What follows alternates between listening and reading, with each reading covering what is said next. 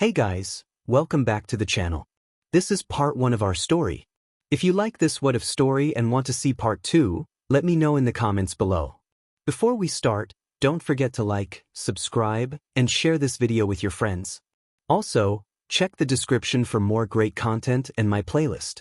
This story was posted by MizuToriWP on Wattpad. Now let's start. Izuku sat in a wooden chair in Recovery Girl's office after attempting the entrance exam. Unfortunately, his performance had left him feeling broken and battered, with no points to show for it. Recovery Girl, while examining his reflexes and joints, insisted that he was not fine. She acknowledged that although she had used her quirk on him, the injuries he sustained were more than just minor. She urged him to rest for a few more minutes to recover from the exhaustion. Suddenly, the door swung open, revealing Present Mike, who greeted Recovery Girl with his usual enthusiasm. He quickly moved aside to reveal another student who had just entered. Izuku's heart raced at the sight of her. She was slender yet athletic, with deep purple short hair that featured a natural soundwave-like streak. Her violet eyes held an intense gaze that seemed to pierce through him. Dressed in a red tank top with "Deep Dope" printed on it, layered over a black spaghetti strap top, and paired with black joggers and stylish tennis shoes, she exuded a captivating presence. However, what caught Izuku's attention the most were her ears, adorned with long headphone jacks, one of which appeared injured. Concerned, Recovery Girl asked about her injury. The girl explained that she had accidentally gotten her jack stuck in one of the robots during the exam, and when it fell, it landed on her jack. Recovery Girl quickly tended to her, using her quirk to heal the injury and wipe away the BLD. Before the girl could respond, she was guided to a chair next to Izuku. His body tensed up at her proximity, and he felt overwhelmed. Despite feeling better, he considered leaving. Recovery Girl, however, insisted that he stay and offered him some gummies, but she realized she had run out. She promised to return shortly, leaving Izuku alone with his racing thoughts. He sat wide-eyed, paralyzed by anxiety. Talking to girls had never been his strong suit, and now he found himself in a situation that felt insurmountable.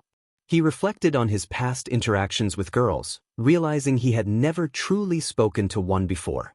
The weight of this realization sent him into a spiral of self-doubt.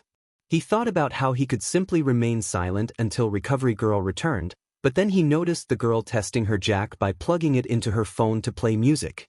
The analyst in him was intrigued, but the thought of speaking to her felt daunting. Despite his best efforts to remain quiet, he found himself unable to contain his curiosity. In a moment of impulsiveness, he blurted out a question about her quirk. She seemed surprised but began to explain.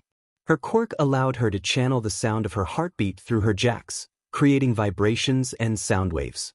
She could even capture sound. As she spoke, Izuku's excitement grew, prompting him to grab a pen and paper to take notes. She continued to describe her abilities, mentioning that her heightened sense of hearing could be both a blessing and a curse.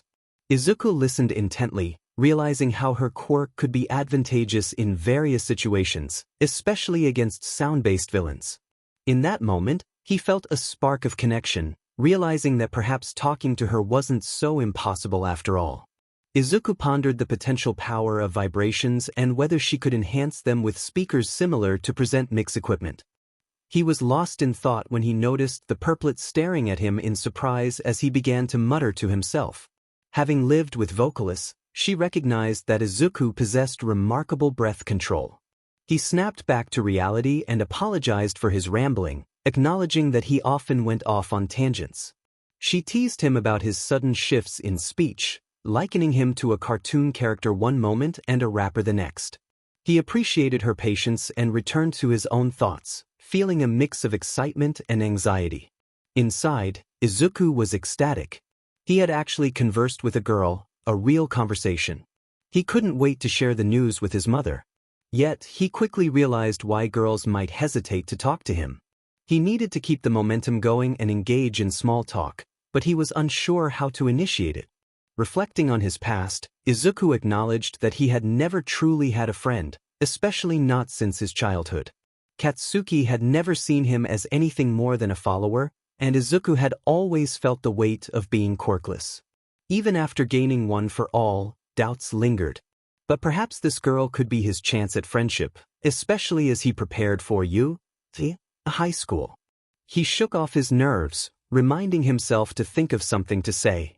He noticed her deep dope t-shirt, punk bracelet, and music-themed phone case, and an idea sparked. Gathering his courage, he attempted to engage her. Their eyes met, and he could sense her shyness mirrored his own. He needed to avoid messing this up. He awkwardly asked if she liked jazz, instantly regretting it as he watched her eyebrows raise in surprise. It was not the right question, but fate seemed to grant him another chance. To his astonishment, she burst into laughter, clutching her sides. Confused yet relieved, Izuku joined in her laughter, trying to play along. As she calmed down, she reassured him that she found his question amusing and appreciated his shyness. Izuku admitted that he struggled with social interactions, especially with girls. She empathized, sharing her own experiences of coming off as cold and indifferent. The teasing felt lighthearted, a refreshing change for him. Curiosity piqued, she asked for his name, insisting that she couldn't keep calling him by a nickname that didn't suit him. He introduced himself, and she reciprocated, playfully using his full name. Their conversation flowed naturally, and Izuku found himself enjoying her company. She was not overly energetic, but her humor and calm demeanor made him feel at ease. As they talked, he wished that Recovery Girl would take her time returning to the office, relishing the moment of genuine connection. Kyouka was surprised by her own enjoyment of this interaction, grateful that a broken jack had led her to meet someone like Izuku. She found him endearing, even if the term 𝗲𝗏𝗄𝐴 made her cringe. Curiosity sparked again as she inquired about his shirt, recognizing the band Deep Dope. Izuku blushed, admitting he didn't have a favorite band. The conversation continued, and with each passing moment, their bond grew stronger, illuminating the potential for a true friendship. Kyouka pretended to be sympathetic as she spoke to Izuku. She plugged one of her jacks into her phone and pressed the other against his head, just in front of his ear. Izuku was taken aback by the sudden contact and asked what she was doing. Kyouka reassured him to just listen, and when she hit play on her phone, music began to flow through his mind. Izuku was surprised by the sound and asked how it worked. Kyouka explained it was bone conduction technology, and he nodded as he listened. Punk rock was not a genre he would have expected to enjoy, but the song was surprisingly good, even if the band's name was a bit odd. The SEC Pistols, he remarked, to which Kyouka playfully shushed him, insisting they were good. Izuku clarified that he was only commenting on the name, not the music itself. Kyouka chuckled in agreement, and they shared a smile, unconsciously moving closer together to share the phone. As Kyouka observed Izuku, she noted that he didn't stand out much in a crowd, but that wasn't necessarily a bad thing. In a world where quirks could drastically alter appearances, those without flashy quirks often blended in. However, his green hair and unique freckle pattern were certainly memorable. Kyouka found herself thinking he was cute, perhaps even handsome. He didn't possess the typical masculine features, but she could see the potential for a strong jawline beneath the baby fat that would likely fade soon. She recalled how different her parents looked at his age after just a few months. Her gaze lingered on his eyes, and when he briefly opened them, she was met with shimmering emerald orbs that captivated her. His tousled green and black hair framed his face, creating a combination of features that would only improve with time. Kyouka also noticed that he was quite fit. The top of his tracksuit was off, revealing a black t-shirt that showed off his toned arms. It was clear he put in a lot of effort at the gym. Kyouka had never been one to fawn over guys. She had too much to focus on and assumed no one would be interested in her. Yet, it seemed this quirk enthusiast had caught her attention in a way she hadn't expected. After 15 years, the first guy she started to notice was the one who had asked her if she liked jazz. As the song faded, they continued to gaze at each other, their close proximity becoming apparent. Izuku hesitated before speaking, but Kyouka interrupted him by singing a line from a song, her eyes widening as she suddenly threw her phone across the room in panic. She quickly returned to her chair, staring at Izuku, who looked equally surprised. She shot her jacks out and pressed them against his throat, insisting he hadn't heard anything. Izuku quickly complied, both of them sitting stiffly and ignoring what had just happened, Kyouka out of embarrassment and Izuku out of a longing to stay safe. After a moment, Kyouka asked about his quirk, reminding him that he had asked about hers first. Izuku squirmed in his seat, his discomfort evident. Kyouka wondered if his quirk was weak, so weak that it embarrassed him. Then she realized he might have struggled during the test. When she asked if his test had gone poorly, Izuku looked down, rubbing his hands together. He admitted that he had a lot riding on passing but hadn't scored any points. Kyouka felt a pang of sympathy. She had just started to like him, and now it seemed she might never see him again. She suggested he could apply for the general studies or support course, but Izuku shook his head, explaining that he needed the hero course for more personal reasons. He had dreamed of taking this test and attending the school his entire life, and now it felt like everything was over. Kyouka frowned, insisting it couldn't be the end. There had to be more to the test than just destroying robots. She asked if he had helped anyone, hoping that would count for something. Izuku mentioned he had saved a girl from being crushed by the 𝗧𝗵𝗵𝗺, which piqued Kyouka's interest. When she asked what he did, he revealed that he had destroyed the robot. Kyouka was taken aback and asked him to repeat himself, her disbelief evident. Izuku confirmed that he had indeed destroyed the 𝗧𝗵𝗵𝗺, the massive battle robot. Kyouka was astonished and pressed him for details. He explained that his quirk was a body enhancer, and he had jumped into the air and punched it. Kyouka couldn't understand how he had failed the test after such a feat. Izuku explained that his quirk had a significant backlash. He couldn't control his strength yet, and using it resulted in injuries. Kyouka acknowledged that it was a serious drawback but insisted that the school was meant to teach them how to control their quirks. If they didn't accept him, they weren't doing their job. She argued that he deserved to be there more than anyone, especially compared to another candidate who had recklessly used his quirk without regard for others. Kyouka's disdain for that candidate was clear, and Izuku realized then that Kyouka was destined to be his friend. He expressed hope that she was right, and Kyouka assured him he would get in, feeling confident about it. They both wished to be in the same class. Just then, Kyouka's phone vibrated, and she retrieved it from where she had thrown it. After reading a text, she turned to Izuku, explaining that her parents were wondering where she was and that they should leave before Recovery Girl got lost. Izuku felt a wave of sadness wash over him as he realized his time with Kyouka had come to an end, possibly for good. Uncertainty loomed over him. He didn't know if he would see her again, but he held on to a few important thoughts. She was the first girl he had ever spoken to, his first friend, even if their friendship was brief. She was the first person his age to treat him kindly in over a decade, and he knew he would never forget her. As they gathered their bags and exited the building, they made their way to the front gate. Izuku glanced down the street and sighed, contemplating whether he should search for her, just in case she had truly gotten lost. Kyouka, however, had other commitments. She expressed her regret about not being able to accompany him. Understanding her situation, Izuku took a moment to express his gratitude. He thanked her for everything she had done, emphasizing how much it meant to him, especially since he was uncertain about his acceptance into you.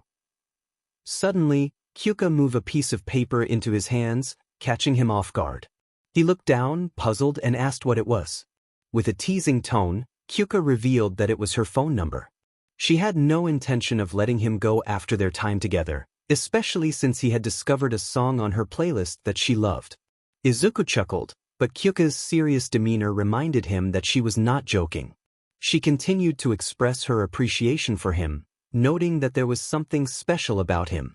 She wanted someone to hang out with while they anxiously awaited their test results and also hoped to expand his musical horizons. As they playfully bantered, Izuku found himself laughing as she playfully attacked him. It was a refreshing change. He felt no fear, no tears, just the joy of a light-hearted moment.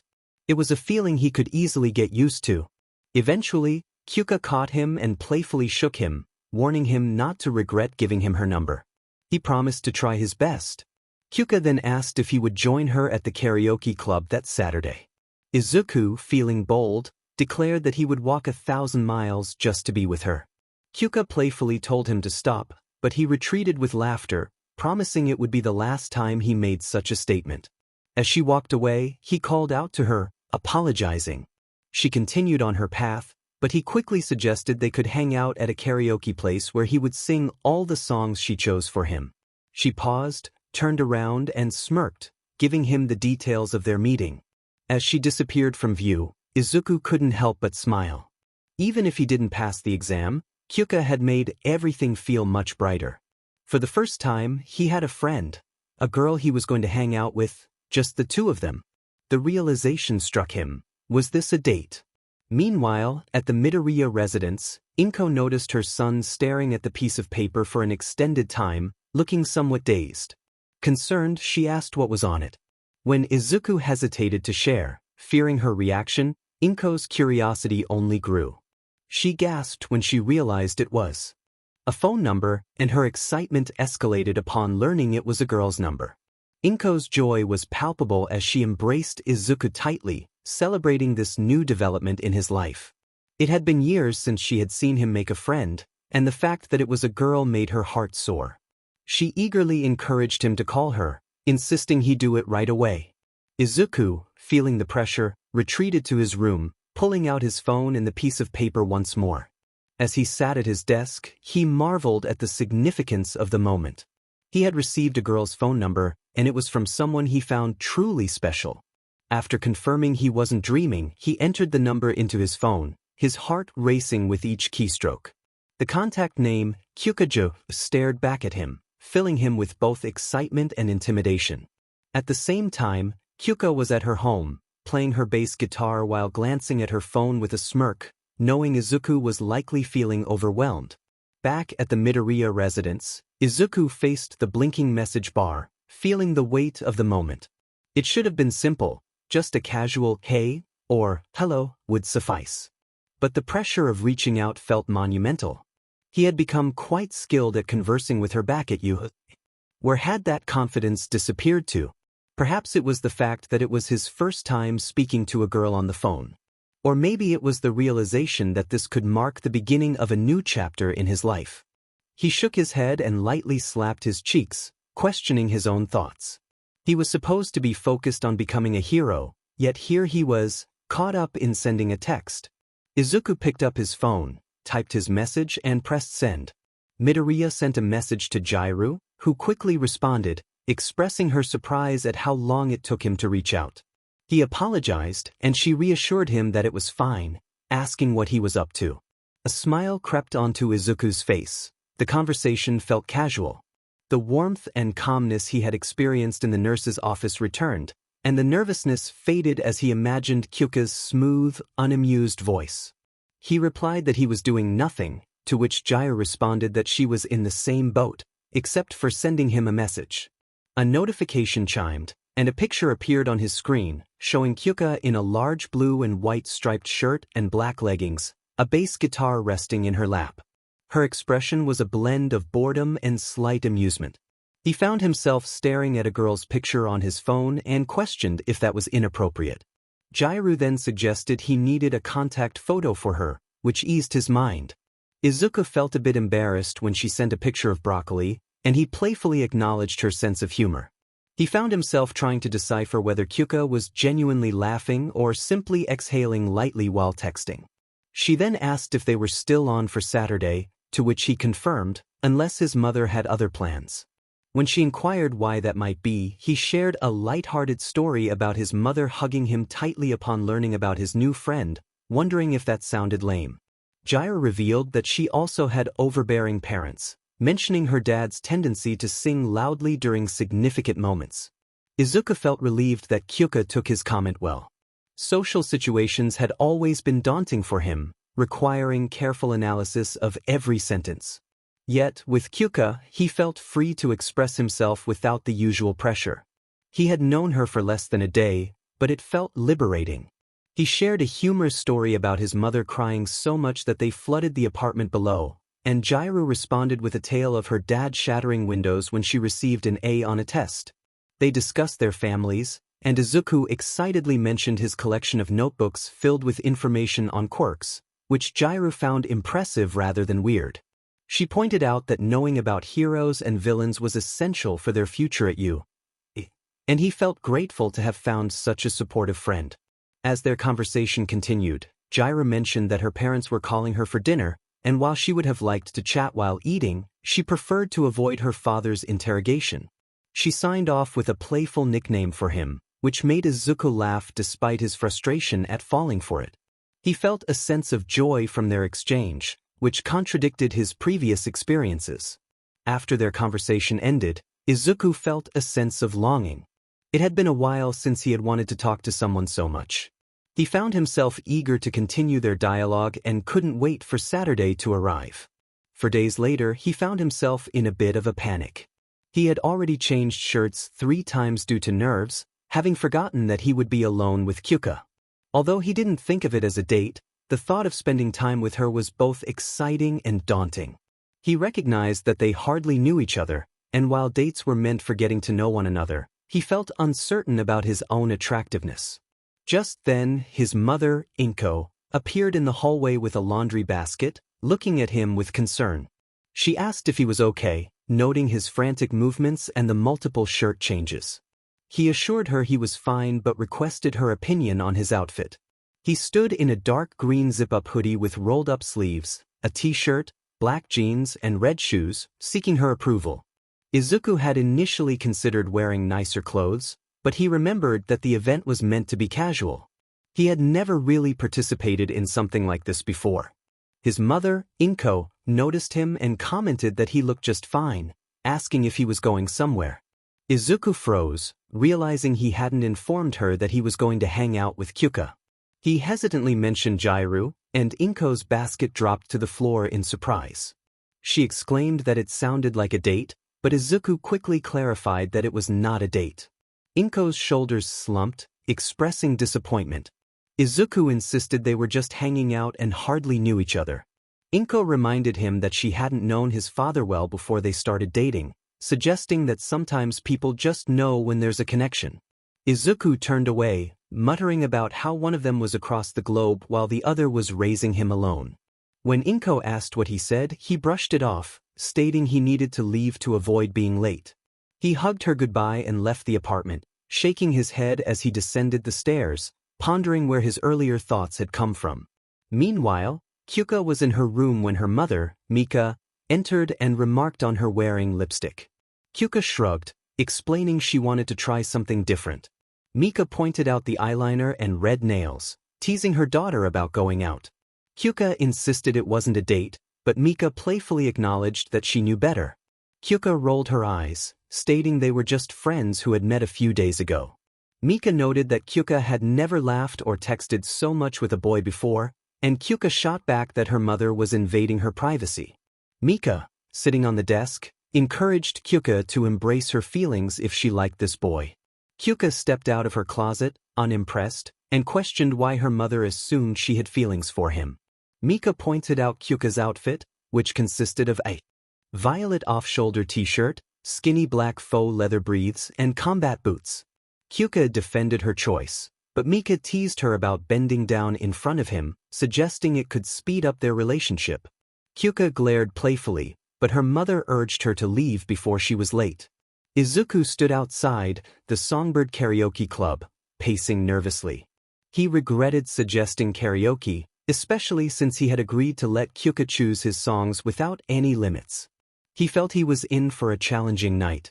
When Kyouka arrived, Izuku was taken aback by her presence, feeling his heart race. She playfully asked if he was ready to sing, and he stumbled over his words, complimenting her appearance. Kyouka returned the compliment, and they shared a light moment before heading inside. Once in their private room, Kyouka wasted no time and handed Izuku the microphone. He hesitated, suggesting they order food first, but Kyouka insisted he couldn't stall. She excitedly asked if he had heard of BTS, to which he replied that he didn't speak Korean. Kyouka then chose a song, and the title, "I Want It That Way Backstreet Boys," appeared on the screen. Izuku pleaded with her, but she assured him it was a catchy song. As the music began, Izuku felt a wave of embarrassment wash over him. Kyouka couldn't help but laugh at his performance, and he slumped against the couch, questioning if it was really that bad. Kyouka managed to calm down, admitting it wasn't terrible but teasing him about a voice crack that had made him sound ridiculous. Izuku recalled the moment, feeling a mix of humiliation and amusement. When he suggested Kyouka could prove she was better than him, her laughter stopped abruptly. She hesitated, admitting she wasn't that good and only sang to herself. Kyouka had kept her singing private, only performing for her parents when she was younger, and she wasn't ready to share that part of herself with anyone else. If she wasn't willing to sing in front of them, then she certainly wouldn't sing for someone she had just met. It wasn't as if anyone was particularly interested anyway. Kyouka thought about her family of musicians and how everyone expected her to be incredible. They were at a karaoke club after all, wasn't it somewhat obligatory? However, most people Kyouka had just met weren't as cute and optimistic as Izuku. She hesitated, unsure of herself. Izuku, sensing her reluctance, reassured her that he didn't want to push her if she truly didn't want to sing. But he genuinely wanted to hear her voice. Kyouka crossed her arms and looked down at her lap, contemplating his words. He really wanted to hear her sing. She could tell that Izuku wouldn't judge her. In the short time they had known each other, it was clear he had a pure heart. There was something soothing about him, as if his own anxiousness somehow calmed her own. He was like an eager puppy, excited to explore new things. She found it hard to resist. It wouldn't be that bad, would it? Finally, she agreed and hopped up from the sofa, making her way to the front of the room to grab the microphone. She playfully challenged Izuku to pick a good song for her. Izuku's eyes widened as he scrambled with the touchpad, finally settling on a song that wasn't punk rock but was still quite good.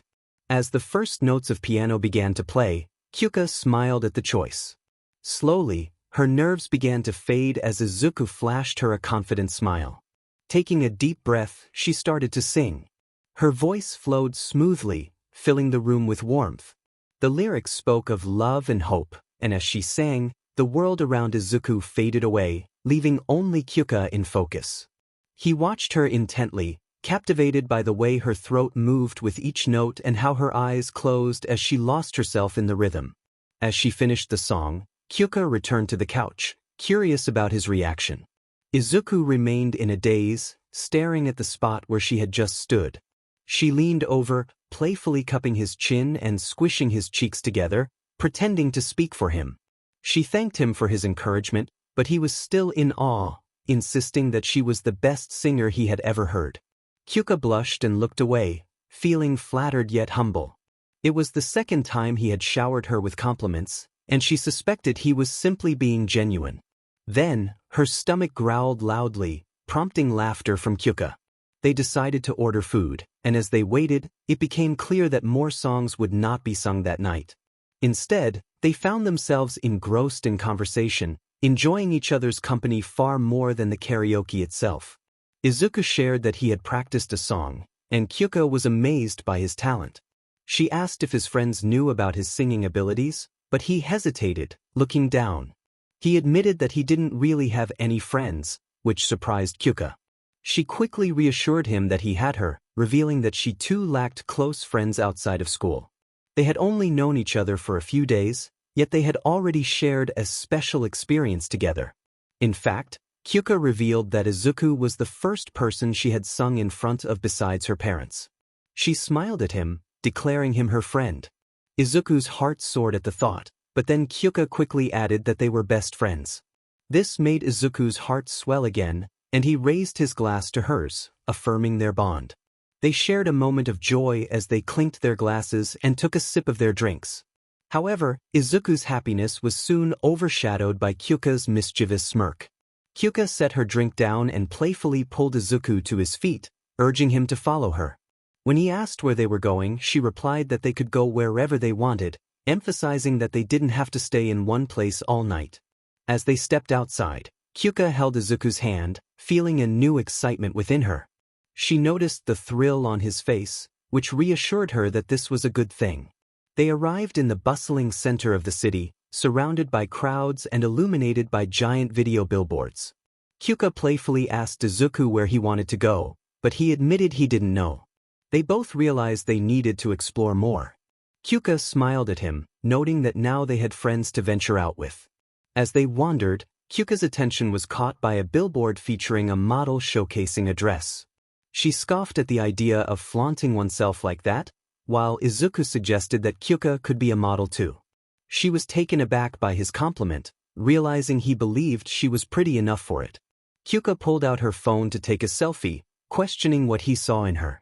She joked about modeling jobs for punk outfits, and Izuku, flustered, expressed disbelief at the idea of him modeling.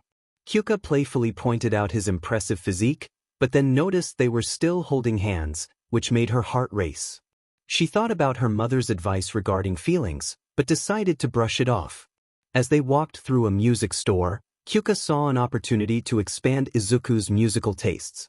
When he mentioned wanting to look at records, she playfully hit his hand away from a band she disapproved of.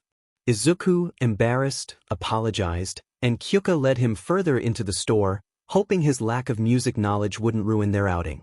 They reached the instruments section, where Kyouka began to explore. She handed Izuku a guitar, but after examining him, decided it wasn't the right fit. She explained that since they were best friends now, they should find activities they could enjoy together. Kyouka offered to teach him how to play an instrument, noting that he needed help if he wanted to spend more time with her. Izuku expressed interest, and Kyouka listed the instruments she could play, only to realize she had forgotten about the piccolo. When Izuku mentioned he watched anime, Kyouka hesitated, admitting she had watched some as a child.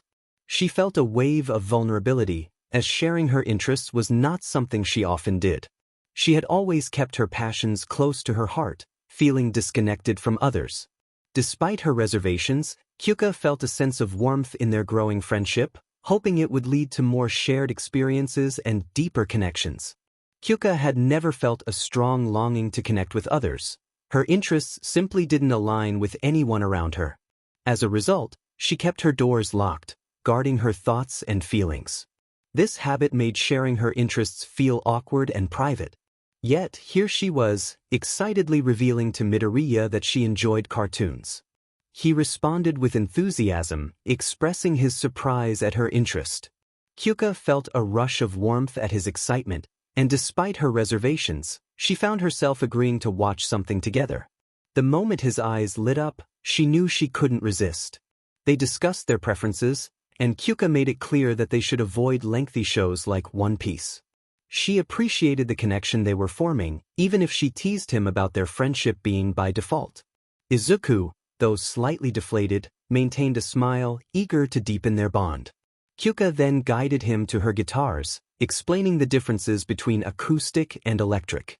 She compared the instruments to their personalities, noting how both could be soft yet powerful. She suggested that he could learn both a guitar and a piano, which intrigued him despite his initial doubts about affordability. Kyouka reassured him that he could use her instruments, and they would have plenty of time to practice before school started. When he asked where they would practice, she pointed out that it would be at her place, which made him pause. He took a moment to gather his thoughts, feeling a mix of excitement and nervousness about entering her room. As they continued their day at the mall, Kyouka noticed Izuku's curiosity about the shops and the people around them. His warm smile sent a pleasant sensation through her, and she thought that despite his dorky demeanor, he was quite cool. When Izuku asked where to go next, Kyouka encouraged him to choose, leading to a playful exchange about figurines that made her laugh. They approached a mall map, but their moment was interrupted by voices behind them. Izuku instinctively pulled up his hood and lowered his head, prompting Kyouka to question his actions. He urged her to keep his name quiet as they overheard Katsuki Bakugo and his friends discussing their plans. Kyouka was surprised to learn that Deku was Izuku's nickname, and she couldn't help but wonder about the implications of their conversation. As Bakugo and his friends moved on, Kyouka turned to Izuku, wanting to understand more about his earlier comment regarding how others viewed him. She gently asked him to clarify, sensing that there was more to his story than he had shared. Izuku hesitated, pulling his hood down as he prepared to reveal more about his experiences. Izuku felt hesitant about the situation and suggested they leave, confident they could find a better place to enjoy themselves. However, a firm grip on his jacket sleeve held him in place. Kyouka insisted they could go, but he couldn't distance himself from her. She reminded him that she was his best friend by default and urged him not to be foolish. Izuku found it amusing how her comforting words were both heartfelt and blunt. Kyouka led him outside the mall and onto the sidewalks, determined not to let an unpleasant encounter ruin their day. As they walked, the streets became less crowded, prompting Izuku to consider speaking up. However, Kyouka interrupted him, insisting he wait. Confused, he complied, and they eventually settled on a bench at the train station, waiting for their ride. When the train arrived, they boarded and continued their journey. After a brief ride, they stepped off the train and found themselves outside a modern house that seemed suitable for a well-off family. Kyouka pulled him inside and started heading for the stairs, ignoring his protests about taking off his shoes. As they climbed the stairs, they spotted Kyouka's parents at the dinner table. Kyouka whispered for Izuku to move slowly and act as if they couldn't be seen. Her father suddenly pointed at Izuku, exclaiming about a boy being in the house. Kyouka quickly urged Izuku to run up the stairs to avoid any awkward questions. Her father called after them, wanting to know who Izuku was and what he was doing with his daughter. Kyouka's mother intervened, suggesting they let the kids be and that Izuku could introduce himself later. Kyouka's father hesitated but eventually relented, knowing he was outnumbered by the two strong-willed women in his life. Once in her room, Kyouka reassured Izuku that he wasn't intruding. The room was a vibrant space filled with musical instruments and band posters, a stark contrast to Izuku's own hero-themed room. He marveled at the setup, feeling a mix of awe and nervousness about being in a girl's room. Kyouka directed him to sit at the piano, explaining they were there to start his music lessons. Izuku was puzzled, wondering if she had forgotten about their earlier encounter. Kyouka seemed to sense his hesitation and explained that she understood he didn't want to discuss what had happened. She acknowledged that bullies were terrible but respected his boundaries, noting that they hadn't known each other long enough for him to share everything. Izuku admitted he had never had friends before, let alone someone he could confide in. Kyouka reassured him that she wouldn't pressure him to share anything he wasn't ready to. She explained that she had brought him there to ensure he didn't go home upset and that music was her way of calming down. Izuku chuckled, appreciating her thoughtfulness but expressed concern about starting their friendship without open communication. Kyouka reminded him that sharing something personal about himself was different from discussing deeper issues. Izuku insisted that his interests were important to him, especially because she mattered to him.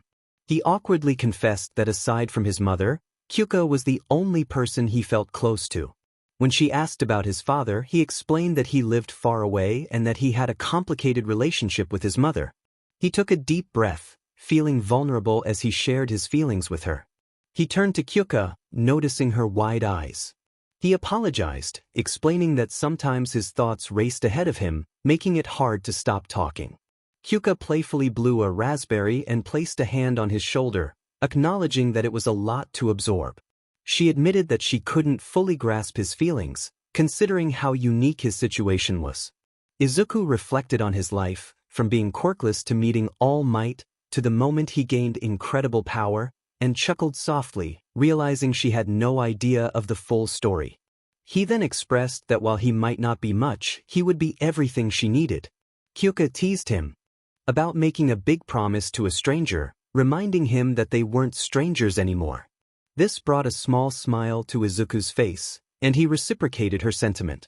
Kyouka playfully called him a sappy nerd, to which he stammered a response.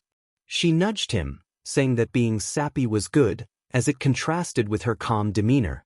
Izuku found it amusing that she referred to herself as calm and cool, pointing out that people usually don't describe themselves that way. Kyouka insisted it was honesty, which made Izuku raise his hands in mock surrender, his smile widening.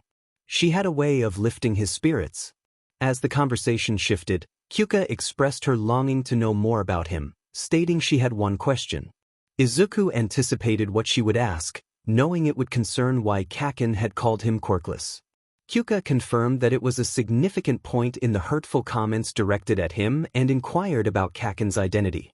Izuku explained that Kaken was the nickname he had given to his childhood friend, who had changed after discovering Izuku was quirkless. Izuku felt a mix of relief and frustration. He was relieved that he didn't have to fabricate a story, as he and All Might had already crafted a believable backstory. However, he felt frustrated because he had just vowed not to start his first friendship on lies. He couldn't reveal the truth about One for All, at least not yet. All Might had hinted that if the situation required it, he could confide in someone he trusted completely, but Izuku understood that this was likely meant for his mother. He knew All Might would be upset if he revealed everything to someone he had known for only a few days. Izuku decided that One for All would be his compromise. He found solace in the fact that much of the story was true, even if some details were altered. He began recounting his past, explaining that he had been diagnosed as quirkless at 4 years old, showing no signs of his parents' quirks. Kyouka grimaced, realizing this had likely made him a target. He confirmed that the nickname Deku, given to him by Kaken, meant useless. Kyouka winced at the thought, and Izuku continued, explaining that his quirk had not awakened until he was physically capable of handling its power. He shared that he often broke his bones when using it, as his body was still adjusting. Kyouka couldn't fathom her own abilities being dangerous, but she appreciated Izuku's strength, which contributed to his impressive physique.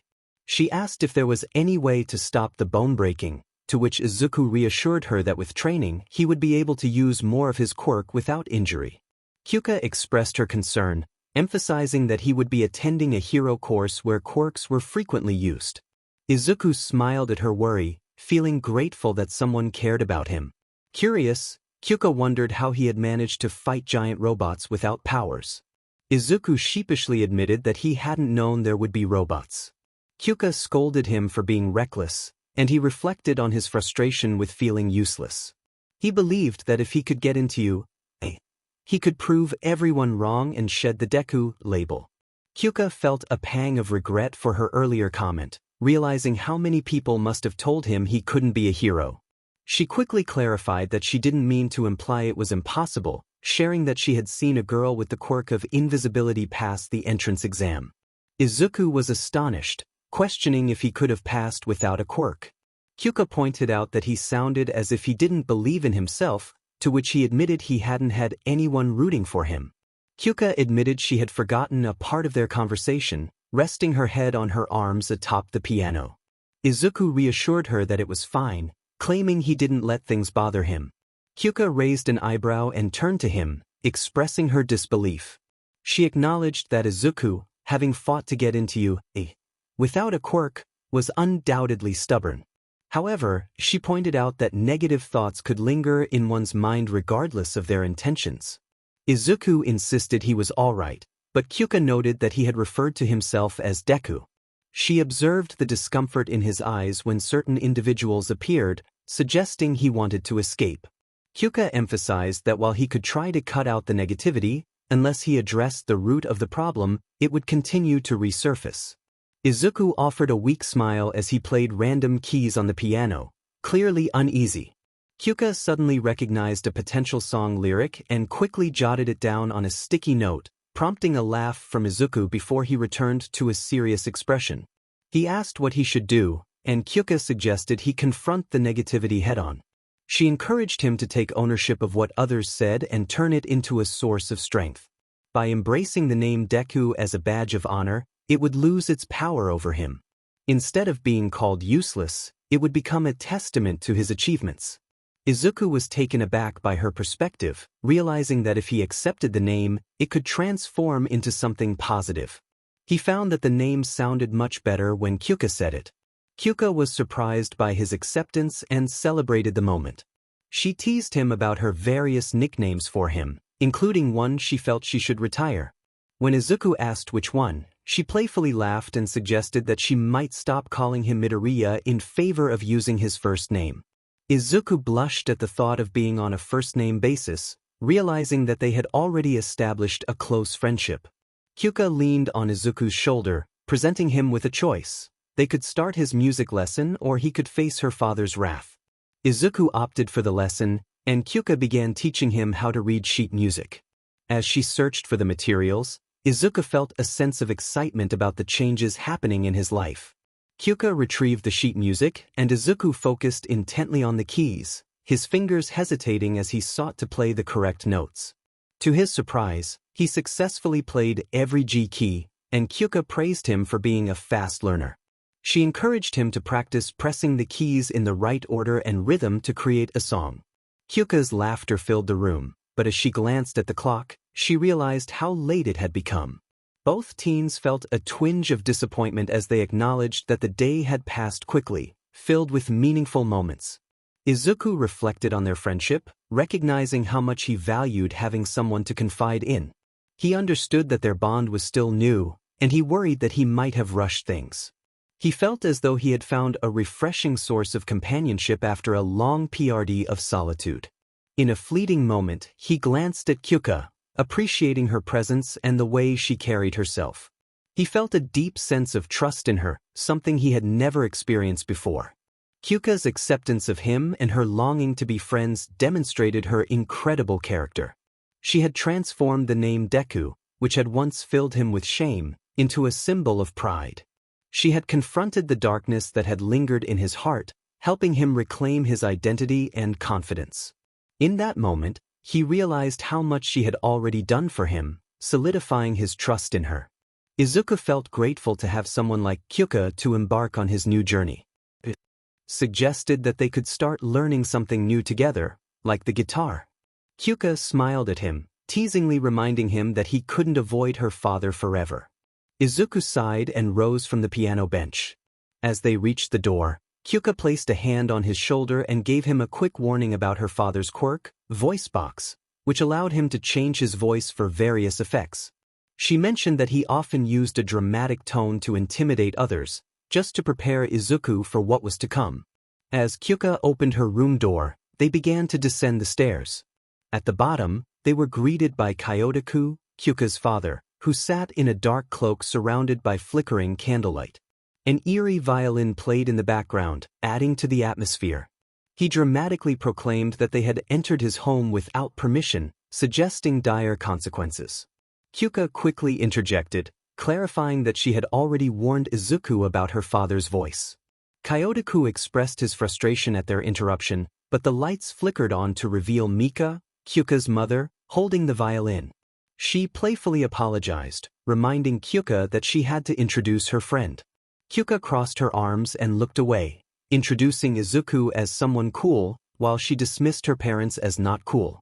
Kyotoku raised an eyebrow at the casual introduction, and Izuku, still flustered, bowed respectfully, expressing his gratitude for meeting them and acknowledging Kyouka's friendship. Kyotoku chuckled, finding Izuku's nervousness amusing.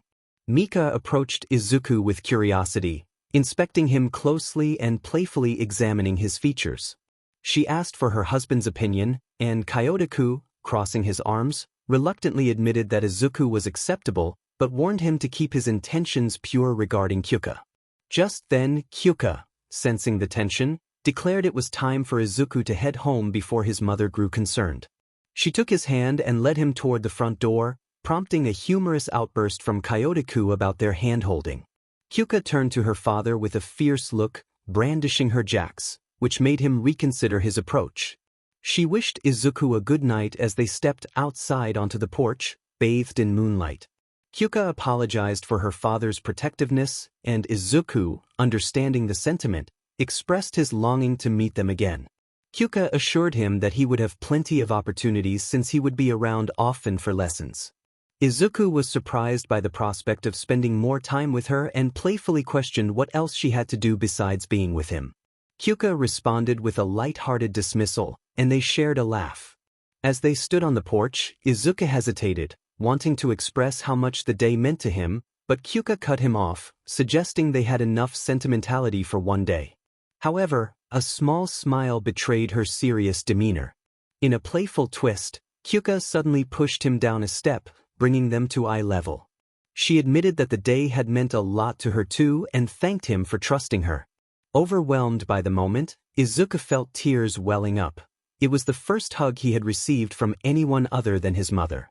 He embraced her tightly, inhaling her sweet fragrance, which captivated him. Kyouka's scent was surprisingly pleasant, reflecting her unique personality.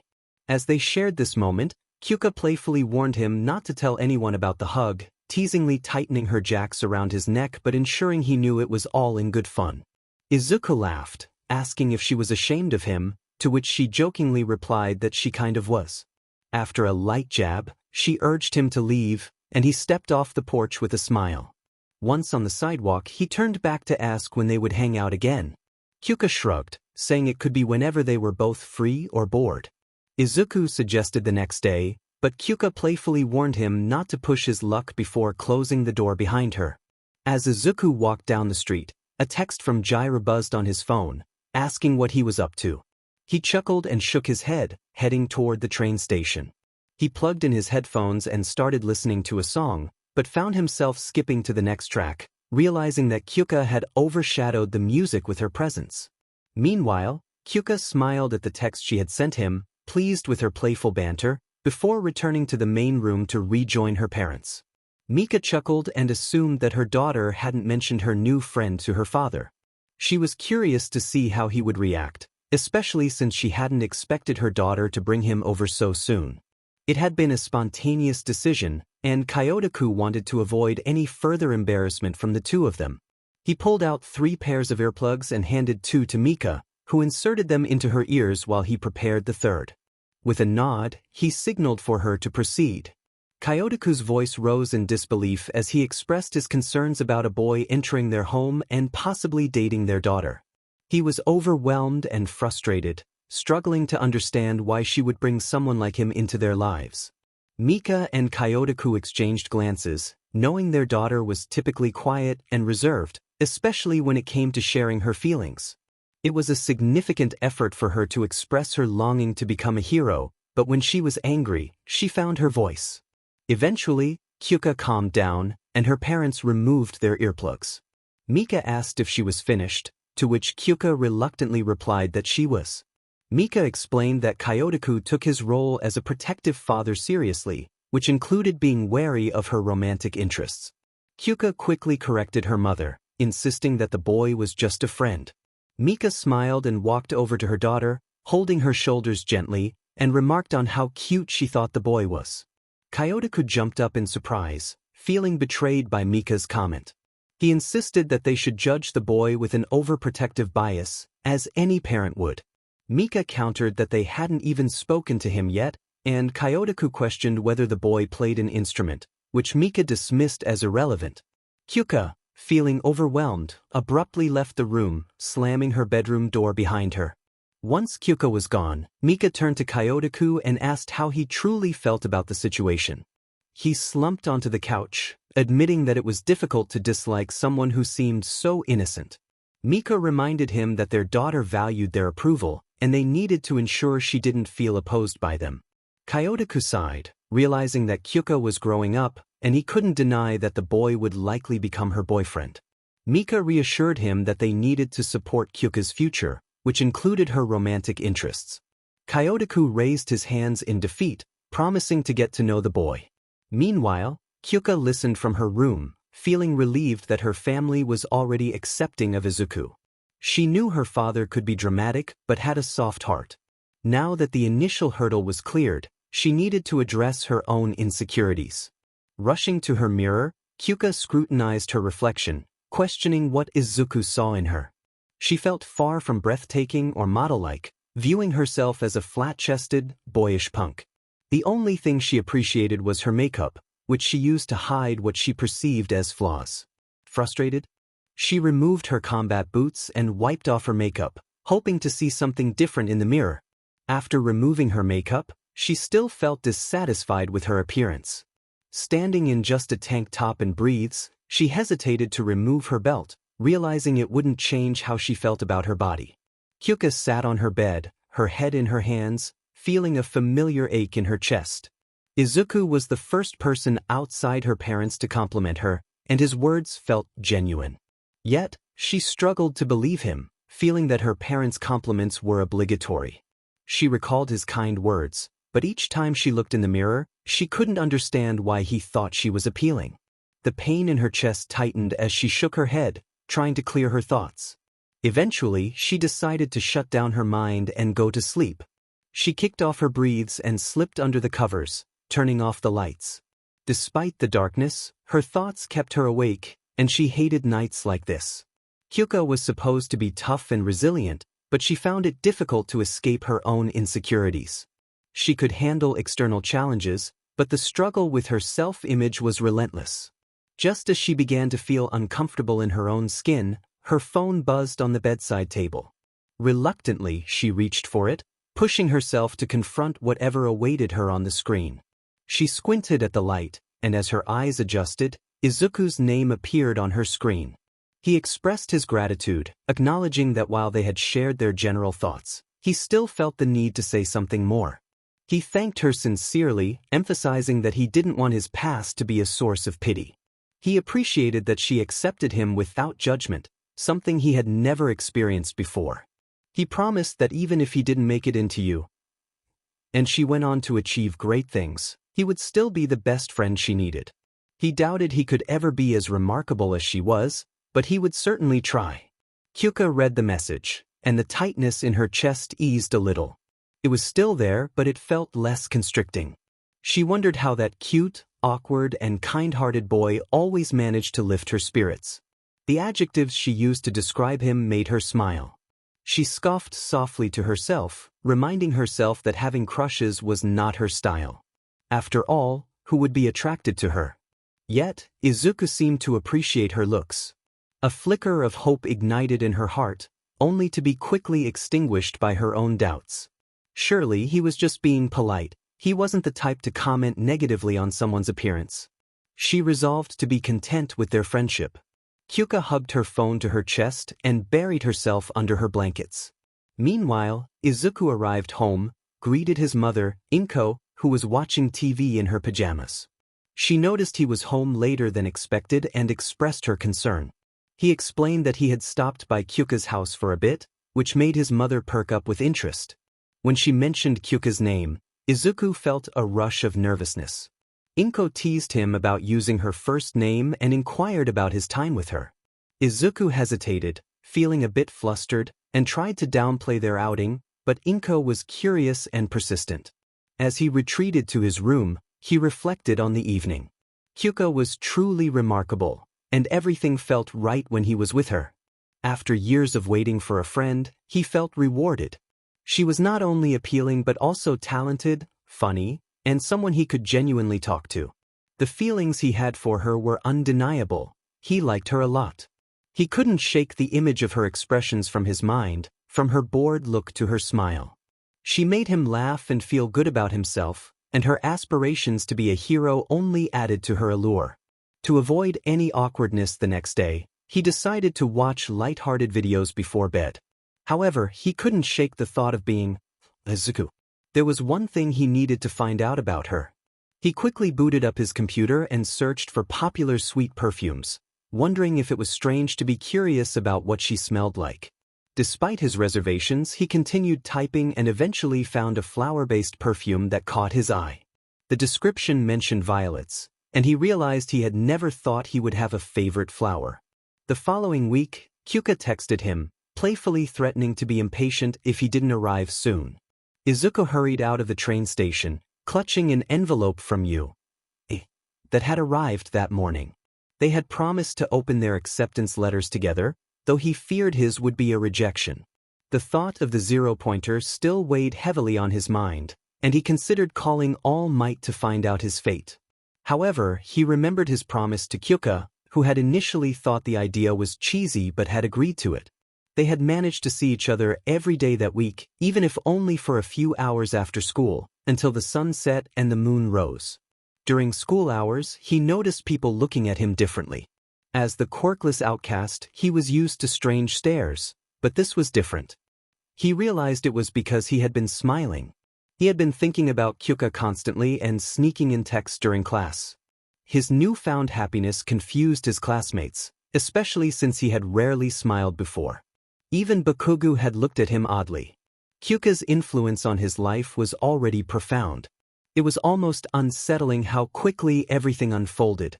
As Izuku approached Kyouka's house, he hurried to the front door. Just as he was about to ring the doorbell, the door swung open, revealing Kyouka, who stood there with her ripped jeans and a striking red SEC Pistols shirt. She teased him about his speed, noting that for someone with a body-enhancing quirk, he was surprisingly slow. Izuku protested, worried about injuring himself, but Kyouka shrugged it off and pulled him toward the stairs, insisting she had been waiting forever. Before heading up, Izuku waved at Kyotoku and Mika, feeling a mix of excitement and nervousness. Spending time at Kyouka's house was always a challenge, especially when it came to interacting with her family.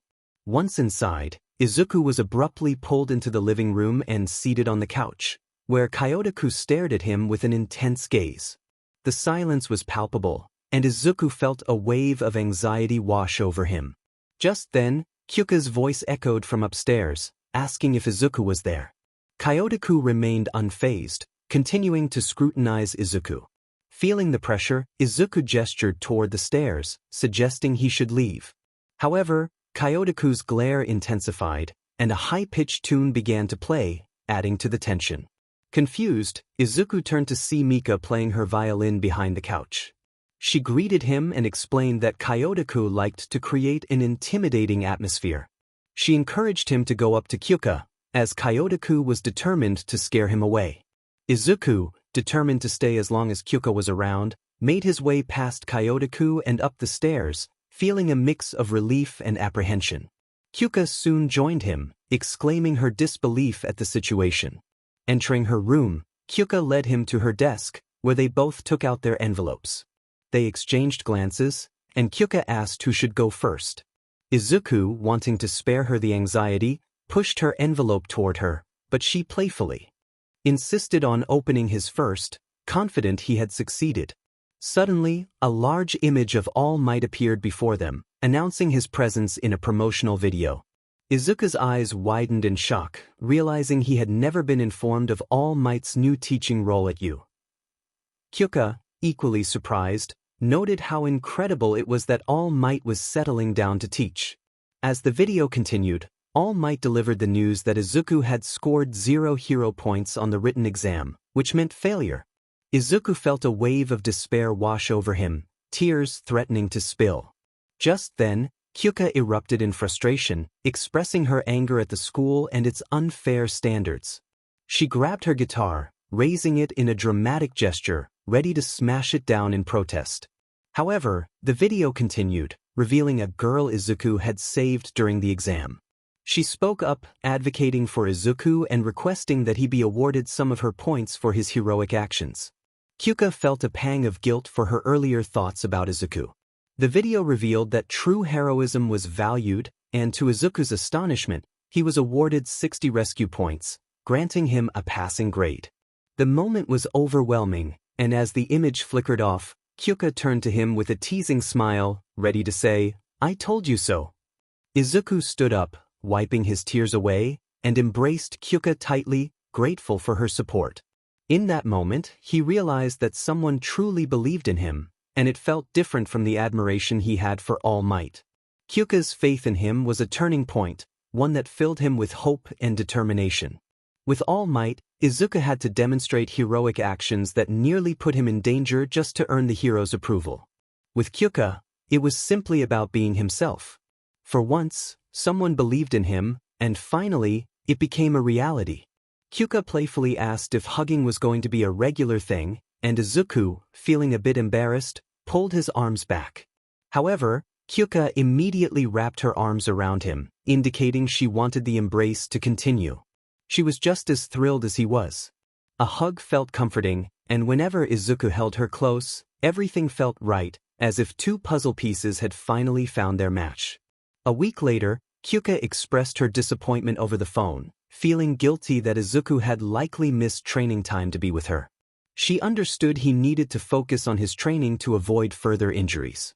Despite her disappointment, she decided to join him for a workout, realizing she hadn't exercised since the entrance exam.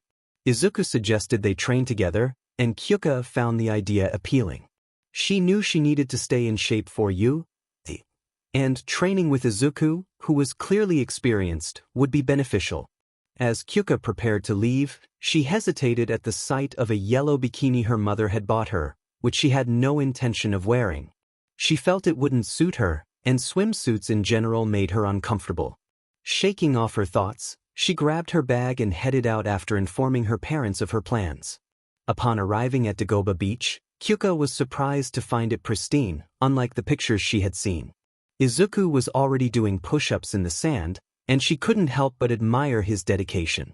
As she approached, she overheard him counting, realizing he had already completed over 200 push-ups without slowing down.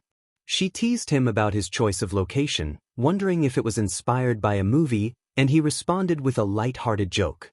Kyouka set her bag down and prepared to join him, playfully asserting that she needed to contribute more to their dynamic than just being the girl character. They exchanged playful banter, and as they prepared to train, Kyouka felt a sense of excitement. The day promised to be filled with fun and camaraderie as they embarked on their training together. Kyouka's laughter interrupted Izuku's panic. She teased him, claiming she could hear how many push-ups he had done, admitting she couldn't handle that level of intensity. Instead, she suggested a lighter version, one that wouldn't be too overwhelming for her. Izuku smiled, rubbing the back of his head, and agreed to modify the workout. He explained that while what he did was still challenging, he had built up to it over time. Today, he could take it easy and do a simpler version alongside her. Kyouka playfully challenged him, pointing out his impressive physique, comparing him to a Greek statue. Izuku protested, but before he could finish, Kyouka playfully punched him in the chest. He barely flinched, which led her to question if she was weak or if he was just incredibly fit. Determined to prove herself, Kyouka began stretching, ready to start their workout. After an hour and a half of intense exercise, Kyouka lay half buried in the sand, groaning about her exhaustion. She expressed her frustration, feeling that the workout had been more torturous than beneficial. Despite being in good shape, she realized there was a significant difference between being fit and having a physique like Izuku's. Kyouka lamented her situation, feeling betrayed by her friend for putting her through such a grueling routine. Izuku reassured her, recalling how he had struggled to complete even 10 minutes of his initial workouts. He was genuinely impressed by her performance, acknowledging that All Might's training could be brutal, even for him. Kyouka had shown resilience, pushing through despite the challenges. Feeling a bit guilty for zoning out during their session, Izuku recognized that Kyouka had done more than he had. He had a lot on his mind, but he quickly dismissed any distractions. After a moment, he declared that they had done enough for the day. Kyouka, too exhausted to argue, would have retaliated if she could move her arms. Izuku helped her up, and they made their way to a stone wall at the beach, where they could rest. The sun was climbing higher in the sky, approaching noon. He mentioned that there were snacks and water in his bag, but his legs felt like jelly. Kyouka agreed to fetch them, and Izuku jogged over to her bag. As he rummaged through it, he froze at what he found. Kyouka noticed his reaction and asked what was wrong. Flustered, Izuku quickly handed her the bag, trying to act casual. He admitted he hadn't packed his own swimwear, not expecting to swim at the beach. Kyouka opened her bag to reveal a yellow bikini and a note from her mother, suggesting she might want to wear it. Kyouka groaned, clarifying that her mother had packed it, likely thinking they would swim. She set the swimsuit aside and handed Izuku a water bottle. He opened it, still blushing, and commented on how it was a reasonable assumption given their location. The idea of swimming began to sound appealing, but he quickly remembered he didn't have his trunks and felt unprepared to see Kyouka in a bikini. As thoughts of her in the swimsuit flooded his mind, Izuku's heart raced. He shook his head, trying to clear his thoughts, but ended up spitting out the water he had just taken a sip of. The liquid had a strange metallic taste, and he realized it was tinted pink. Quickly checking under his nose, he found BLD, a result of his flustered state. He wiped it away before Kyouka could notice, pretending nothing had happened. Kyouka relaxed in the sun and asked if he was ready for you. Izuku expressed his excitement about attending the school with her and having All Might as a teacher. Kyouka admitted she felt nervous about not being in the same class and worried that her quirk might be deemed useless. Izuku reassured her, pointing out that he was the one who often broke his bones when using his quirk. Kyouka chuckled at his comment and insisted that her quirk was impressive, prompting Izuku to pull out his notebook. He flipped through the pages, searching for a specific one. Kyouka recognized it as one of the notebooks he had mentioned and expressed interest in seeing it. Izuku hesitated, feeling a bit embarrassed, but handed it over. Kyouka was surprised by the quality of his drawings, particularly a sketch of empty lady. She praised his talent, leaving him flattered and a bit shy. The protagonist had been honing their skills since the age of 5, leading to a wealth of knowledge. Kyouka, flipping through the pages, expressed her astonishment at the extensive planning laid out. She noted the meticulous details regarding zoning, evacuations, and more, clearly impressed. When she pointed out a particular bullet point, Izuku quickly waved his hands in defense, insisting it wasn't what she thought.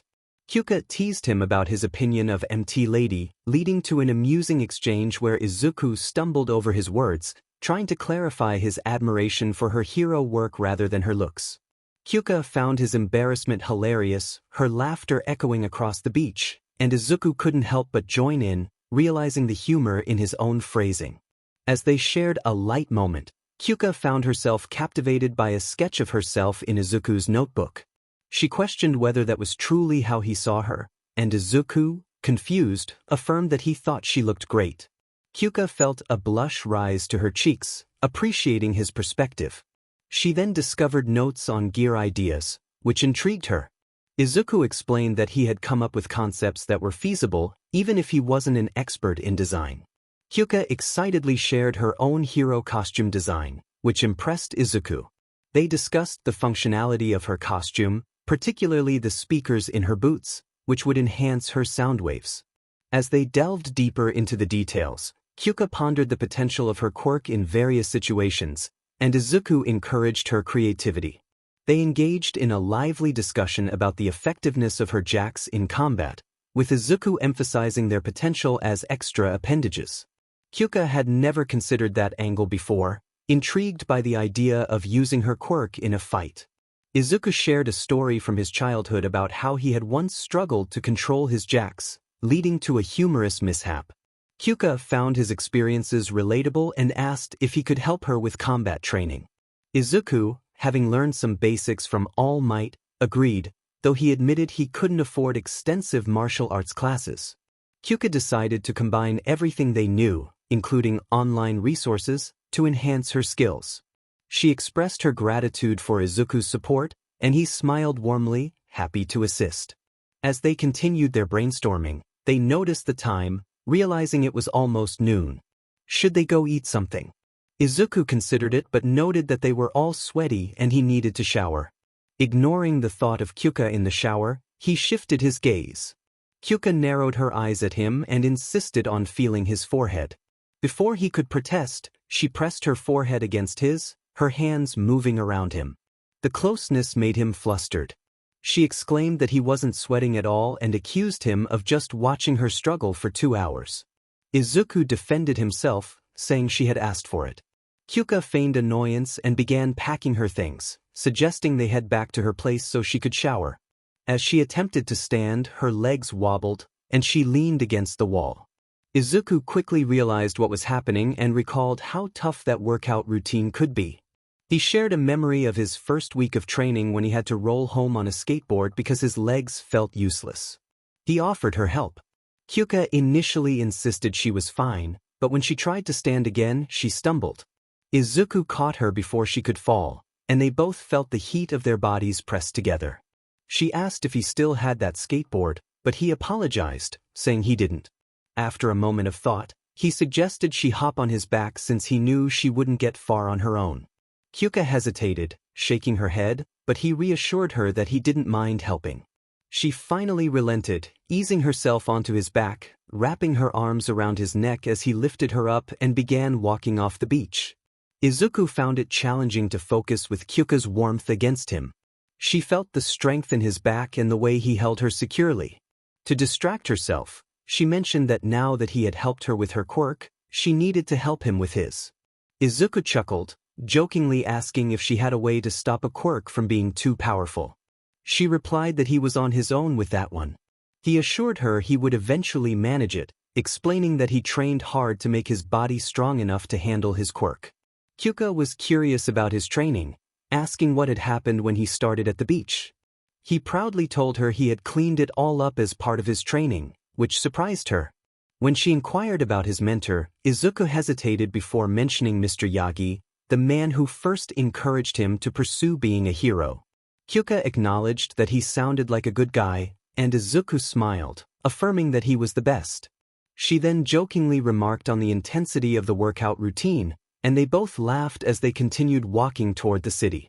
As exhaustion from training set in, Kyouka felt herself drifting off. She nestled her face into the back of Izuku's neck, her breath warm against his skin. As her grip tightened around him in her sleep, he decided to walk the entire way home, cherishing the moment. Meanwhile, Mika, Kyouka's mother, left her home studio for lunch. As she walked through the living room, she noticed Izuku carrying her sleeping daughter with a smile. Instead of pushing for a relationship, she recognized that the two teens were naturally growing closer, like rivers merging. She quickly grabbed a few items from the fridge and made herself scarce, allowing them some peace. Mika still felt satisfied with her decision to buy a bikini for Kyouka, knowing it was more for Izuku to see than for her daughter to wear just yet. When Izuku entered the house and closed the door behind him, it was time to wake Kyouka.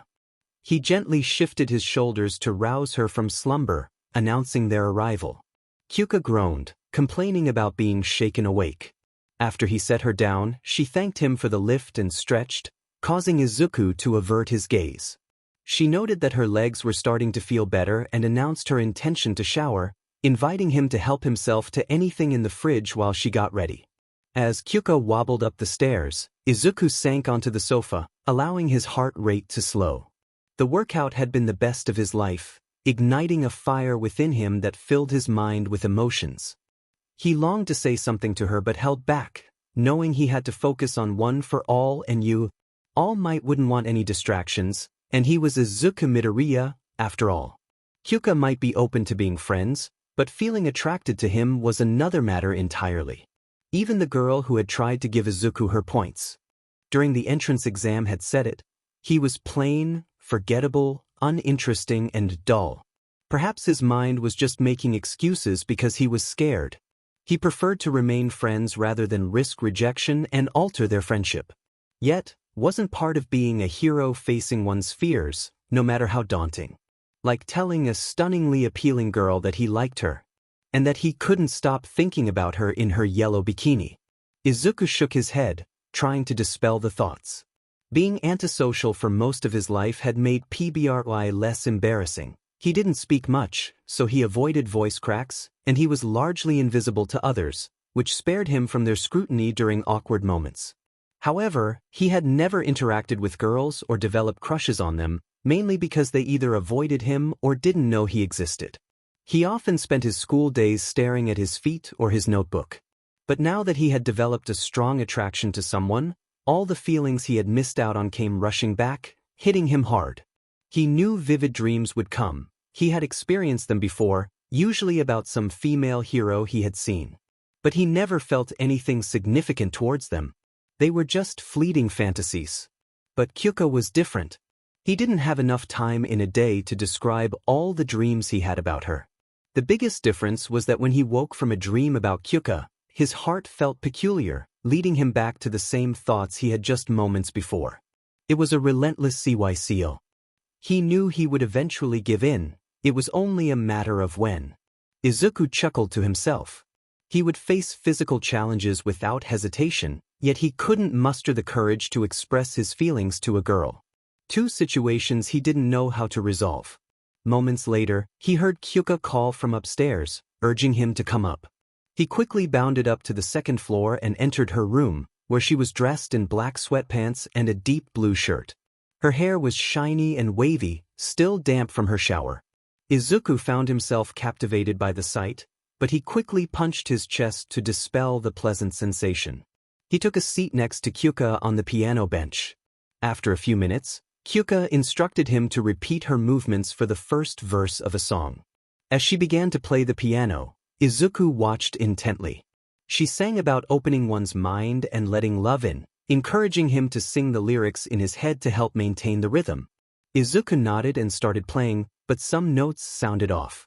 He furrowed his brow, convinced he was pressing the right keys. Kyouka reassured him that he was, but then leaned back to point at the piano pedals. She explained that he was too focused on his arms and needed to incorporate his entire body into the music. Izuku froze, her words echoing in his mind. He asked her to repeat herself, and she emphasized that his whole body was an instrument. He looked at her with wide eyes, realizing the significance of her advice.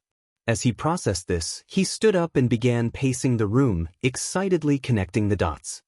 He realized he had been concentrating all his power into his arms when he should be using his entire body. Kyouka watched as he glowed with reddish-pink lightning, intrigued by the sight.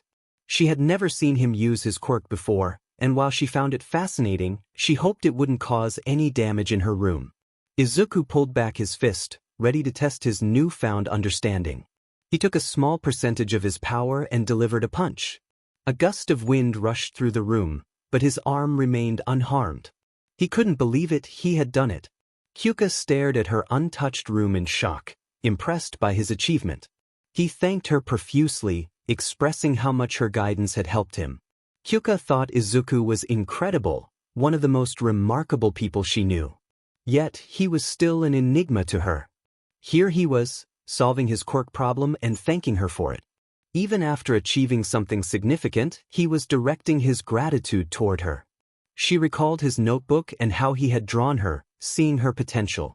Somehow, she had assisted him with something he couldn't figure out on his own.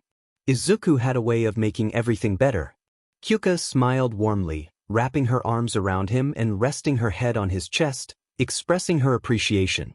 A few days later, Izuku raised his hand to knock on the door of the Jirou residence, but it swung open, and he was pulled inside by Kyouka, who was bursting with excitement. She exclaimed that her letter had just arrived. Izuku laughed, waving at her family as he was dragged upstairs. They reached Kyouka's room, where she eagerly lifted her letter and asked if he had brought his. Izuku pulled out his letter from his back pocket, ready to share the moment with her. You had finally sent out the packages containing the necessary documentation for parents and students to sign, along with uniforms and class information. Izuku found himself puzzled as to why they hadn't simply included this with the hologram disc. Kyouka smirked, suggesting that if the entrance exam was any indication, this would likely be the least confusing and most straightforward decision you would make. Izuku reflected on everything that had transpired that day, including the fact that All Might would be a teacher. He sighed, acknowledging Kyouka's point. They decided to find out what class they were in together, counting down in unison. When they revealed that they were both in Class 1A, their faces lit up with joy. Kyouka expressed her relief, feeling grateful that she wouldn't have to put in extra effort to meet new people. She added that the only way the situation could be better would be if a certain hot-headed classmate wasn't in their class. Izuku shared his complicated feelings about that classmate, admitting that while he didn't dislike him as much as that person disliked him, he still found him insufferable. Kyouka raised an eyebrow, surprised to hear Izuku express such strong feelings about someone else. He shrugged, trying to explain that while he admired the other's strength and confidence, he couldn't overlook his abrasive personality. Kyouka laughed at Izuku's candidness, playfully claiming that she was a good influence on him. She reassured him that if that classmate was in their class, he would have to deal with her first. Izuku appreciated her confidence but expressed concern about the other's tenacity. Kyouka was undeterred, insisting that she would make him regret crossing her. After a light-hearted exchange, Kyouka shifted the topic and asked if Izuku had brought his notebook. He retrieved it from his jacket pocket, curious about her intentions. Kyouka flipped through the pages until she found the sketch of his future hero costume. She noted that since he had helped her with hers, she would return the favor. Izuku was skeptical about how they could improve his design, but Kyouka was determined. She pointed out that there were several issues with his sketch, starting with the peculiar resemblance to bunny ears. Initially confused, Izuku soon realized the truth and felt a mix of embarrassment and frustration. 2 weeks later, Izuku and Kyouka found themselves staring at sand spilling out of their newly purchased punching bag.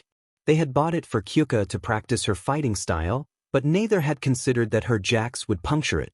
Izuku suggested they come up with a new plan, but Kyouka insisted that their current method was the most efficient, even if it meant some discomfort for him. 45 minutes later, they were back at Dagobah with a fresh punching bag, which amusingly resembled Izuku himself. They had chosen this location because it provided a private space for training away from the house. The beach had become special to them, especially after their recent experiences together. As Kyouka finished securing the bag, she checked in on Izuku's comfort, who was wrapped in pillows for protection. Despite the absurdity of the situation, they both understood the importance of training. Kyouka, readying herself in a fighting stance, prepared to spar with Izuku. He mirrored her stance, feeling the familiar glow of his power. After revealing his abilities to all might, he had been cautioned to keep his power in check, making this training crucial for both of them. Percentages and such remained somewhat unclear, especially since Izuku had no true measure of his full power. He decided to keep his strength to the smallest portion he could manage without feeling discomfort. Kyouka quickly initiated the sparring session with rapid jabs aimed at Izuku's chest, which he blocked with his arm. While she distracted him with her punches, her right jack shot out and made contact with his side. He flinched slightly from the vibrations, giving Kyouka the chance to deliver a right hook to his body. The impact was softened by the pillows, his full cowl, and Izuku's sturdy frame, allowing him to remain steady. He deflected one of Kyouka's jacks that was aimed at his shoulder and retaliated with a punch of his own. However, it seemed Kyouka had anticipated this move. As his hand connected with the jack, it wrapped around his wrist and pulled it away from him. She then targeted his knee with her other jack, causing his leg to momentarily give way. Taking advantage of the opportunity, Kyouka pushed Izuku onto his back, pinning him down with her foot on his forearm while her other jack restrained his other hand against his chest. Izuku felt a rush of warmth at their closeness but chuckled, acknowledging her progress. He complimented her on her improvement, noting that it had only been less than a week since they began sparring. Kyouka released her hold and settled back onto his pillow-covered chest, attributing her success to having a good teacher and teasing him about his reluctance to fight back. Izuku apologized, but she reassured him that it was fine. She requested that once she felt ready, they would engage in a real fight. After their training, they found themselves on a train, the sun having set and the moon shining brightly. Kyouka slumped in her seat, groaning about her fatigue. Izuku laughed, pointing out that he had been the one taking the hits. She playfully argued that he had the advantage of armor, while she sank further into her seat. Izuku suggested that Kyouka should focus on the speed of her jacks, humorously questioning how one could make their earlobes move faster.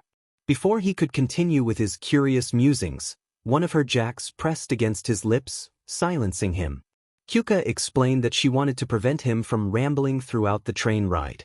As they relaxed, Kyouka expressed her excitement for the upcoming start of school at 𝐒𝐻𝐢, the institution they had both aspired to attend. Izuku acknowledged his own excitement but admitted he had been distracted by the rapid changes in his life. He reflected on how much had happened in just over a month, from gaining a quirk to forming a close friendship with her.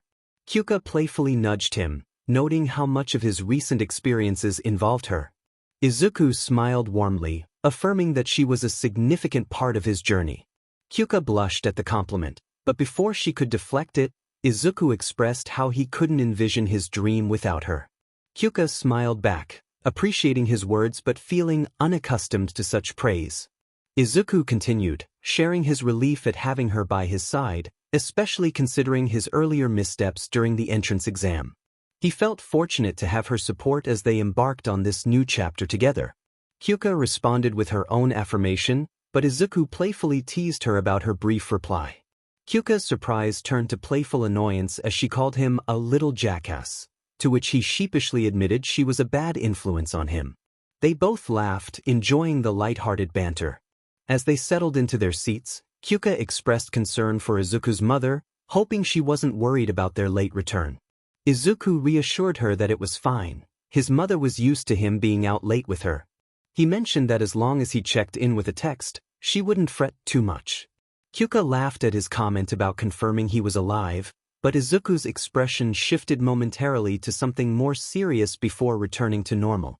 Kyouka noticed but chose to let it go for now, focusing instead on the comfort of their companionship as they traveled through the night.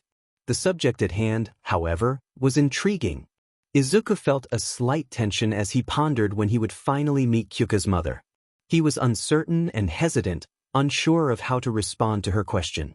Kyouka had already met his parents, much to his embarrassment, and now it was his turn to feel the same way. He thought about how Kyouka had raised him, and it made sense that she would be somewhat similar to him in nature. As he fiddled with his fingers and looked down at his feet, he admitted that he hadn't really thought about it. Going to her house seemed more practical. It had more space, the instruments were there, and her room was much less embarrassing than his own. Kyouka teased him, noting that his reluctance only made her want to visit his house even more. Izuku felt a twinge of regret for his words, and Kyouka laughed as the train finally departed from the station.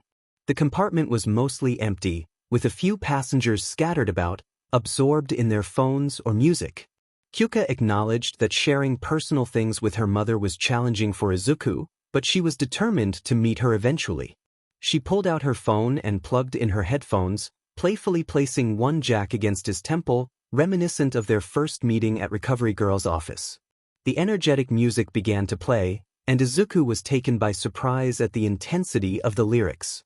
Suddenly, he felt a weight on his shoulder, and the jack slipped away. He looked down to find Kyouka asleep against him. It was late, and the training must have worn her out.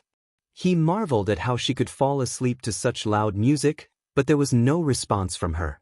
Despite his usual shyness, he felt a warmth in his cheeks. Kyouka had rested on him before, so this was not entirely unfamiliar. As time passed, he carefully considered how to move without waking her. He jabbed at her lightly, only to receive a sharp response as she stirred awake, rubbing her eyes. She sensed their arrival and lifted her head, still drowsy.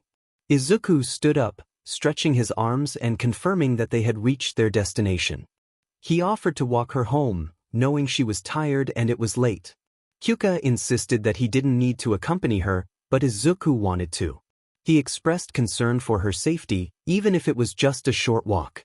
Kyouka chuckled, pointing out that it was only a 5-minute stroll, but Izuku reminded her that a lot could happen in that time.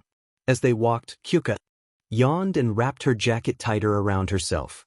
She acknowledged his protective nature and recognized it as part of his longing to be a hero. This realization led her to ponder why they both aspired to become heroes.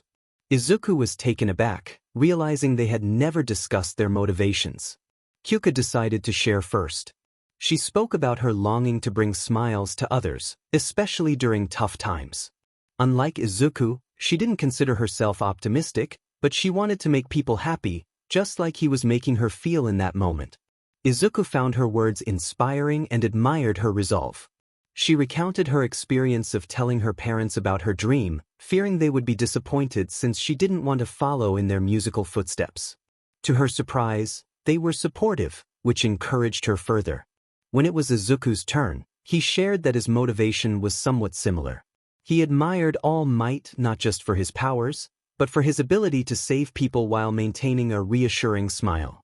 That smile symbolized hope and kindness, qualities Izuku aspired to embody. He reflected on his own struggles and the harsh realities he faced, but he also recognized the moments of kindness that kept him going. Kyouka listened intently, her expression shifting as she absorbed his words. He expressed that despite the challenges, meeting her had changed his life for the better.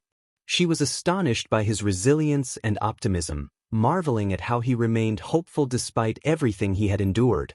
Izuku simply believed in waking up each day with the hope that things would improve, and he felt grateful for the positive changes in his life, especially having Kyouka by his side. It was a long journey, but there was always something waiting at the end. Kyouka nudged Izuku's arm, playfully acknowledging his optimistic nature. While many might label such optimism as foolishness, Kyouka considered herself different from most people. Izuku, with a smile, agreed that she was indeed unique. As they approached the Jirou residence, Kyouka climbed the first step and turned to Izuku, declaring that she had created a monster. She teased him about being a good influence, but she felt that her actions only corrupted his pure nature. Izuku shook his head, insisting that she was amazing, which made Kyouka pause in thought. Perhaps it was her exhaustion that made her doubt herself. Just then, she stumbled forward, landing against Izuku, who instinctively caught her.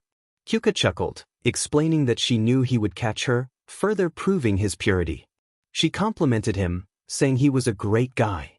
Izuku, feeling a mix of emotions, admitted he tried his best. Kyouka confidently stated that he would become the best hero, and if anyone disagreed, he should simply give them a gesture she pretended to make. They both laughed, and Izuku felt a warmth in her words. Kyouka, despite her tiredness, meant every word. Izuku wiped his eyes, grateful for her support. He admired her strength and the softer side she occasionally revealed, which made him feel special. He expressed his belief that she would also become an outstanding hero, and they would achieve their dreams together. As Kyouka opened her front door to step inside, she looked back at Izuku, affirming their shared goal. With that, the door closed, leaving Izuku alone with his thoughts. For the first time, he eagerly anticipated the start of school. A week later, on the first day of school, Kyouka found Izuku struggling with his tie. She rolled her eyes and fixed it for him, questioning how he could be so helpless. Just then, Kyotoku and Mika arrived, with Mika capturing the moment on her phone. Kyuka's bored expression contrasted with Izuku's nervous smile, which made the picture fitting in a humorous way. Kyuka's mother urged them to leave, and they quickly set off for the train station, excited about the day ahead.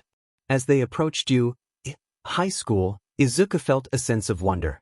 The school was filled with students showcasing their unique quirks, and he was eager to explore. They soon found their classroom, and Kyouka was impressed by the door. However, upon entering, they were greeted by a familiar face, 𝗵𝘃𝗲, who was being scolded by another student, 𝗤𝗫𝗍𝗐. Ida approached them, introducing himself and acknowledging Izuku's performance during the entrance exam. He apologized for his earlier behavior, recognizing Izuku as the better candidate. Kyouka whispered to Izuku, curious about what had happened during the exam, but he admitted he was unsure. Just then, a voice interrupted them, and they turned to see a plain-looking boy who recognized Izuku. He praised Izuku for his earlier actions, and Izuku felt grateful for the acknowledgement. However, their conversation was cut short by the arrival of a disheveled man in a sleeping bag who demanded silence from the class. The students quickly quieted down, intrigued by the unexpected sight. To anyone else who plans to waste precious time, you can leave as well. Shoyuta Aizawa, the homeroom teacher, instructed the students to change into their gym uniforms and meet him outside without delay. As the class began to exit the room, Kyouka turned to Izuku, wondering if he recognized their teacher. He admitted that Aizawa looked familiar but couldn't quite place him. Suddenly, Aizawa addressed them directly, reminding them to move along, prompting both teens to comply. Kyouka found the start of the first day to be quite unusual. As she finished changing, she noticed the other girls in the locker room. Among them was a girl with a black ponytail and another with pink hair. Looking down at herself, Kyouka felt a pang of frustration and sighed quietly. When Ochako, a girl at a nearby locker, asked what she had said, Kyouka quickly brushed it off as her thoughts allowed. Ochako then introduced herself, recalling that she was Midoriya's friend. Kyouka confirmed her identity and noted that Ochako was the girl Midoriya had saved during the exam. Ochako blushed, recalling how impressive Midoriya had been in that moment. As Ochako excitedly recounted the story of her rescue, Kyouka listened with a smile, proud of her friend's heroism, even if it came at a cost. When Ochako expressed her admiration for Midoriya, Kyouka revealed her nickname for him, which led to a brief discussion about its meaning. Kyouka insisted that it was a term of endearment, and Ochako seemed to understand, expressing her longing to be friends with both of them. Kyouka appreciated Ochako's gesture of trying to help Midoriya during the exam, acknowledging how much it meant to him. As she zipped up her jacket and headed toward the door, she reminded Ochako not to call Midoriya plain, realizing too late that her comment had slipped out. Outside, the class gathered on the field as Mr. Aizawa approached, instructing them to line up for a quirk apprehension test instead of the usual opening ceremony. He explained that they would be testing their skills through various exercises, allowing the use of their quirks. He called on Bakugo to demonstrate first, tossing him a softball and asking for his previous score. Bakugo confidently launched the ball, sending it soaring far into the sky, earning an impressive score. Aizawa then directed the class to the running lanes for the 50-meter dash. Mina expressed excitement, but Aizawa reminded them that hero work was serious and dangerous, warning that the lowest scorer would face expulsion. The class reacted with disbelief, but Aizawa stood firm, emphasizing the importance of potential in their future as heroes. As the students took turns running, Izuku felt nervous when his name was called alongside Bakugo's. Kyouka encouraged him, assuring him that he could handle it and expressing her eagerness to see Bakugo's reaction when he discovered Izuku's quirk. Izuku, feeling the pressure, took his position at the starting line, trying to calm his nerves. As Aizawa signaled the start, Kyouka silently cheered him on. With determination, Izuku activated his quirk, feeling the familiar energy coursing through him as he prepared to give it his all. Even if it would cause a bit of discomfort, it would be worth it. Katsuki turned his head to look at Izuku, his eyes wide with disbelief. He shook his head, preparing himself and choosing to ignore the unusual situation to his left until he had secured his victory. With a signal given, Izuku and Katsuki launched forward from their starting positions. In mere seconds, it became evident that Izuku was pulling ahead. He crossed the finish line in just 3.76 seconds, while Katsuki followed at 4.13 seconds. Standing tall, Izuku rubbed his arm, trying to ease the lingering ache in his body. Suddenly, Katsuki rushed toward him, demanding to know how he had performed so well.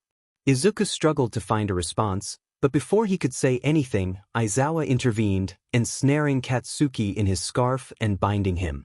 Katsuki, realizing who had captured him, acknowledged Aizawa's authority. Ignoring Katsuki's protests, Aizawa warned him that any further misconduct would result in immediate expulsion, regardless of scores. Katsuki ceased his struggles and begrudgingly agreed. Aizawa released Katsuki and instructed both boys to return to their classmates, positioning them on opposite ends. As Izuku walked back, his heart raced, and he noticed Kyouka trying to stifle her laughter. Her amused expression calmed him, and he couldn't help but smile slightly. She wished him luck, and the training continued as expected. Thanks to Izuku's guidance, Kyouka completed the dash in an impressive 6.85 seconds.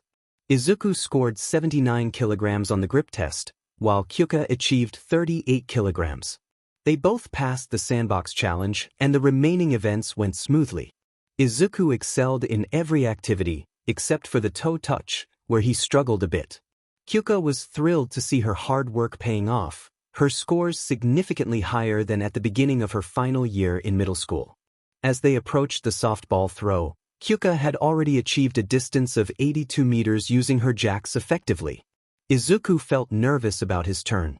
Kyouka questioned his hesitation, reminding him of his impressive scores throughout the exercises. Encouraged, Izuku jogged up to the platform, contemplating how to throw the ball while managing his quirk.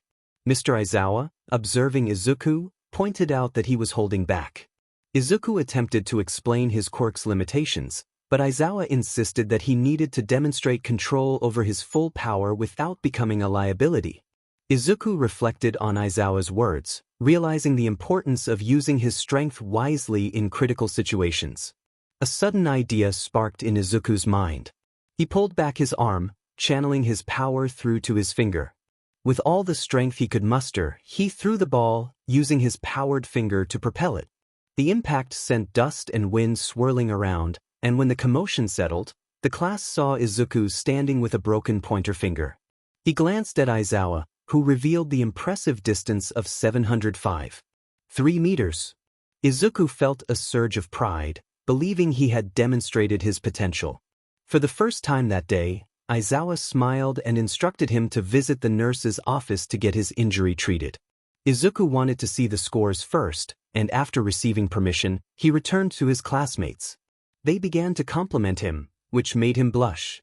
However, he focused on Kyouka's astonished yet proud expression and Katsuki's intense glare. Yaoyorozu approached him with medical tape, offering it until he could see Recovery Girl. Kyouka took the tape and wrapped it around Izuku's finger, beaming at him. She praised his throw, calling it both foolish and impressive. Izuku smiled back, admitting that while it was painful, it had been worth it. As Kyouka secured the tape, Izuku winced and questioned his decision. Aizawa then revealed the final scores, displaying the names and numbers of the students.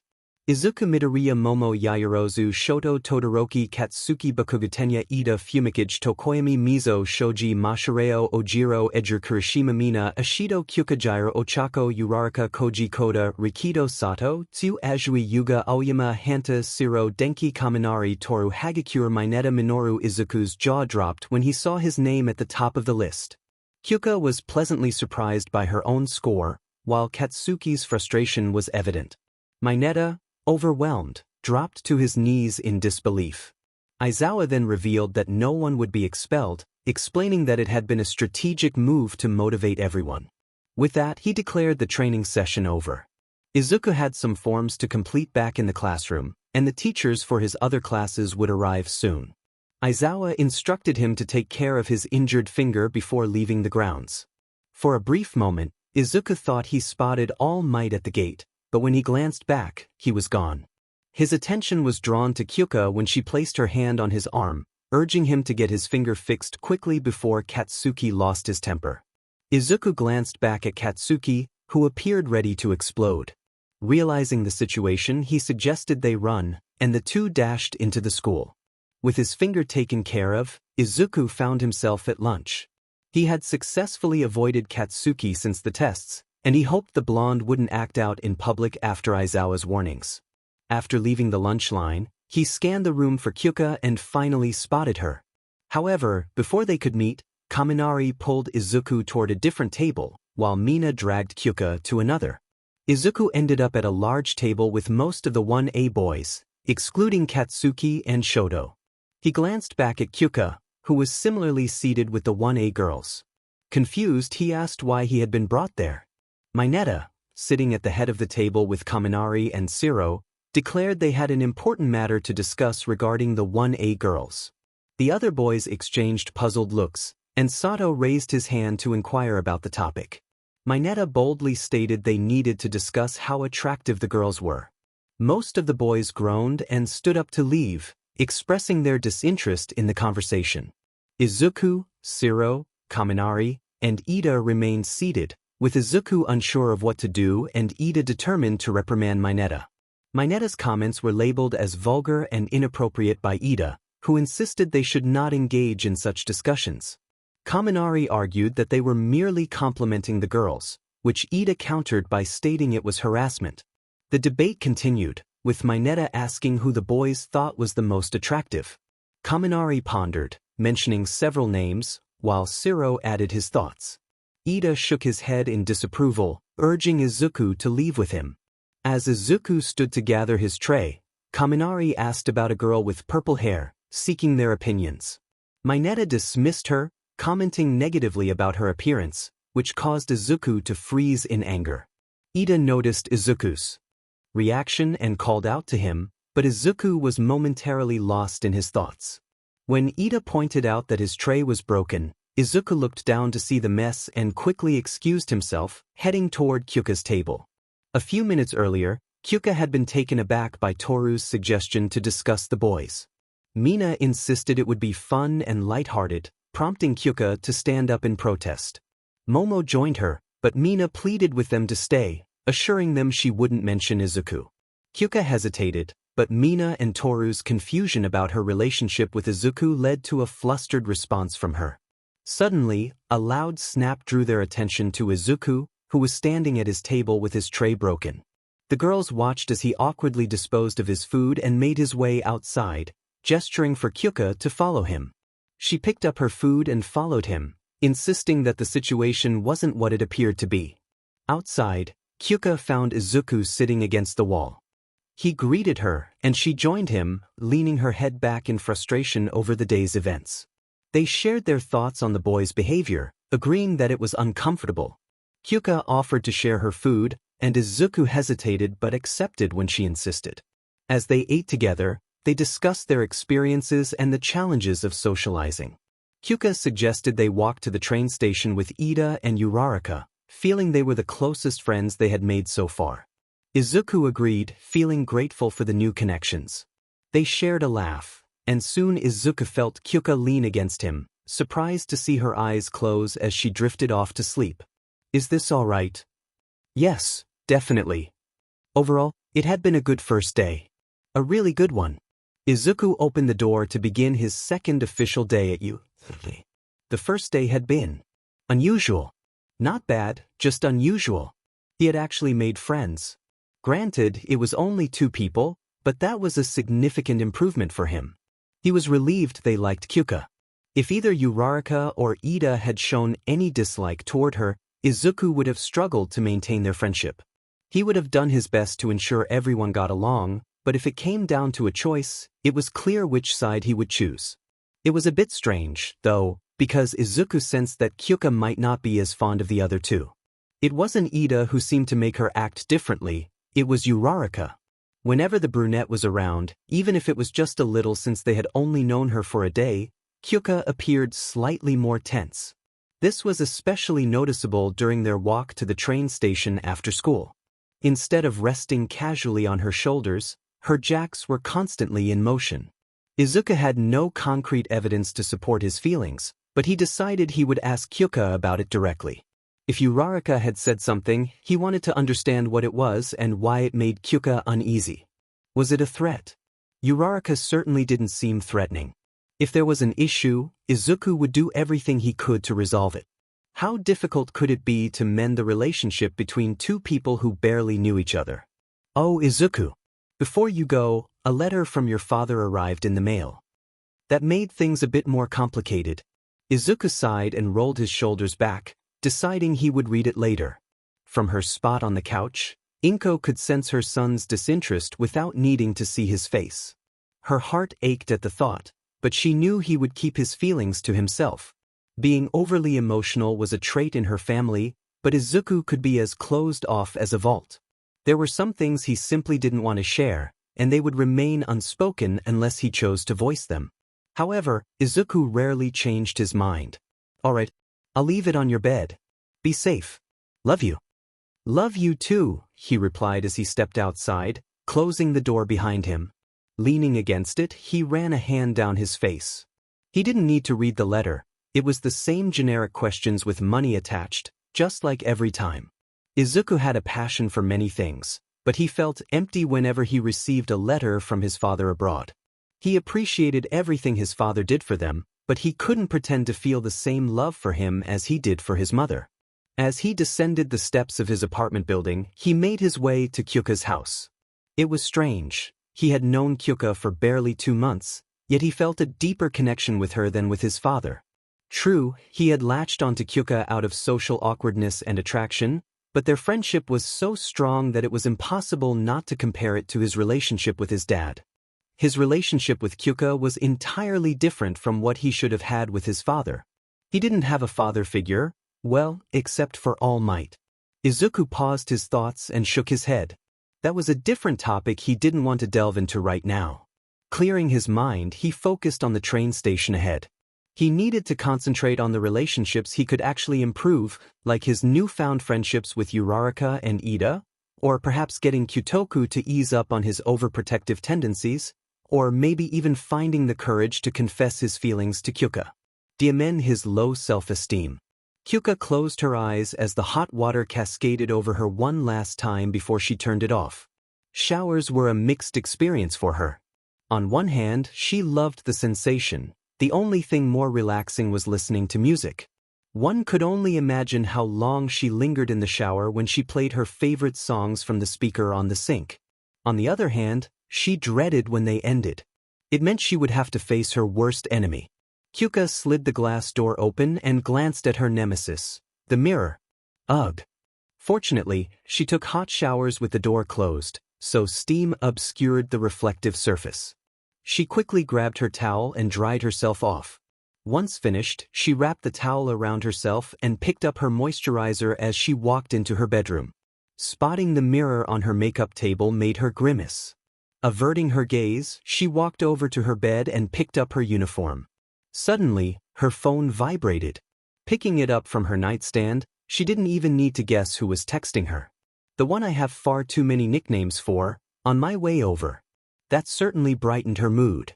He always had a way of doing that. The bond between them was stronger than ever, and each passing day seemed to elevate their relationship even further. However, Izuku felt like a temporary lift in her spirits. Whenever he was near, she felt a surge of happiness, but once he left, her mind would slip back to its usual state. He would build her up, only for her emotions to crumble at night. Kyouka was tired of falling into that pit of heart-wrenching, hollow feelings. She found herself glancing at her reflection in the mirror, recalling all the compliments Izuku had given her during their first outing. She could vividly remember the look in his eyes when he saw her. That day had been on her mind more and more lately, as the green-haired boy had nestled himself into her thoughts and made his way to her heart. She had accepted her feelings some time ago, but she hadn't fully acknowledged them to herself. She realized she was truly infatuated with him. This was no secret. It was impossible to deny after the previous day. The real question lingered: would she take action? Mika had encouraged her to go for it, but it wasn't that simple. Kyouka wasn't naive. She understood that their relationship was blurring the lines between friendship and something more. This had been evident during lunch the day before. Kyouka had rested her head on his shoulder, and they had shared a long, comfortable silence, something she hadn't thought was possible. They simply sat against the wall, enjoying each other's presence without jokes or teasing. It was a new experience for her, feeling closer to Izuku than she had ever felt with anyone else. There were moments when she felt more herself with him than with her own parents, which was unusual considering they had only known each other for about 2 months. Yet, Izuku felt like someone she could trust completely. It certainly helped that he would rush in to save the day without hesitation. From the start, they had formed a strong connection. Two socially awkward teenagers, one who thought asking if the other liked jazz was a good icebreaker, they had done remarkably well in their relationship. The fact that he was an endearing mix of nerdy and charming was just a bonus. If Izuku could make her use the word adorable twice, it had to mean something. Izuku trusted her just as much as she trusted him. Kyouka had no trouble sharing her thoughts with him, for the most part. However, there were personal issues she felt she could never reveal. She believed she simply had to endure and move on. What could she do about it anyway? She held onto 2 hopes. First, that her body was still developing and she had room to grow, considering she was only 2nd. If that didn't happen, she hoped Izuku was already content with her appearance. Kyouka sat at her desk, tightening her towel around herself as she looked into the mirror, feeling disheartened. She doubted her chances of growth. On the other hand, Izuku had expressed that he found her attractive, using various compliments. It was hard for her to believe him, as her mind made her take every compliment with skepticism to avoid disappointment. After all, he had only seen her dressed up in her best outfits. Frustrated, Kyouka slammed her head on her desk and rubbed her temples, questioning why she was fixating on whether a boy liked her when it was so obvious that he did. She realized how far she had fallen. Izuku wasn't subtle about his feelings, and she knew she wasn't either. But did he realize it too? Probably not. Despite his intelligence, he could be oblivious to certain things. They had literally held hands on their first official outing. It didn't matter if he didn't think she felt the same way. If Kyouka spoke up first, he would understand. So, Izuku wasn't the problem, her own self-esteem was. Whenever things seemed to be heading in a positive direction, her insecurities would pull her back. Her mind often created its own reality, making her doubt opportunities. She lifted her head and slid her hands down her face, deciding to take action. She grabbed her phone and opened her messages, ready to type. However, her fingers seemed to freeze. Frustrated, she tossed her phone aside and buried her head in her hands. In an instant, her familiar chest pain returned, her stomach felt empty, and her thoughts became clouded. Fear and insecurity overwhelmed her once more. Every thought was second-guessed, and she felt completely out of control. The discomfort she felt reminded her of the time she tried to tell her parents she didn't want to pursue music. This felt even worse. It had taken her 3 years to overcome her insecurities and tell them she wanted to be a hero. If this was somehow more challenging, Kyouka shook her head, realizing it wasn't the right time or method. A random text on the morning of their 2nd day of school, when they needed to focus on their education. She was relieved she hadn't gone through with it. That wasn't how she wanted to confess. Would she even be able to make the relationship work? He would do everything in his power to ensure Kyouka was the happiest girl alive. Kyouka, however, was uncertain if she could contribute as much as Izuku did. Whether it was emotionally or physically, she felt inadequate. Today needed her full attention, especially if it was anything like their first encounter. Strangely enough, Izuku would help. Once he arrived at her doorstep later, he would clear her mind and help her feel better. With him around, her thoughts wouldn't overwhelm her.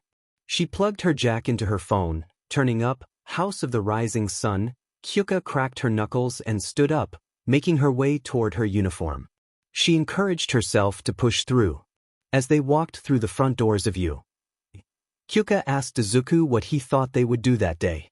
He seemed a bit distracted, running a hand through his hair and shrugging. He mentioned receiving a letter from his dad that day, which he hadn't opened but already knew contained the same old questions about school and friends. Kyouka placed a hand on his back, suggesting that his father might be trying to connect more. Izuku expressed his frustration, explaining that he had been answering those same questions since he was 5 and didn't see the point anymore. Kyouka sighed, feeling unsure of how to respond. Izuku was always so hopeful, but when it came to his dad, it seemed he had given up, choosing to focus on those who were present in his life. Izuku then suggested they discuss it later, preferring to concentrate on school for now. Kyouka nodded, assuring him she was there for him. He smiled genuinely, and they reached their classroom, where Ochako and Tenya waved them over to their desks. However, Mina grabbed Kyuka's arm and pulled her toward her desk, where Toru stood. Izuku chuckled and waved goodbye, saying he would talk to her later. Kyouka playfully protested, feeling overwhelmed by the sudden attention. She reminded them that she had only known them for a day and wasn't ready to share her love life. Mina understood and apologized for her eagerness, promising to respect Kyuka's boundaries while offering help if needed. Kyouka glanced at Izuku, who was engaged in conversation with Ida and Uraraka, noticing how close Uraraka was getting while excitedly chatting. Mina smirked, teasing Kyouka about needing help. Kyouka stood up to join her friends, but just then, All Might burst through the door, announcing his arrival with enthusiasm. The classroom fell silent as everyone quickly took their seats. Kyouka looked back at Izuku, who seemed excited but not surprised, giving her a knowing look that suggested he had anticipated All Might's appearance. All Might announced that they were going to have a special day of battle training, which excited everyone, especially Katsuki, who wore a mischievous grin. He revealed that they would need to change into their training gear, which appeared from the walls in metal cases labeled with their desk numbers. As the students rushed to grab their cases, Katsuki sprinted out first, followed closely by the others, with Kyouka and Izuku trailing behind. Kyouka smiled at Izuku, suitcase in hand, and joked about her help in redesigning his costume. He expressed concern about whether they had managed to incorporate her tech, as they had submitted their forms last minute. Kyouka reassured him it would be fine, teasing him about the ears he had kept on his costume.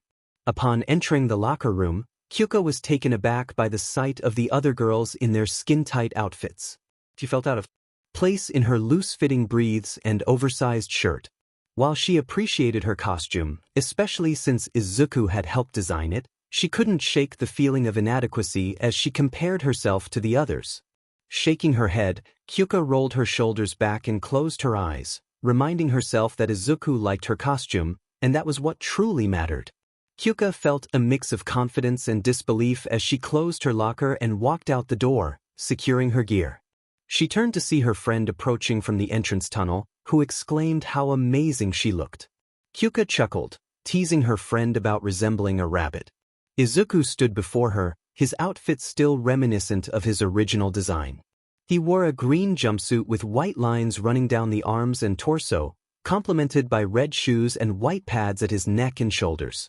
The light green had transformed into a deeper forest green, as Kyouka had suggested to match her own hair. His knee pads and elbow pads featured white lines down the center, while black shoulder pauldrons were held together by a strap across his chest, also adorned with a white accent line. His utility belt had black material connecting the pouches. Despite Kyouka's efforts to convince him otherwise, Izuku insisted on keeping his cowl, even if he likely wouldn't wear it. She was pleased, however, that he had agreed to remove the teeth from his mouth guard. His white gloves were reinforced with hard plastic on the knuckles, a suggestion from Kyouka to enhance his punches and minimize bruising. Izuku, concerned about causing unintentional harm, had hesitated, but Kyouka argued that his existing power could already be overwhelming. In the end, she won him over, reasoning that some added protection wouldn't hinder him against formidable foes. Kyouka complimented Izuku, noting that he looked much cooler than before, though he could use a bit more black in his outfit. Izuku chuckled and returned the compliment, admiring her own ensemble. She wore black breathes and a peach shirt with frayed edges, topped with a midriff black leather jacket featuring a buckle and a purple soundwave design down her arm. Her speaker boots were still present, now accompanied by red speaker gauntlets and headphones. Their moment was interrupted as Iida joined them, looking like a walking engine, which Kyouka found amusing given his speedster persona. Ochako approached, wearing her own costume, which made Kyouka feel a twinge of concern. She hadn't considered how a girl in a skin-tight outfit would be around Izuku all the time. Ochako, blushing, admitted she should have been more specific about her costume choice. Kyouka felt a mix of nervousness and frustration. She glanced at Izuku, who seemed unfazed, focused solely on her. It was as if he hadn't noticed the attention other girls received, and Kyouka couldn't help but feel a little envious. She mentally chastised herself, reminding herself that Izuku was different from the others. Izuku noticed Kyouka's distraction and asked if she was all right. She jumped slightly, assuring him that she was just a bit nervous. They shared a light-hearted moment, nudging each other playfully. From a distance, Toshinori observed his students gathering for their training. He felt a sense of pride watching Izuku interact with others, particularly with the purple-haired girl. It was unusual for Izuku to be so social, especially with girls. Toshinori wondered about the nature of their connection, considering that Izuku had previously struggled with social interactions. As the class continued to assemble, Toshinori made a mental note to discuss Izuku's social growth with him later. He noticed how Izuku's attention seemed to be solely on Kyouka, who was laughing at something he said, causing Izuku to blush deeply. When the rest of the class finally arrived, Toshinori shifted his focus to the training they would undertake. Kyouka found herself zoning out as questions flew around the group, only snapping back to reality when Toshinori presented her with a box. She reached inside and pulled out a piece of paper marked with the letter G. Excitedly, Ochako bounced over to Izuku, revealing that they were partners, both holding pieces of paper with the letter I. Kyouka rolled her eyes, feeling a mix of frustration and resignation at the situation. Suddenly, someone tapped her shoulder, and she turned to see Kaminari smiling at her, holding up a piece of paper with another G. Kyouka felt a wave of annoyance wash over her, realizing the universe was not making things easy for her.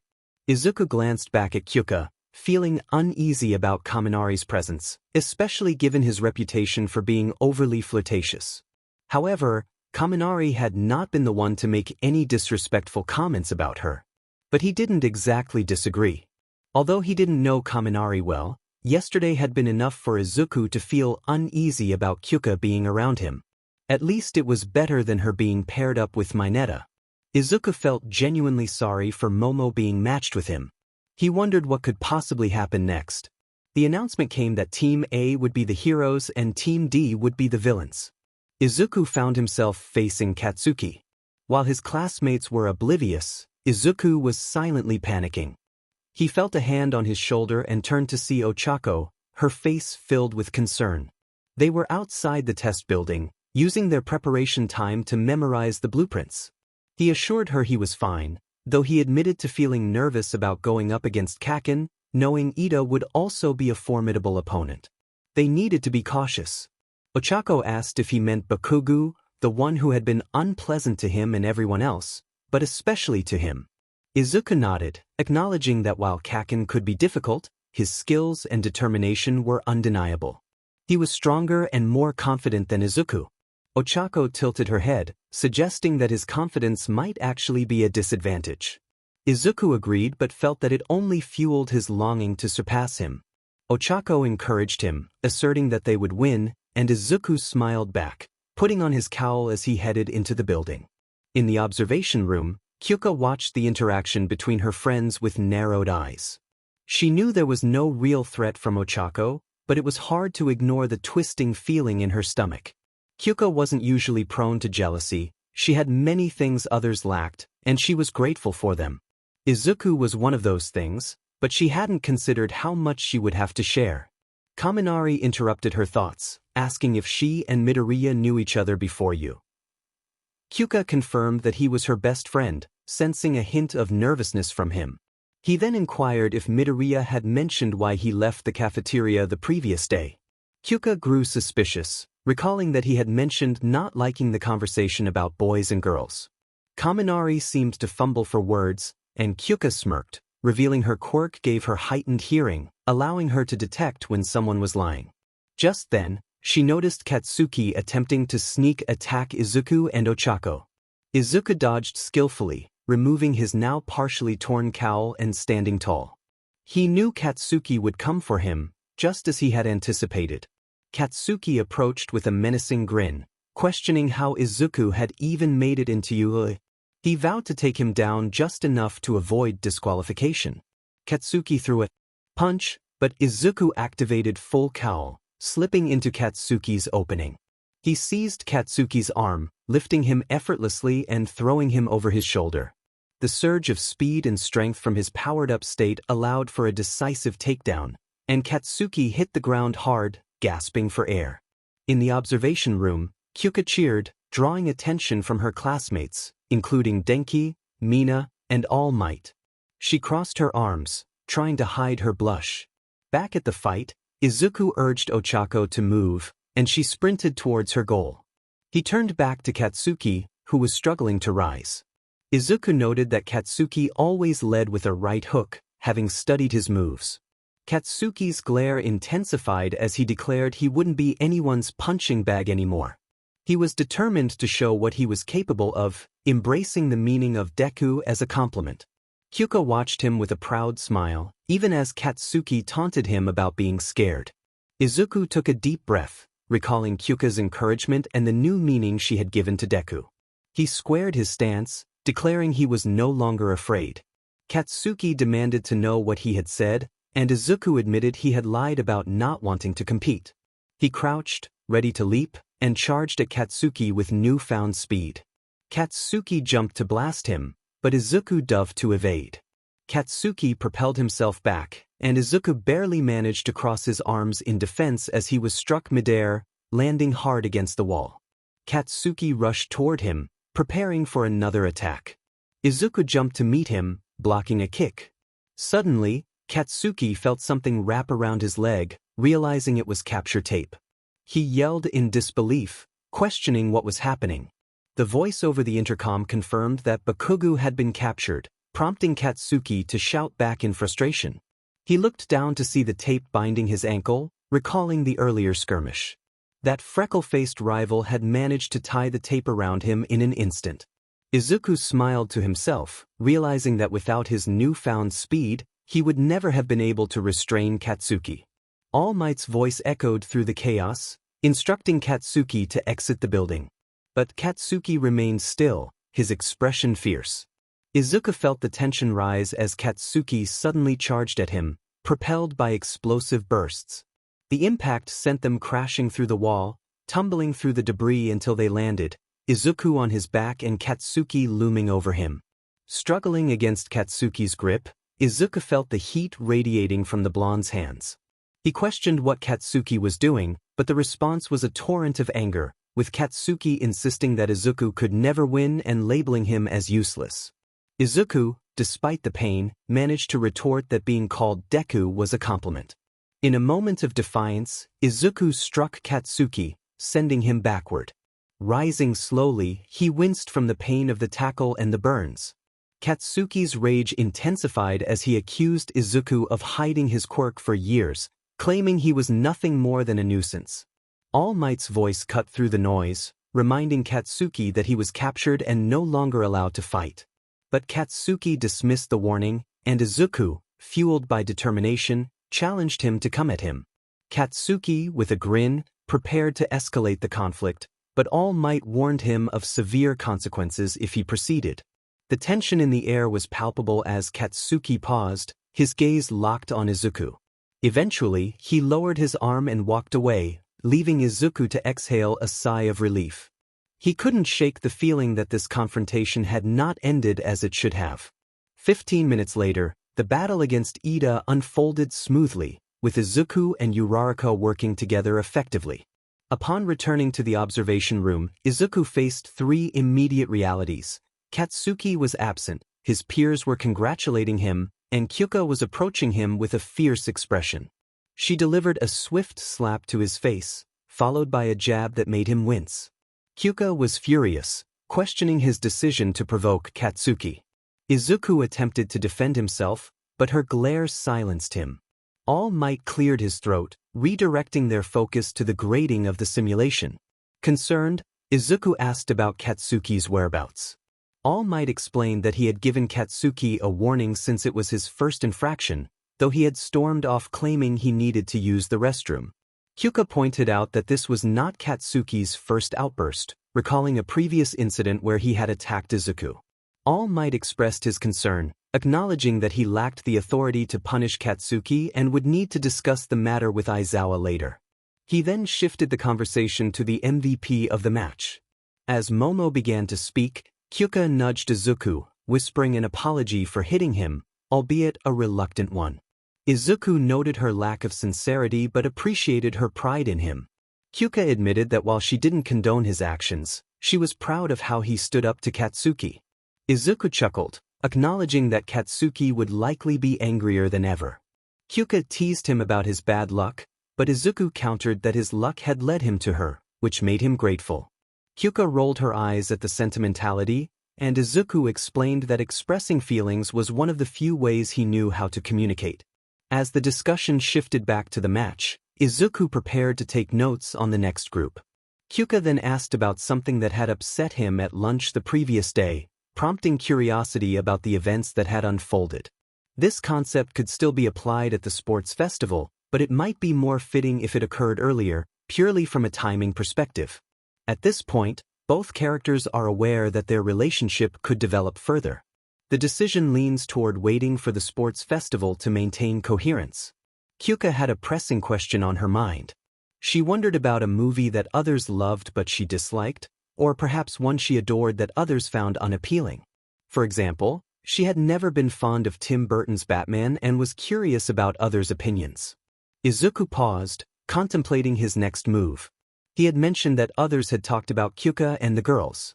Kyouka pressed for specifics, her curiosity piqued. Izuku hesitated, sensing her growing suspicion. He was reluctant to share details that might hurt her. Kyouka insisted, wanting to know what had been said about her. Izuku sighed, looking down at his feet. He felt trapped between wanting to protect her feelings and the need to be honest. Kyouka, however, was determined to uncover the truth. She sensed that whatever had been said would be painful to hear. With a heavy heart, Izuku finally admitted he couldn't share the specifics. Kyouka, frustrated but understanding, decided to confront the situation herself. As she moved toward Kaminari, Izuku rushed to stop her, urging her to reconsider. He explained that the comments were foolish and baseless, but Kyouka was not easily swayed. She insisted that if the rumors were false, there was no reason to worry. Izuku's concern only deepened as he reminded her that words could inflict deep emotional pain. Kyouka grasped his shoulders, pleading for him to share the truth, but he remained silent, unable to voice the hurtful words. As the announcement for the next teams echoed in the room, Kyouka stepped away, still troubled by the conversation. She spotted Kaminari waiting for her and prepared to seek answers. Kaminari leaned against the wall, seemingly relaxed, but Kyouka was anything but. She needed to know what had been said at lunch. As she adjusted her headphones, she cut off All Might's audio feed, demanding that Kaminari share what he knew. Denki stammered, trying to deflect her questions, but Kyouka pressed on, determined to uncover the truth.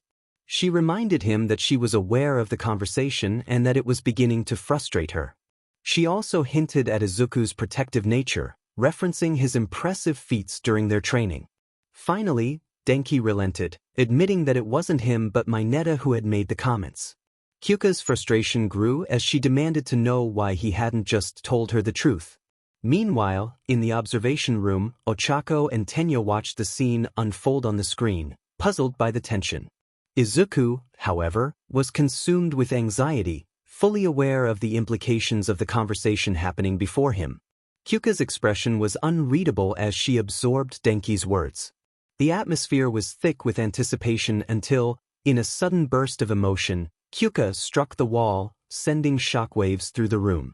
The impact caused the wall to crack and debris fell, leading to a chaotic scene as Momo, Mineta, and the bomb tumbled down to the level below. Kyouka stormed through the rubble, asserting her demps in the situation before leaving the room in a whirlwind of emotion. All Might, taken aback, announced the victory of the hero team, but the atmosphere remained tense. Ochako marveled at Kyouka's strength, while Izuku attempted to reach out to her. However, Kyouka, feeling overwhelmed, requested to see the nurse. Her tone left no room for argument, and All Might granted her request.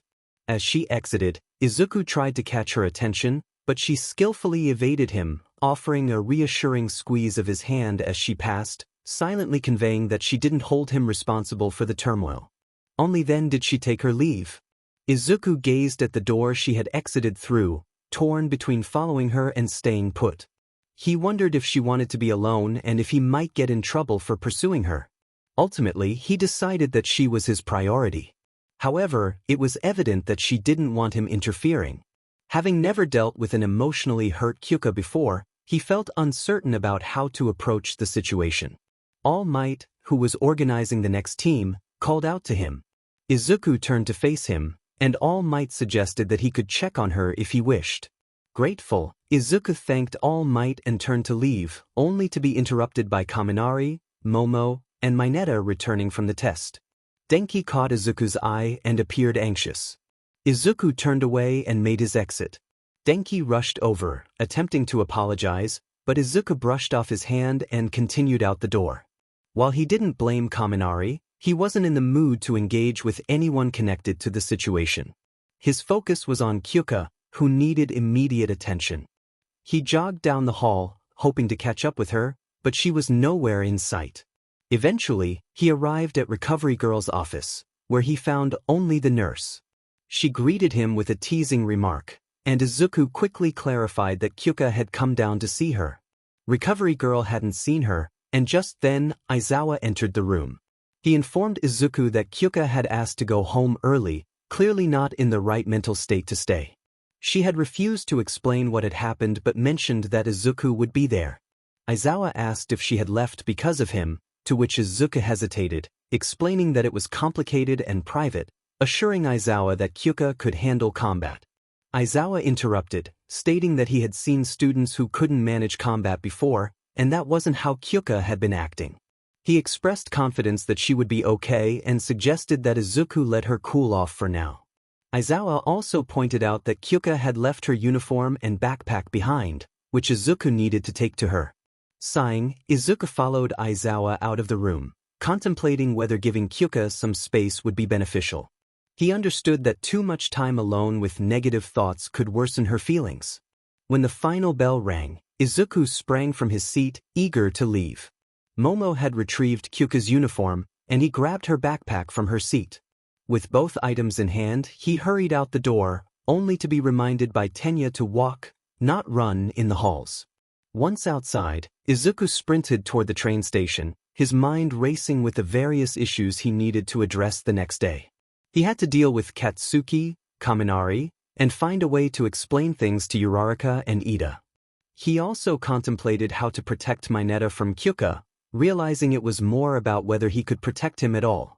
But right now, his priority was Kyouka and how to show her that Mineta's words were unfounded. As he approached Kyouka's residence, doubt crept in.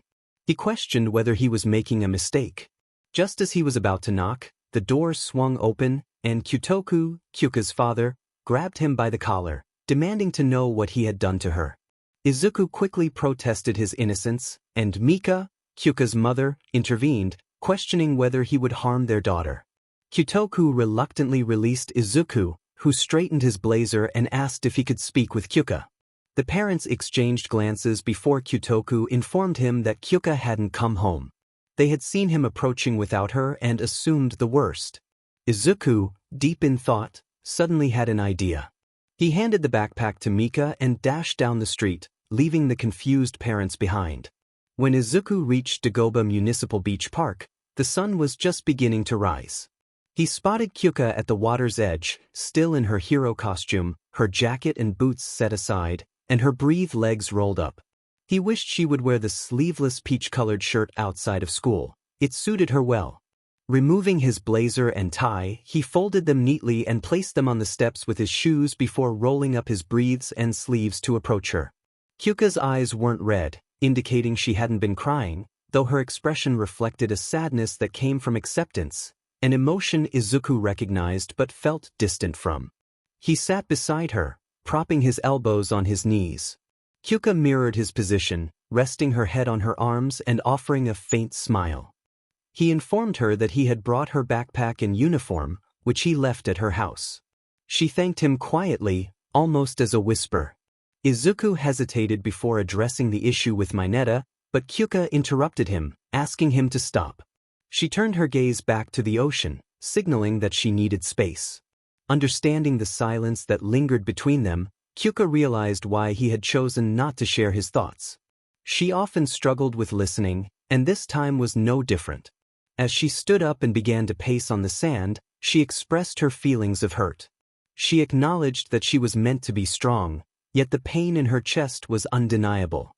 The emptiness within her made her long for someone else to reflect back at her in the mirror. Izuku rose to his feet and empathized with her, sharing that he had felt that way every day for 11 years. Kyouka sighed, recalling that he had once been quirkless, and she felt foolish for her own insecurities. She worried that she came off as petty, but Izuku reassured her that appearance mattered to them as future heroes. The sting of being called plain made her feel less special, as if she were quirkless again, dull and unnoticed.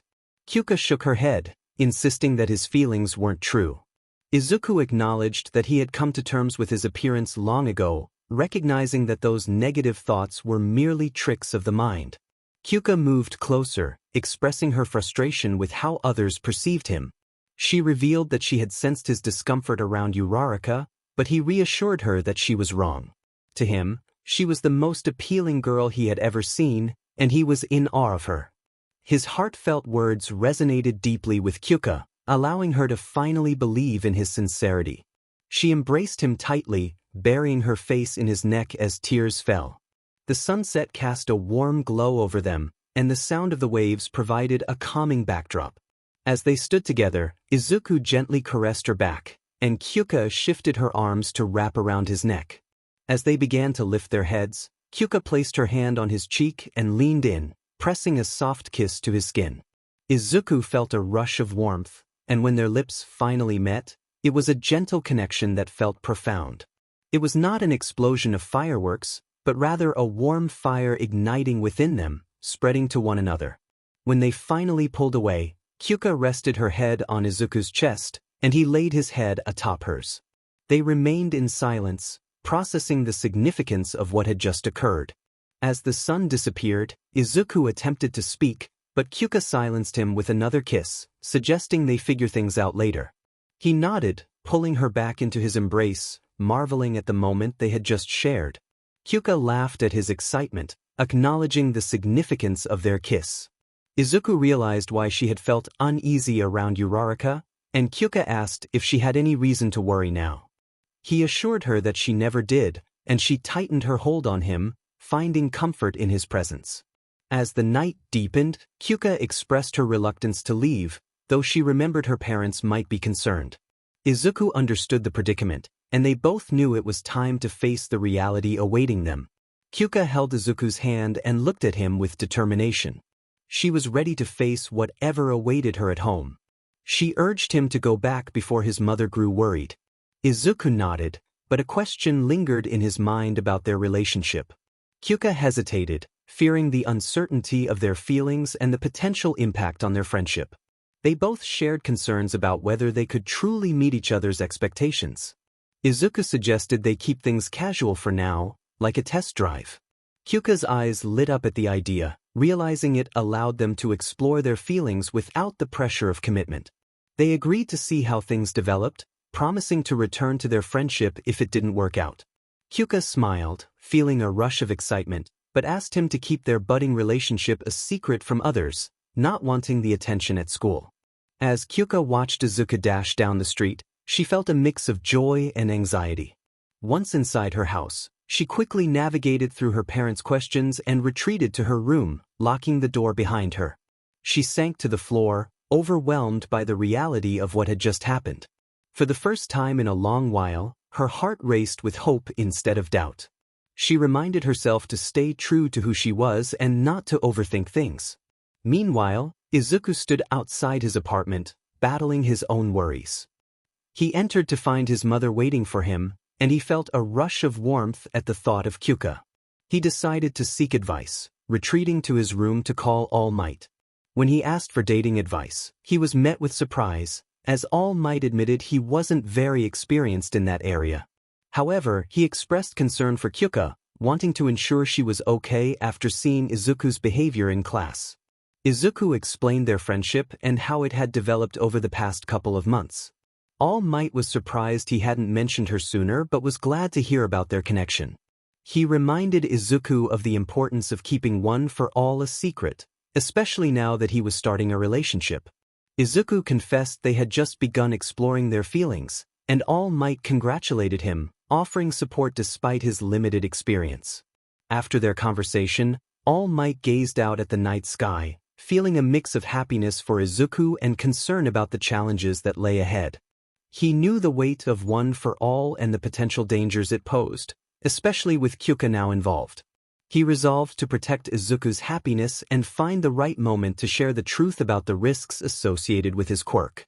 The next day, Izuku approached Kyouka's house with a skip in his step, eager to see her again. He had woken up that morning filled with joy. Suddenly, a loud noise interrupted his thoughts. Kyouka grabbed Izuku's hand and pulled him down the steps. It wasn't until they reached the sidewalk that Izuku noticed the dark silhouette of Kyotoku in the doorway. Once the house was out of sight, Kyouka paused. She expressed relief, saying it had been close. Izuku wondered if they should explain things to her parents, but Kyouka insisted they wait until her father calmed down. She reassured him that he didn't actually dislike Izuku, he was just projecting his feelings about his daughter growing up onto him.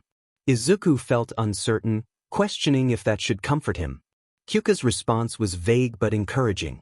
Feeling a bit shy, Kyouka pointed at Izuku's lips, hesitating as she asked if she could kiss him. Izuku, nervous but eager, agreed. He placed his hands on her hips while she gently held his face. Their lips met softly at first, then she leaned in more, deepening the kiss. Afterward, she stepped back, blushing and apologizing for her impulsiveness. Izuku rubbed the back of his head, feeling flustered. He admitted that Kyouka was handling their relationship better than he was and that he felt lost. Taking his hand, Kyouka led him toward the train station, determined to cherish their time together, even if it was temporary. They traveled in comfortable silence, each processing their feelings. Once on the train, Izuku broached the topic of their first date, suggesting tonight. Kyouka agreed, noting their free schedules as introverted teens. She mentioned needing time to prepare, and Izuku complimented her, which surprised her.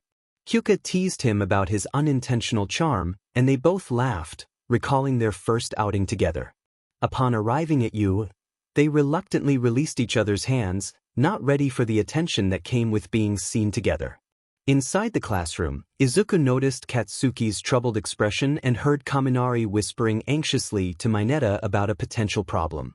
Kaminari explained that they might have offended Midoriya's girlfriend, who was not someone to take lightly. Minato was confused, recalling past comments he had made about Jirou that had upset Izuku. Kaminari was clearly worried about the consequences. Just then, Kyouka and Izuku entered the classroom, and Kaminari froze, realizing they were in trouble. Kyouka approached the duo, ready to confront them.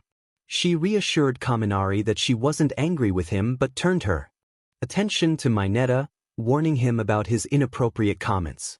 After her stern warning, Kyouka returned to her desk, feeling a mix of emotions but lighter than before. She glanced at Izuku, who was struggling to talk to Bakugo. Katsuki was dismissive, expressing his disdain for Izuku's approach and challenging him for the upcoming sports festival. Izuku felt disheartened but knew he had to prepare for the competition. Later, as they walked hand in hand toward the train station, Kyouka expressed her thoughts on Ida becoming class president, joking about the chaos that would ensue if they both held positions of power. Izuku laughed, agreeing that it would be a disaster. Kyouka recounted a moment of mischief during a panic, which made them both chuckle. As they reached the station, they reluctantly separated their hands, realizing they would be taking different trains for the first time in 2 months. They confirmed their plans for the evening, with Izuku promising a simple dinner and a movie, which Kyouka found cliché but effective. She suggested watching the movie at her place, and they both felt excited about their upcoming date. Izuku felt a sense of anticipation as he waved goodbye to Kyouka, who boarded her train. He would see her again in just a few hours. Reflecting on their first outing as friends, he felt a wave of nostalgia and confidence. He had been in similar situations before, and he reassured himself that he could handle this. Kyouka stood in front of her mirror, taking a moment to assess her appearance. Tonight was special. She had a date with someone she genuinely liked. It was important to her that she looked her best, so she began to prepare. She moved swiftly around her room, selecting makeup, jackets, and shirts, trying to put together the perfect outfit.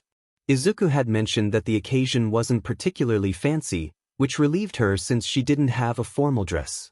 After some deliberation, she laid out her chosen attire on her bed, but something felt incomplete. Just then, her mother entered the room, surprising her. Kyouka was startled but quickly regained her composure. Her mother suggested adding a pair of black, rhinestone fishnet leggings to her outfit, noting that Izuku would appreciate the look. Kyouka blushed at the comment but maintained her usual glare, questioning how her mother knew such things about him. Her mother playfully defended her observations, insisting that boys often couldn't help but notice. Kyouka, however, was not interested in discussing her father's preferences. They shared a light-hearted exchange, and her mother reminded her that they needed to talk about her new relationship. Kyouka sighed, realizing she couldn't avoid the conversation. She clarified that while they were dating, they weren't officially a couple yet. Her mother teased her about their closeness, prompting Kyouka to dismiss the comment with a playful demand for her to leave. Her mother laughed, wishing her well for the evening and reminding her that she would eventually need to discuss everything with her father. As Kyouka prepared, she could feel her heart racing with nerves. She hoped her father wouldn't add to her anxiety about the date. She resolved to have a conversation with him later, but only after she left for her outing. Meanwhile, Izuku stood at Kyouka's door, fiddling with the sleeves of his button-up shirt. He was uncertain whether to roll them up or leave them down, recalling All Might's advice about showing off his muscles. However, he felt that wasn't really his style, and he doubted Kyouka would care much about that aspect. Suddenly, the door opened, and Izuku was caught off guard, realizing he had been talking to himself. Kyouka appeared before him, dressed in a striking outfit that included lace-up black combat boots, a fitted black miniskirt, and fishnet tights adorned with rhinestones. Her top featured the logo of the band, Black Flag, and she wore a stylish black leather jacket with 3 white stripes down one side. Her accessories added an edgy touch, completing her look. Izuku's heart raced at the sight of her, and he felt a mix of excitement and nervousness as they prepared to embark on their evening together. The necklace Kyouka wore was a single 308 bullet hanging from a chain around her neck. Her already stunning face was enhanced by black lipstick and a hint of purple eyeshadow. In that moment, Izuku felt like the luckiest man alive. Kyouka smirked at him, gesturing to his arms. She noticed his sleeves were mismatched. One was rolled up while the other hung down. He was taken aback, realizing his indecision had led to this. Kyouka chuckled, closing the door behind her before rolling up his other sleeve. She complimented him, calling him lover boy. Izuku stammered, telling her she looked perfect, even better than perfect, struggling to find the right words. A smile spread across Kyouka's face, satisfied with her success. She leaned in and kissed his cheek.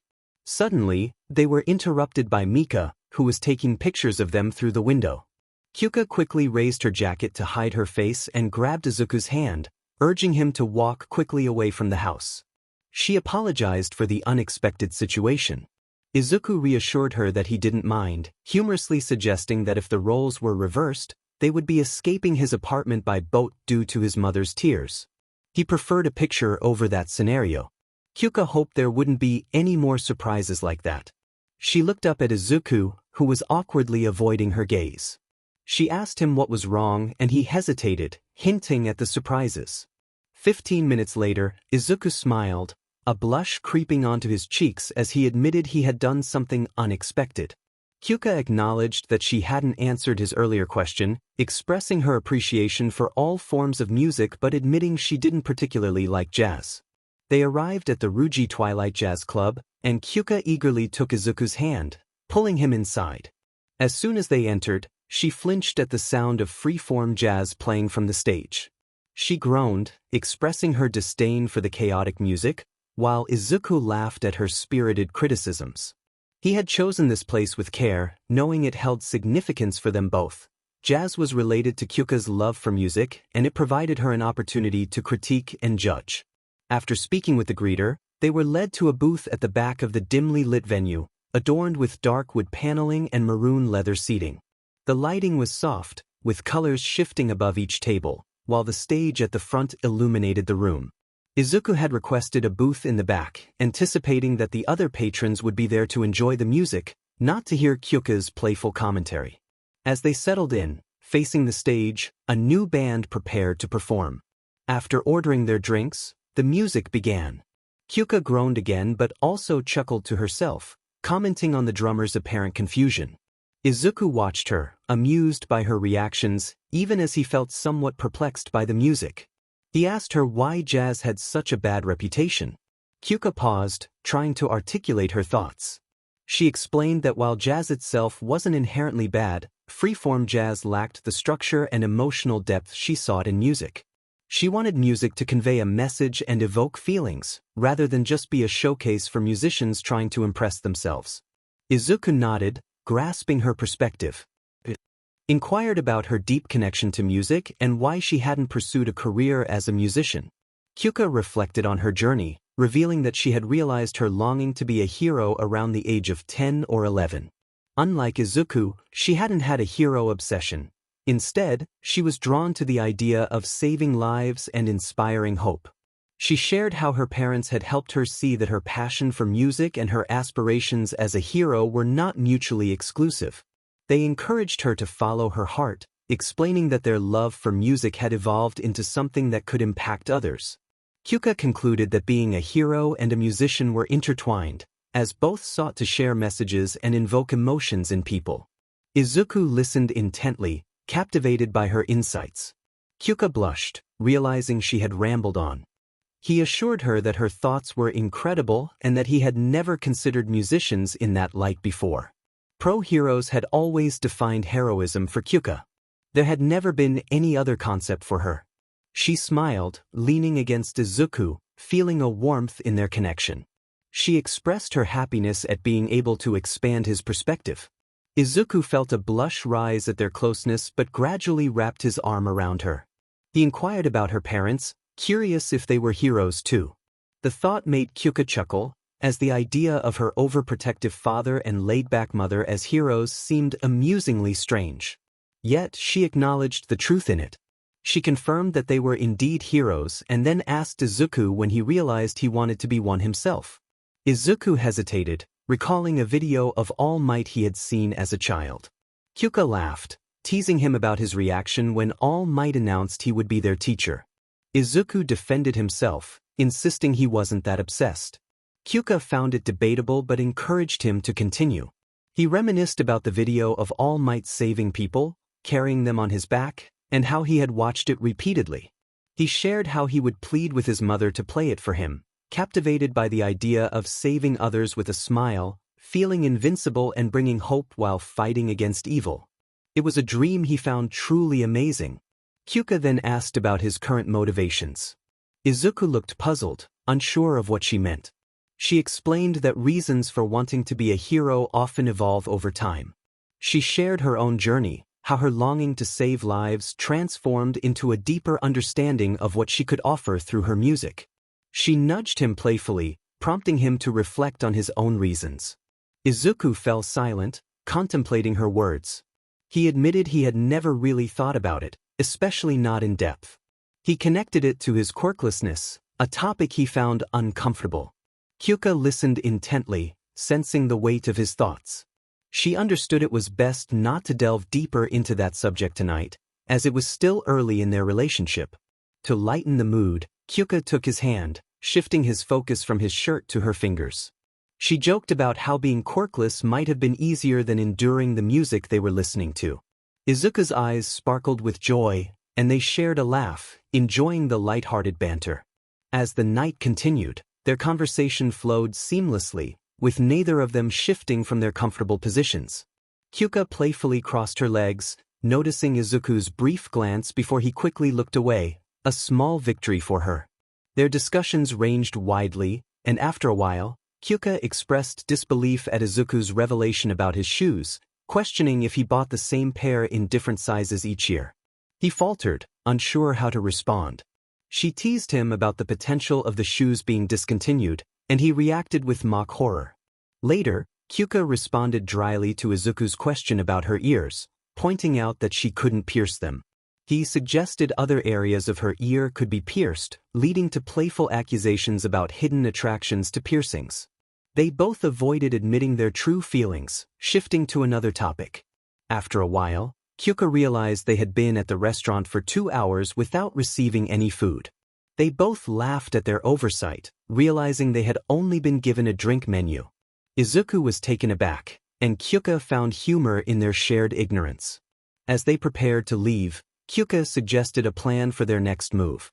Izuku was confused, wondering if they could simply walk through the front door of her house. Kyouka insisted that no parents were allowed on their date, prompting Izuku to worry about what they would do next. Kyouka's smile grew as she proposed an adventurous idea. They found themselves climbing a tree in the side yard of a neighboring house, close enough to her window for a stealthy entry. Izuku gripped the branches, lifting himself higher, feeling a mix of excitement and nervousness about their daring approach. It would have been much simpler if Kyouka hadn't decided she wanted another piggyback ride. Izuku didn't mind, but he questioned why she couldn't just climb up herself. Kyouka explained that, while she wasn't like most girls, she still cared about her outfits, which were expensive. Plus, someone needed to carry their bag of food. Izuku muttered under his breath about the importance of keeping her fishnets safe. Kyouka, with her super hearing, caught his words and asked if he remembered that she could hear everything. He expressed his concern about being in someone else's tree, and Kyouka reassured him that her neighbors were cool and wouldn't mind. He then brought up her mom, worried that she would hear them. Kyouka insisted that her mom would understand, but her dad was another story. Izuku felt guilty about hiding from her father, but Kyouka reminded him that her dad tended to overreact. She had left her window slightly open for situations like this. With her jacks extending to lift the window, Izuku carefully stepped inside, setting Kyouka down. As soon as the lights flicked on, Kyutoku appeared in the doorway, catching the two off guard. He remarked that if you had a course in stealth, they would need it as they were not very good at being discreet. He then expressed his protective nature over Kyouka, stating that he might be overbearing but was not oblivious. He asked Izuku to take care of her, warning him that if he ever hurt her, he would make him regret it. After Kyutoku left, both teens stood in confusion, processing what had just happened. Kyouka was flabbergasted, wondering how her father had changed his stance in just a couple of hours. Izuku, relieved, felt he had used up all his luck for the rest of his life. Kyouka decided she would talk to her dad later and told Izuku to get comfortable while she fetched the movie.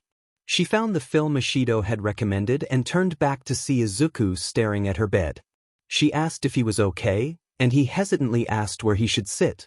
Kyouka raised an eyebrow, reminding him that the TV was in front of the bed, so he could sit there. Izuku hesitated, feeling that this situation was different since they were now in a relationship. Kyouka acknowledged that it was a test drive and that it would only be awkward if they made it so. She reassured him that they had sat side by side before, and they should be comfortable now. Izuku, blushing, sat down, and they discussed the movie they were about to watch. Kyouka explained that it was an old sci-fi film from the late 1970s. Called Alien, which Izuku recognized as a science fiction horror film. Kyouka's eyes widened at the mention of horror, but she quickly brushed it off and prepared to play the movie. As the film began, Kyouka's reaction to the suspenseful scenes was intense. Izuku found her reactions amusing, but he also felt a rush of teenage emotions as Kyouka clung to him, completely absorbed by the screen. He realized that Kyouka was not a fan of horror films, as she nearly squeezed the breath out of him during the more shocking moments. Kyouka expressed her disbelief at how Ishido could enjoy such films, swearing more than usual in her discomfort. Izuku pointed out that even if she was scared, she was still captivated. Kyouka compared her experience to a germaphobe watching sewer footage, uncomfortable but unable to look away. As the movie progressed and the crew faced peril, Kyouka's comments became more colorful, often expressing her frustration at the characters' decisions. Izuku could feel the intensity of her grip as the tension built. It wasn't until the climax of the film that Kyouka seemed to return to her usual self, laughing as Ripley finally dealt with the xenomorph. Laughter filled the air as one of them realized the truth. It took a moment for her to comprehend that it was simply a person in a suit. She covered her face, trying to mask her embarrassment. Izuku chuckled, finding the situation amusing. He asked what she had thought it was. She shrugged, unsure, mentioning something about an animatronic. Meanwhile, an alien floated aimlessly through space, only to accidentally bump its face against the spacecraft with a loud thud. The absurdity of the moment made her burst into laughter, declaring it was worth the 2 hours of fright. Izuku was pleased to hear she enjoyed at least part of the experience. She expressed her love for it, despite her fear. He noticed her eyes widen in surprise when he pointed out that she had seemed terrified. She admitted her fear but also acknowledged that it was an unforgettable experience, blaming him for it. He reminded her that she had chosen the movie. She countered that they wouldn't have had to watch it if he had checked for food options at the club beforehand. Realizing she had a point, he conceded. She joked that if their relationship was to continue, he would need to accept that fact. However, she confessed that she had been quite scared throughout the film, playfully threatening him to keep it a secret while admitting she had enjoyed it. She declared she would avoid horror movies in the future. When he mentioned the sequel, she was taken aback, expressing her disinterest in seeing more of those creatures. He smiled, suggesting that their friend Ishido would have a different opinion. She agreed to watch it only if he was there, admitting she would have turned off the movie early if alone. As the credits rolled, the glow from the television highlighted her porcelain skin, making her violet eyes shine even brighter. Izuku felt a pang of regret for the garlic noodles he had eaten, hoping she wouldn't mind. They leaned closer, their noses almost touching. Their first kiss was gentle, a mere brush of lips, but the second was more earnest, their lips connecting fully. He apologized for the garlic, but she dismissed his concern, reminding him they had eaten the same meal. Without waiting for a response, she kissed him again, her hands cradling his face. He wrapped his arm around her waist, feeling content. After a moment, they pulled away, Kyouka resting her head on his shoulder as her heart rate began to slow. They remained in that comfortable position as the credits finished, returning the screen to the main menu. Izuku reflected on his past fears regarding intimacy. He had always been closed off from comforting touches, and before Kyouka, he struggled to be near anyone without feeling overwhelmed. Now, however, he couldn't imagine living without that connection. He recognized the difference between mere warmth and the warmth of another person, and he preferred the latter. Despite his newfound comfort, he still felt hesitant about where to place his hands, aware of the boundaries that existed unless their relationship deepened. Even then, he felt unprepared for that level of intimacy, fearing his heart might race uncontrollably. Kyouka's presence, her smaller frame fitting perfectly against him, was everything he had never realized he needed. She broke the silence with a question about whether he ever thought they would end up like this. He pondered her inquiry, considering both aspects of her question. He admitted that, in general, he had never expected it. After word got out about his quirklessness, most people, including girls, had ignored him. He had accepted long ago that a relationship was not in the cards for him, especially with everything else happening in his life. His focus had been on becoming a hero, and while he had thought about relationships, he didn't dwell on it. Kyouka frowned, expressing sympathy for his past experiences, acknowledging how cruel people could be. He reassured her not to worry, explaining that while he could analyze quirks, he was clueless about social cues. He hadn't realized there was something between them until their recent beach outing. Curious, she asked what had made him think there was a connection during their training. He clarified that he meant the night before last, when they had shared their kiss. She smiled but shook her head, teasing him about his density. He admitted he had been told that before and turned the question back to her. She hesitated, unsure of how much to reveal about her own feelings. She had been focused on getting into you, not pursuing anything else. When it came to their relationship, she confessed she had suspected he liked her, but it had taken her some time to fully realize it. She felt she had made the right choice in acknowledging her feelings, humorously noting her attraction to him, whom she likened to a walking stalk of celery. Izuku laughed, glancing at the time on her alarm clock. He sighed, realizing it was time for him to leave. She expressed her disappointment, wishing he could stay, admitting she wouldn't be able to sleep after the movie. He offered to call her when he got home, promising to talk for as long as she needed. Reluctantly, Kyouka got off the bed, and they made their way downstairs to the front door. Turning to her, Izuku felt optimistic about the evening. She agreed, stating that they had done well for their first test. She hugged him tightly, resting her head on his shoulder, thanking him for the night they had shared. Izuku planned the next steps ahead. He returned the hug, wondering if she intended to make him do something he disliked as a form of revenge for the movie. She seemed to know his thoughts, hinting that he assumed too much if he thought she would spoil any of her plans. He should have anticipated that response. After a final kiss, Izuku left, hoping to catch the next train before it departed. Kyouka closed the door and leaned against it, staring off into space as she reflected on the events of the night. Just then, her father appeared at the top of the staircase. He noticed Kyouka's unusual expression and teased her about not having a frown on her face. He joked about not recognizing her and mentioned that she would defend herself fiercely against anyone trying to replace her. Kyouka scoffed, assuring him that her usual demeanor was not going anywhere. Kyutoku entered the kitchen, filling a glass with water, and asked if she had a good time. Kyouka nodded, feeling better than she had hoped, especially since a certain someone had made an appearance. Her father turned to her, already anticipating the conversation that was about to unfold. He asked what had happened and where all of this had come from. Kyouka revealed that it was her mother who had sparked the excitement. She admitted to feeling anxious when her mother suggested that Kyouka was going on a date that night, leading her to go into dad mode. They both laughed at the memory of her being locked in the recording booth. Her mother reminded her of how special Izuku was to Kyouka, noting that he was the first person she had ever brought home, talked about openly, and spent so much time with. Her father acknowledged that Midoriya was a great kid, smart enough to see how amazing Kyouka was, and brave as well. Kyouka found his compliment oddly flattering. He assured her that Izuku was welcome anytime, as long as he made her happy. However, he also warned that he and Mika would test him from time to time, as it was part of being parents. Kyouka smiled broadly, thanking her father. He chuckled, pleased to see her happy, and kissed the top of her head before heading back upstairs.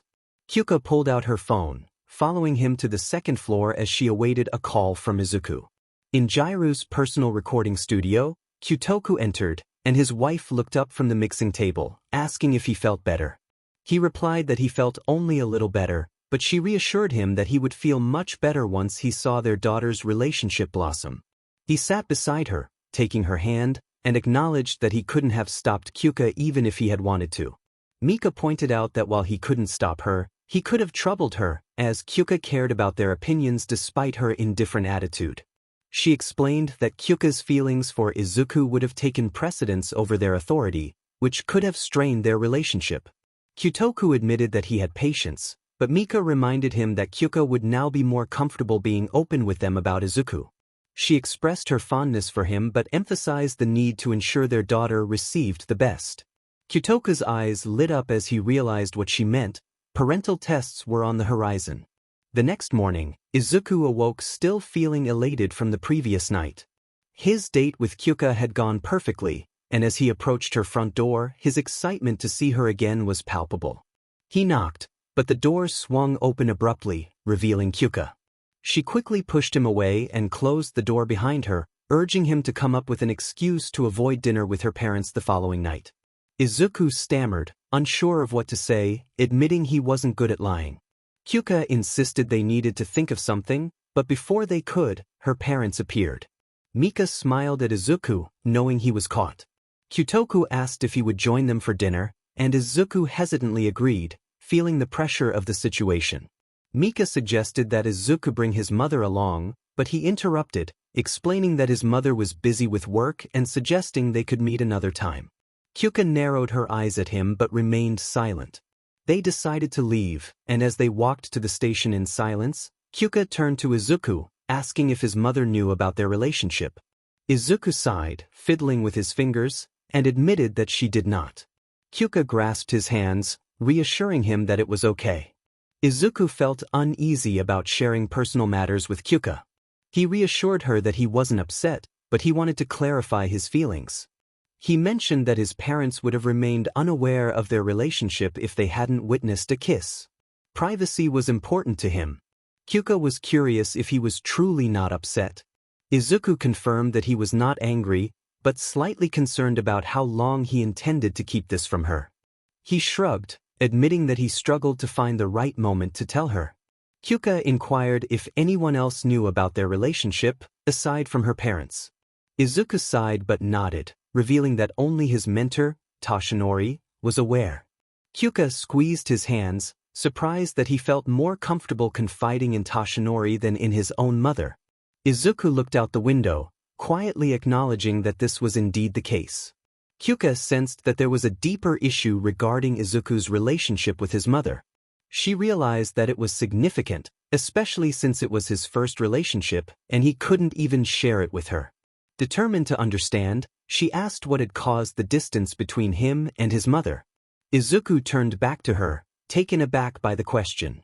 He recalled that he had only mentioned something troubling about his mother. He hesitated, but Kyouka encouraged him to share. Izuku took a deep breath, expressing that if he wanted their relationship to flourish, he needed to be open with her. Kyouka playfully suggested that they should keep some things interesting over time. Izuku smiled, acknowledging her point, but felt it was important to share this part of his past now. He lowered his voice, careful not to attract attention from other passengers, and began recounting a painful memory. When the doctor informed him that he was quirkless, he felt utterly shattered. He described the emptiness he experienced, replaying his favorite video of All Might saving people repeatedly. When his mother checked on him, he had asked her if she believed he could still be a hero. Kyouka winced at the thought of his mother's response. Izuku expressed that he wished she had simply said no, but instead, she had cried and repeatedly apologized. Kyouka reflected on the implications of that moment, realizing it must have been difficult for Izuku's mother to answer such a question. Izuku's frustration surfaced as he admitted that no one believed in him, not even his mother. Kyouka understood that this anger was a part of him that he struggled with, especially when it came to discussing his past. Despite his heroic nature, he was still human, with feelings that could be hurt. Kyouka gently cupped his face and kissed him, both of them blushing afterward. She assured him that people believed in him now, to which Izuku expressed his gratitude for her support. She leaned against him, trying to lighten the mood by shifting the focus to the present, reminding him that he was now at you, with a quirk and dating someone special. Izuku's frown lifted as he laughed, acknowledging her words. Kyouka urged him to focus on the positive aspects of their lives, especially with the upcoming special training trip that Aizawa had mentioned. In the girls' locker room at 𝐸, the Class 1A girls were changing into their hero costumes, discussing what the special training might entail.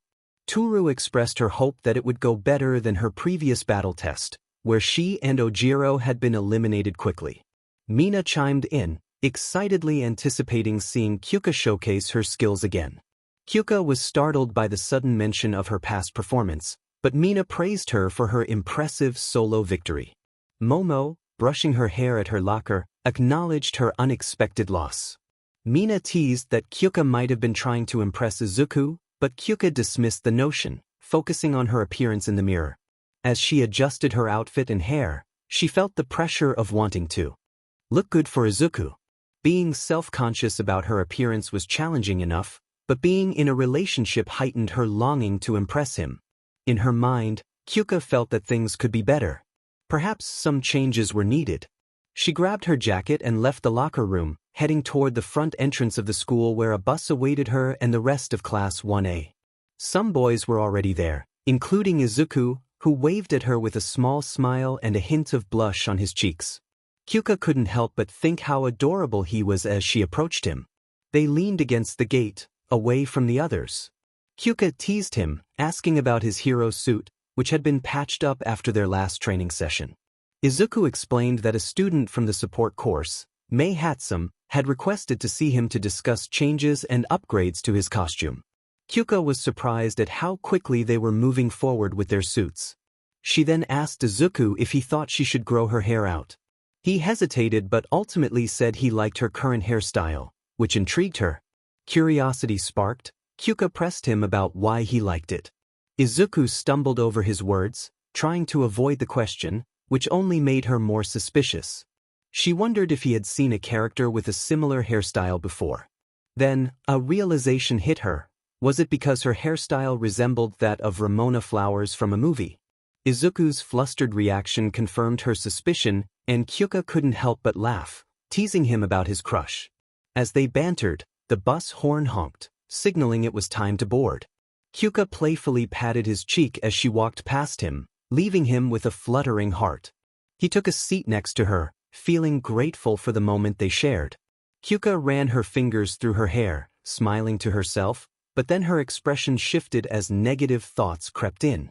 She worried she couldn't compare to the character she had just mentioned, feeling insecure about her appearance.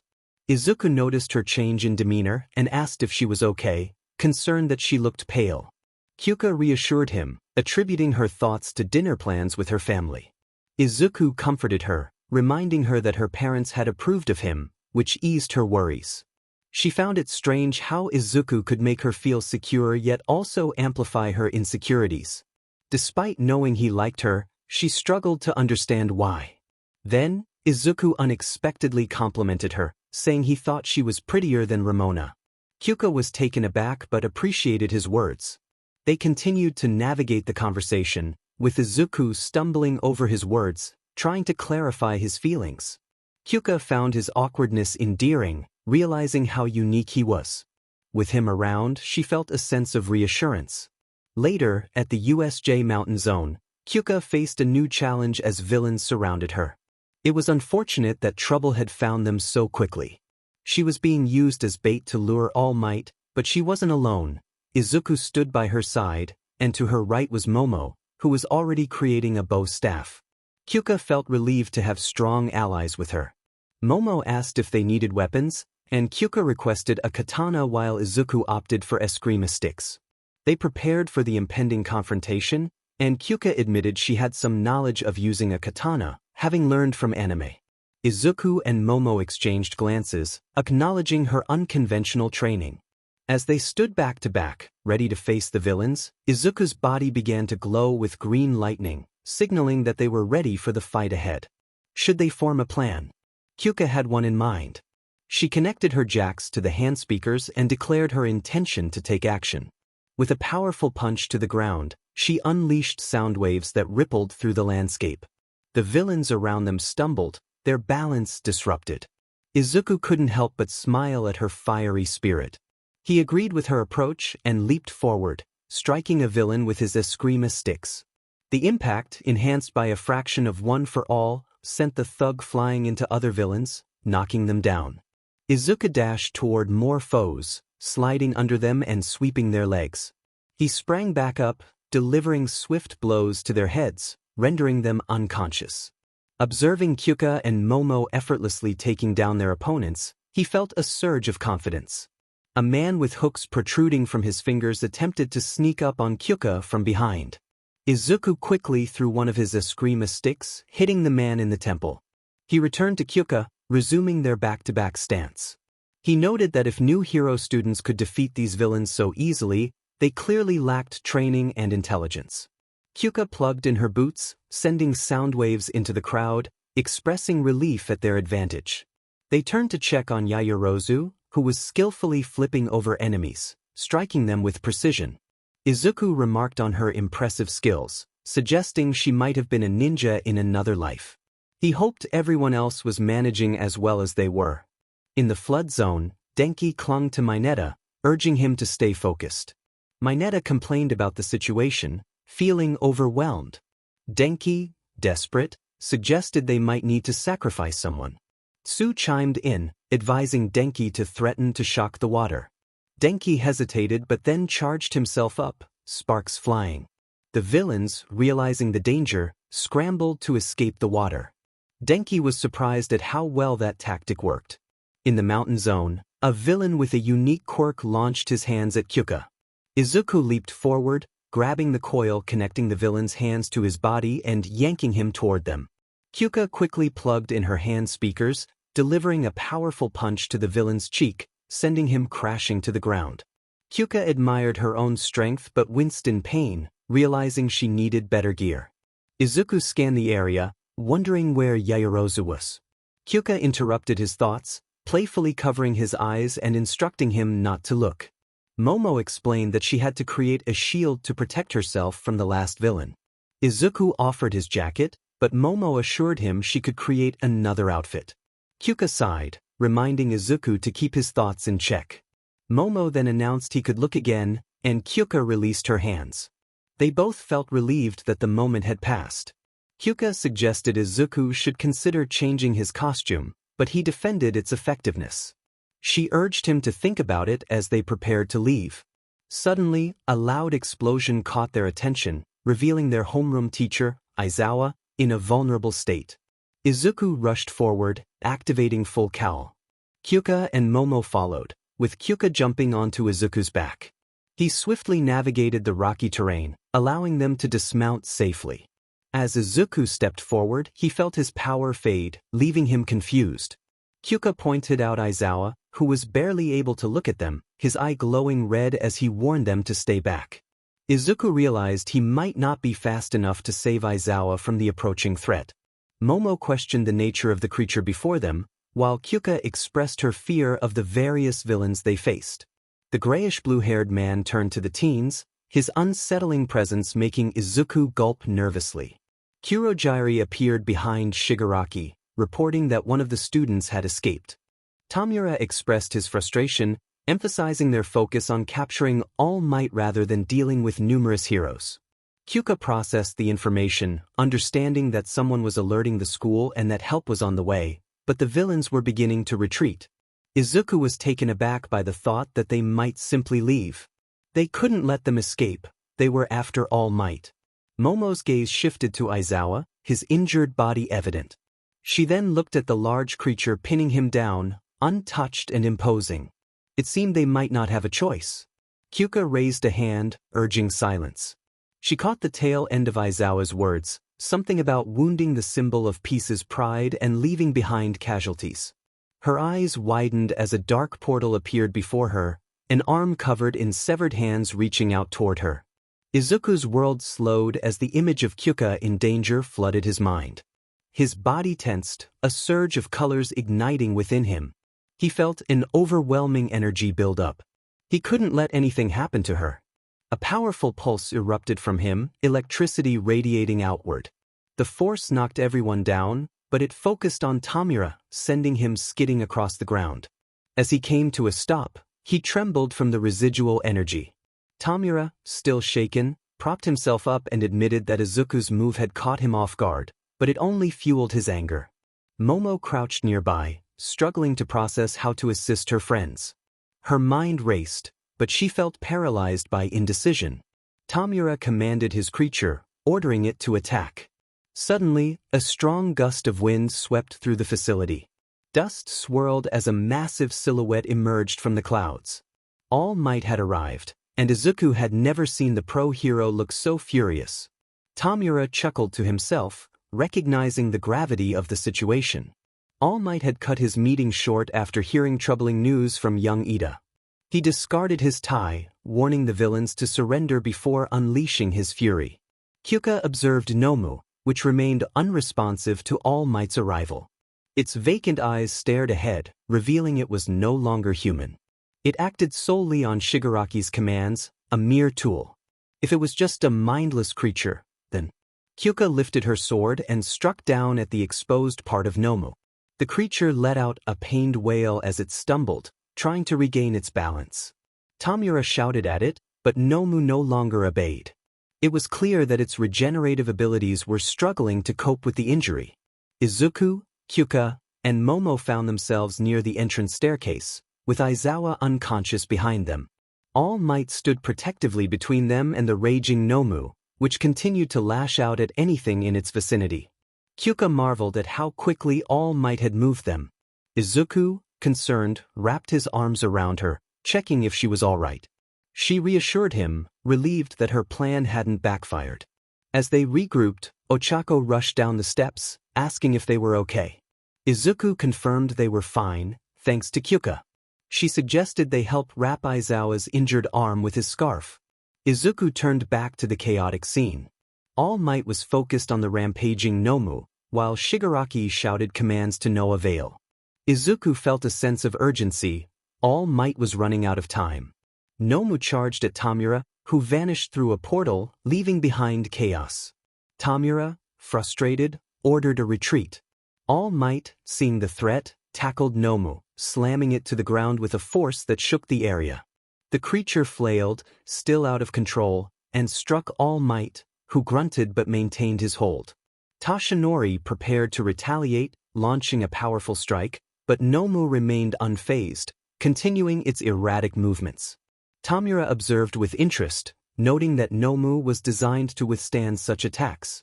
Kurogiri suggested they leave, but 𝗵𝗲𝗄 halted him, wanting to observe from a safe distance. They vanished, reappearing at the mountain's summit. Izuku could see them from below, realizing they could easily escape from that vantage point. He took a step forward, preparing to run. All Might's voice rang out, urging him to stay still. The hero was focused on holding down the Nomu, warning Izuku that the situation was too dangerous. He instructed him to find the rest of their class and ensure everyone got to safety. The Nomu suddenly flung its head back, breaking free from All Might's grip. It swung its fists wildly, striking All Might across the chest multiple times.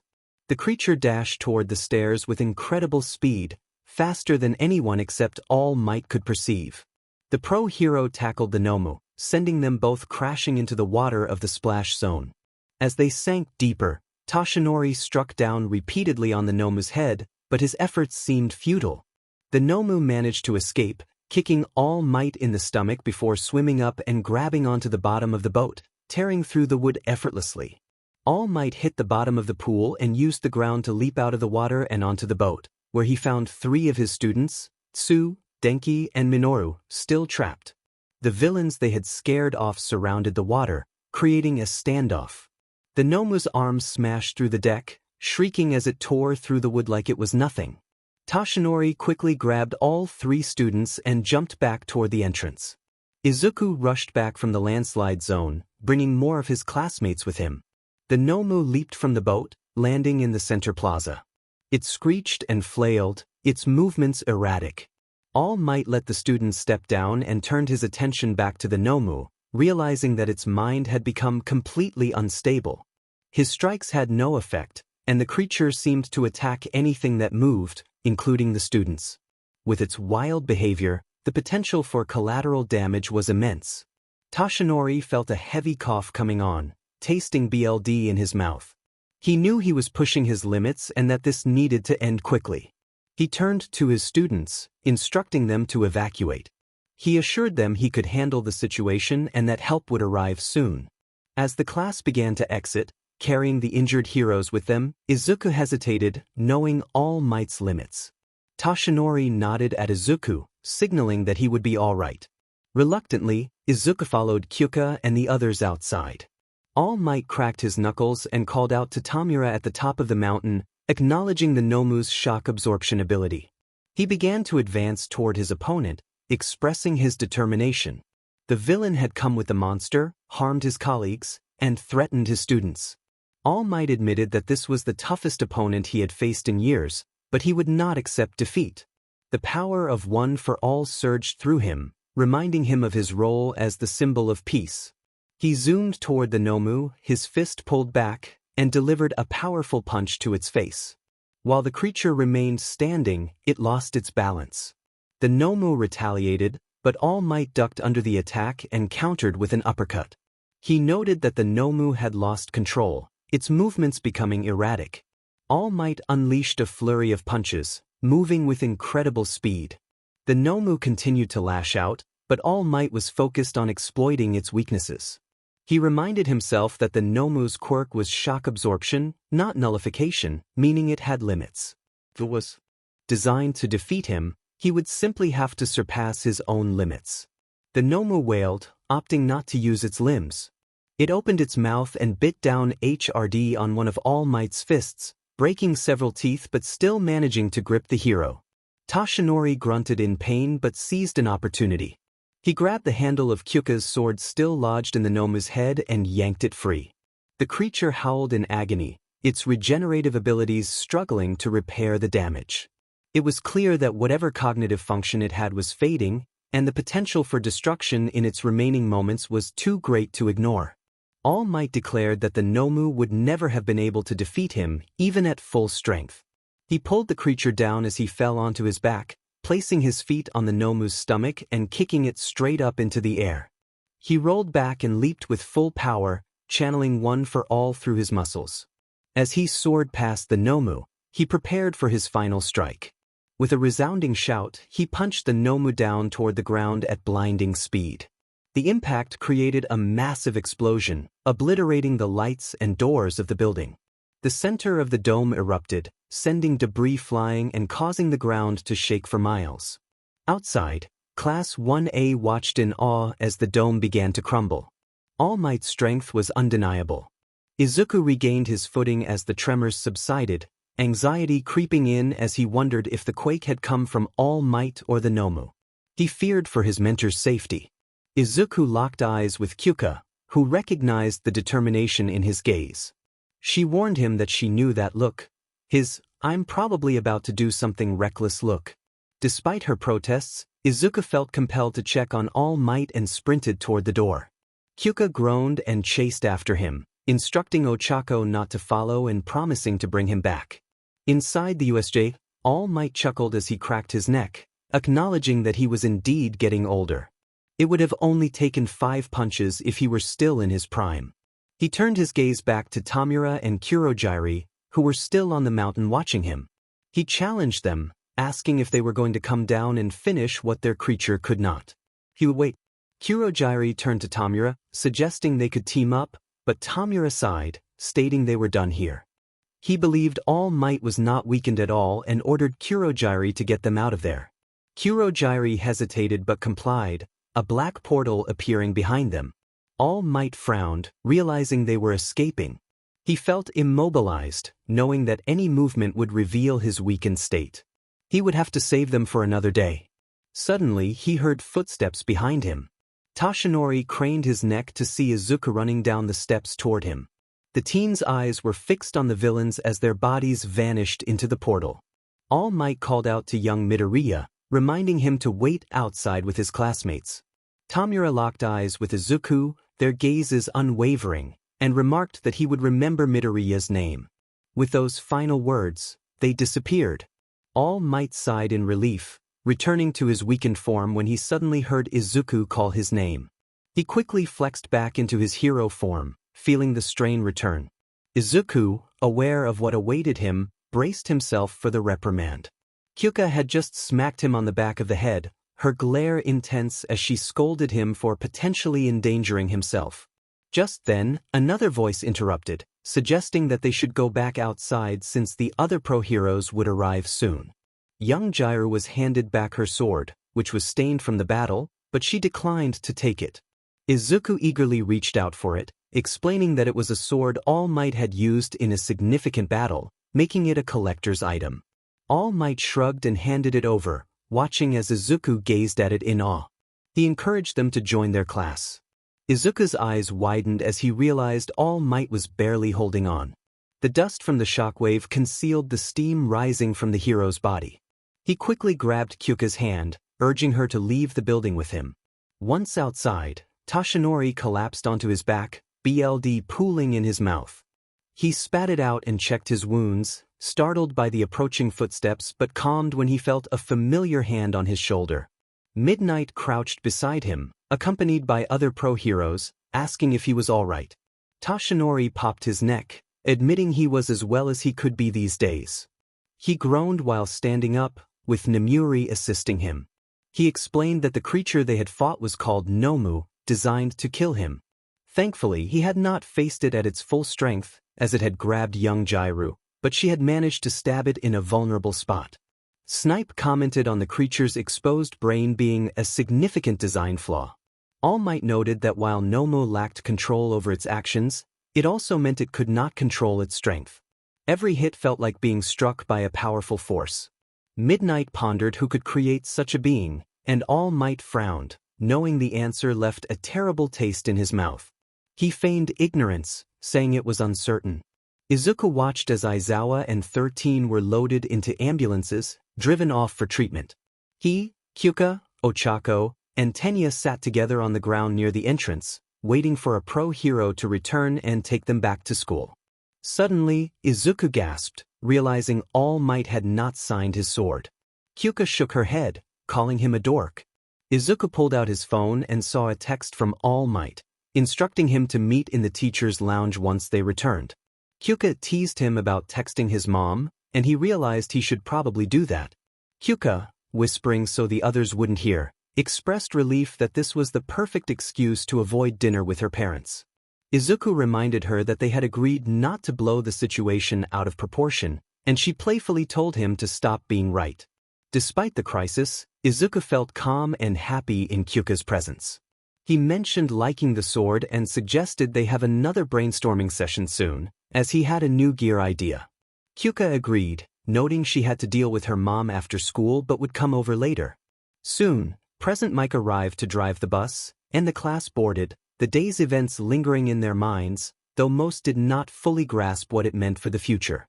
In the teacher's lounge, All Might closed the door and sat across from Izuku, asking if he was all right. Izuku replied that the villains did not seem very powerful, suggesting they were merely lackeys. All Might acknowledged this but warned that lackeys meant there was someone they followed. Izuku inquired about Shigaraki, and All Might expressed concern that he might not be the true threat they needed to worry about. Izuku's confusion grew as he pressed for more information. Toshinori sighed, admitting he had been avoiding telling him about the origin of One for All and the existence of All for One. 15 minutes later, Izuku held his head in his hands, trying to process everything he had learned. Toshinori apologized for not revealing this sooner, explaining how difficult it was to tell a child whose dreams he was fulfilling that there was a maniac out there trying to kill him. Izuku reassured him that it was fine but expressed his fear that Shigaraki now knew his name and felt foolish for it. Toshinori insisted that Izuku was not foolish and reminded him that he had technically defeated Shigaraki, though not thoroughly enough. He vowed that if Shigaraki was out there, he would defeat him before he could even mention Izuku's name. Izuku nodded, determined that even if he faced Shigaraki, it would change nothing, he would grow stronger and defeat him. Toshinori expressed his pride in Izuku, acknowledging that most would seek an escape from their responsibilities, but he believed Izuku was the perfect successor. Izuku, feeling a mix of gratitude and uncertainty, hesitated to share his thoughts. Toshinori encouraged him to speak up, sensing his inner turmoil. Izuku admitted that he felt selfish for wanting to voice his concerns. He revealed his exhaustion from constantly losing the few good things in his life, especially now that he had enemies as a hero. The weight of All for One's threat loomed over him, making him feel like a danger to those he cared about. He struggled with the idea of needing to end his relationship with Kyouka for her safety. Toshinori, sensing the gravity of Izuku's feelings, responded firmly. He urged Izuku not to let 𝗓𝗏 dictate his life or his relationships. He shared his own experiences, reflecting on how he had devoted himself to being a hero at the expense of personal connections. Tashinori emphasized that love could be a source of strength, encouraging Izuku to embrace his feelings for Kyouka.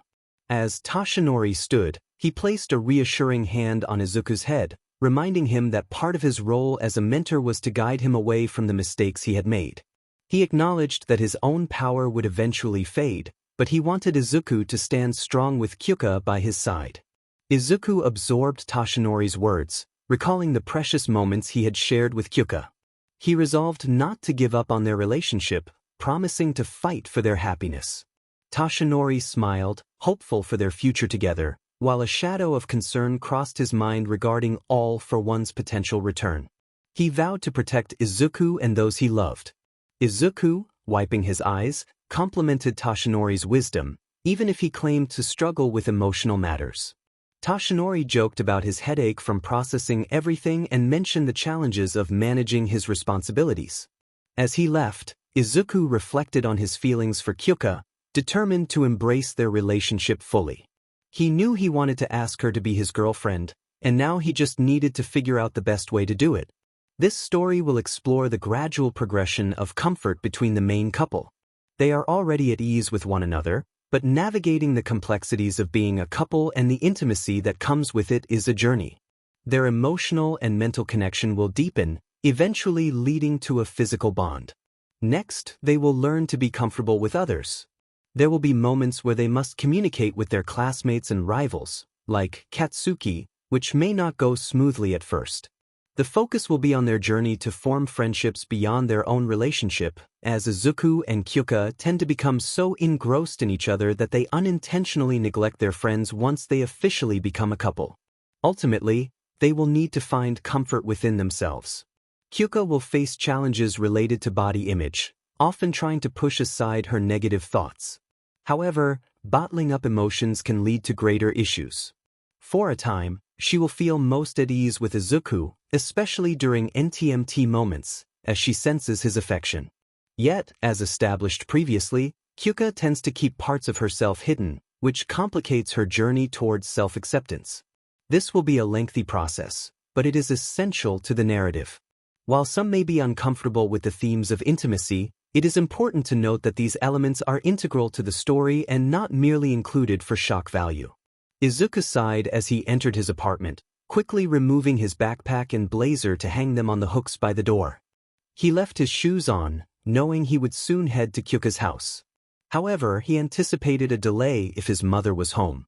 Suddenly, 𝗏𝗏 rushed toward him, enveloping him in a tight hug that nearly took his breath away.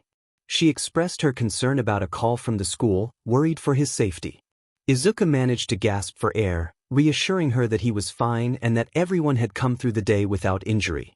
He decided not to mention the close call he had with a villain, knowing it would only lead to more worry. 𝗏𝗏's eyes widened as she processed his words, her concern shifting to disbelief. Izuku realized he needed to make a quick exit. If he stayed, she would likely keep him there all night, fretting over him. He calmly began to loosen his tie while moving toward his bedroom door. He explained that he had no choice but to fight, given the circumstances. With only 2 professionals present and many villains attacking, he felt it was necessary to act. As he opened his bedroom door, he tossed his tie onto the bed and started unbuttoning his shirt. 𝗏𝗏's worry intensified as she questioned the risks he took. Izuku shook his head, opting for a black shirt and keeping his slacks on for efficiency. He tried to convey that he didn't want to get hurt, but as a hero in training, facing danger was part of the job. He reassured her that they had managed to fend off the villains without issue. 𝗏𝗏 expressed her concern for his safety, urging him not to take unnecessary risks. Izuku pondered whether he was indeed being careless, realizing that his longing to leave the house was likely contributing to that impression. He understood that his mother was just being protective.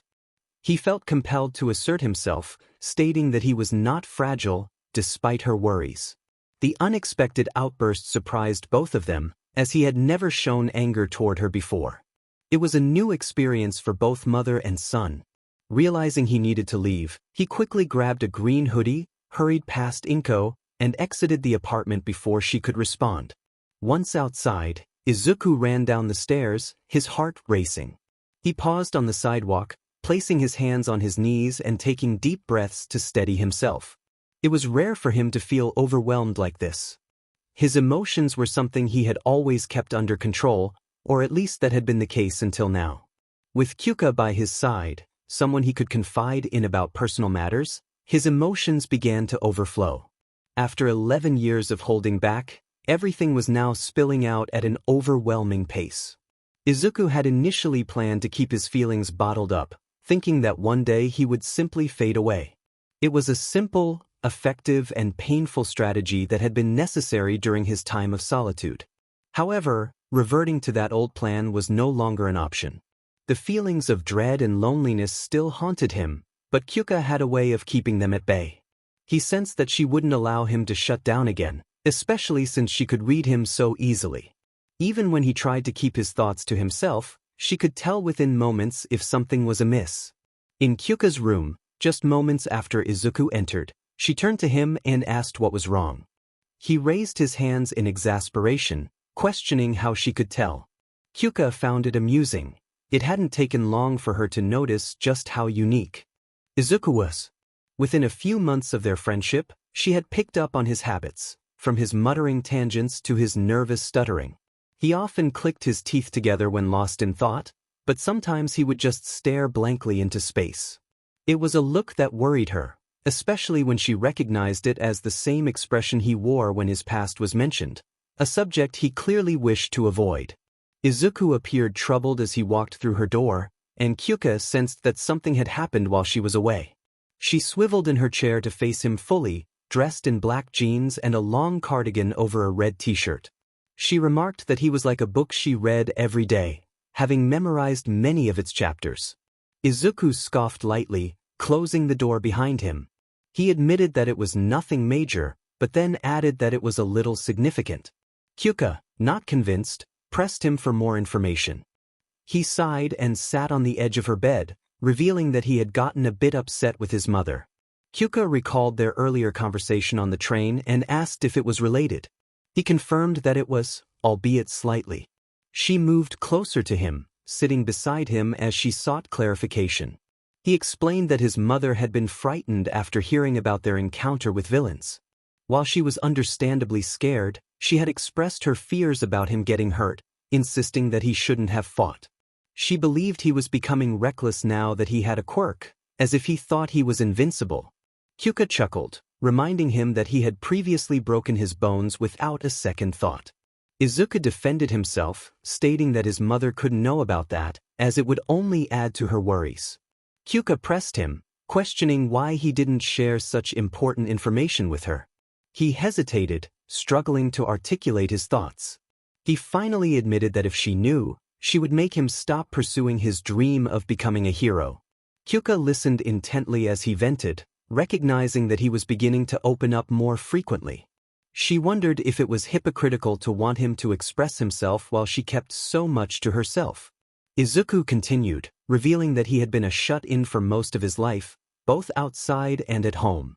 Kyouka realized how much he had been holding back, and she felt a sense of responsibility to help him. She gently turned his face toward hers, expressing concern that their earlier conversation might have triggered his feelings. He reassured her that it wasn't her fault, explaining that he had been grappling with these thoughts for some time. He acknowledged that his emotions had finally surfaced, and he worried that this would lead to awkwardness at home. He took her hands, expressing gratitude for her presence in his life and how she was the only one he had ever let get close. Kyouka shook her head, a smirk forming on her lips as she teased him about his tendency to charm her. They shared a laugh, lightening the mood. Izuku leaned in, placing a gentle, tentative kiss on her lips. Kyouka playfully reminded him not to get distracted, to which he responded with a light-hearted exclamation. She asked if it was really that difficult for him to talk to his mother, and he shrugged, lying back on the bed as he reflected on the challenges he had faced since that fateful day 11 years ago. It wasn't just her, everything at home and school felt overwhelming. Izuku had closed himself off, keeping his thoughts, feelings, and needs to himself. Kyouka lay beside him, resting her head on his shoulder. They were improving at sharing small moments of physical affection, just as they were with their emotional connection. She teased him about being the only person he allowed close, prompting a laugh from him, despite his embarrassment. He acknowledged that her charm played a role in his feelings but admitted that he saw an opportunity he couldn't ignore. He had managed to hold a casual conversation with her in Recovery Girl's office, something he had never done with anyone else. With her, he felt genuinely happy, and when she expressed interest in seeing him again, he realized how tired he was of being alone. After everything with Kaken, he had never experienced a true friendship until he met her. Although he wouldn't have shared so much about himself so soon if Kaken and his friends hadn't interrupted them at the mall, he was grateful for it. Sharing those details lifted a weight off his shoulders. He didn't want his first real friendship to start with lies. Izuku chuckled at her playful threat to hit him for being charming. He then reflected on his mother's attempts to connect with him, feeling guilty for not opening up. He understood her worry but questioned why he had reacted so strongly. Kyouka empathized with him, expressing her own struggles with feeling weak and useless, especially when it came from someone so close. She offered to be there when he spoke to his mother again, but he hesitated, wanting to introduce her at the right moment. He confessed he planned to sneak into his room through the window, only to realize it was locked. Frustrated, he covered his face, feeling overwhelmed. Kyouka found it ironic that he could face danger but struggled with an emotional conversation with his mother. She understood how daunting it was to suddenly have to share deep feelings after being closed off for so long. Kyouka offered him a place to stay for the night if he felt uncomfortable going home. His surprise was evident, and she quickly clarified that she meant the couch downstairs. He assured her he hadn't thought otherwise, though she knew he had. She promised to talk to her parents without revealing too much, knowing they would respect his privacy as long as she kept it vague. Grateful, Izuku thanked her, and she playfully warned him against calling himself a burden. She reassured him that while the topic of his mother might come up, she would keep it general. He felt a sense of relief, viewing it as a sleepover, something they both had little experience with. As Kyouka left the room, ruffling his hair, Izuku felt lighter. Despite the emotional weight of the night, he was glad to have her support.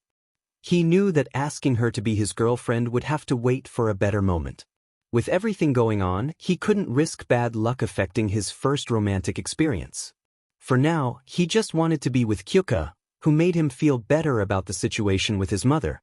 And now he just needed her to distract him from everything happening in his life. Kyouka was more than happy to help.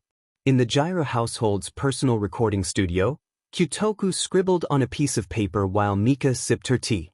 Kyutoku noted that they had all the standard questions prepared, future, goals, and so on. He wondered what else they could ask to assess his worth. Mika suggested a simple question about his favorite color. Kyutoku looked at her, puzzled, questioning its relevance. Mika smiled, teasing him about the possibility of a surprising answer.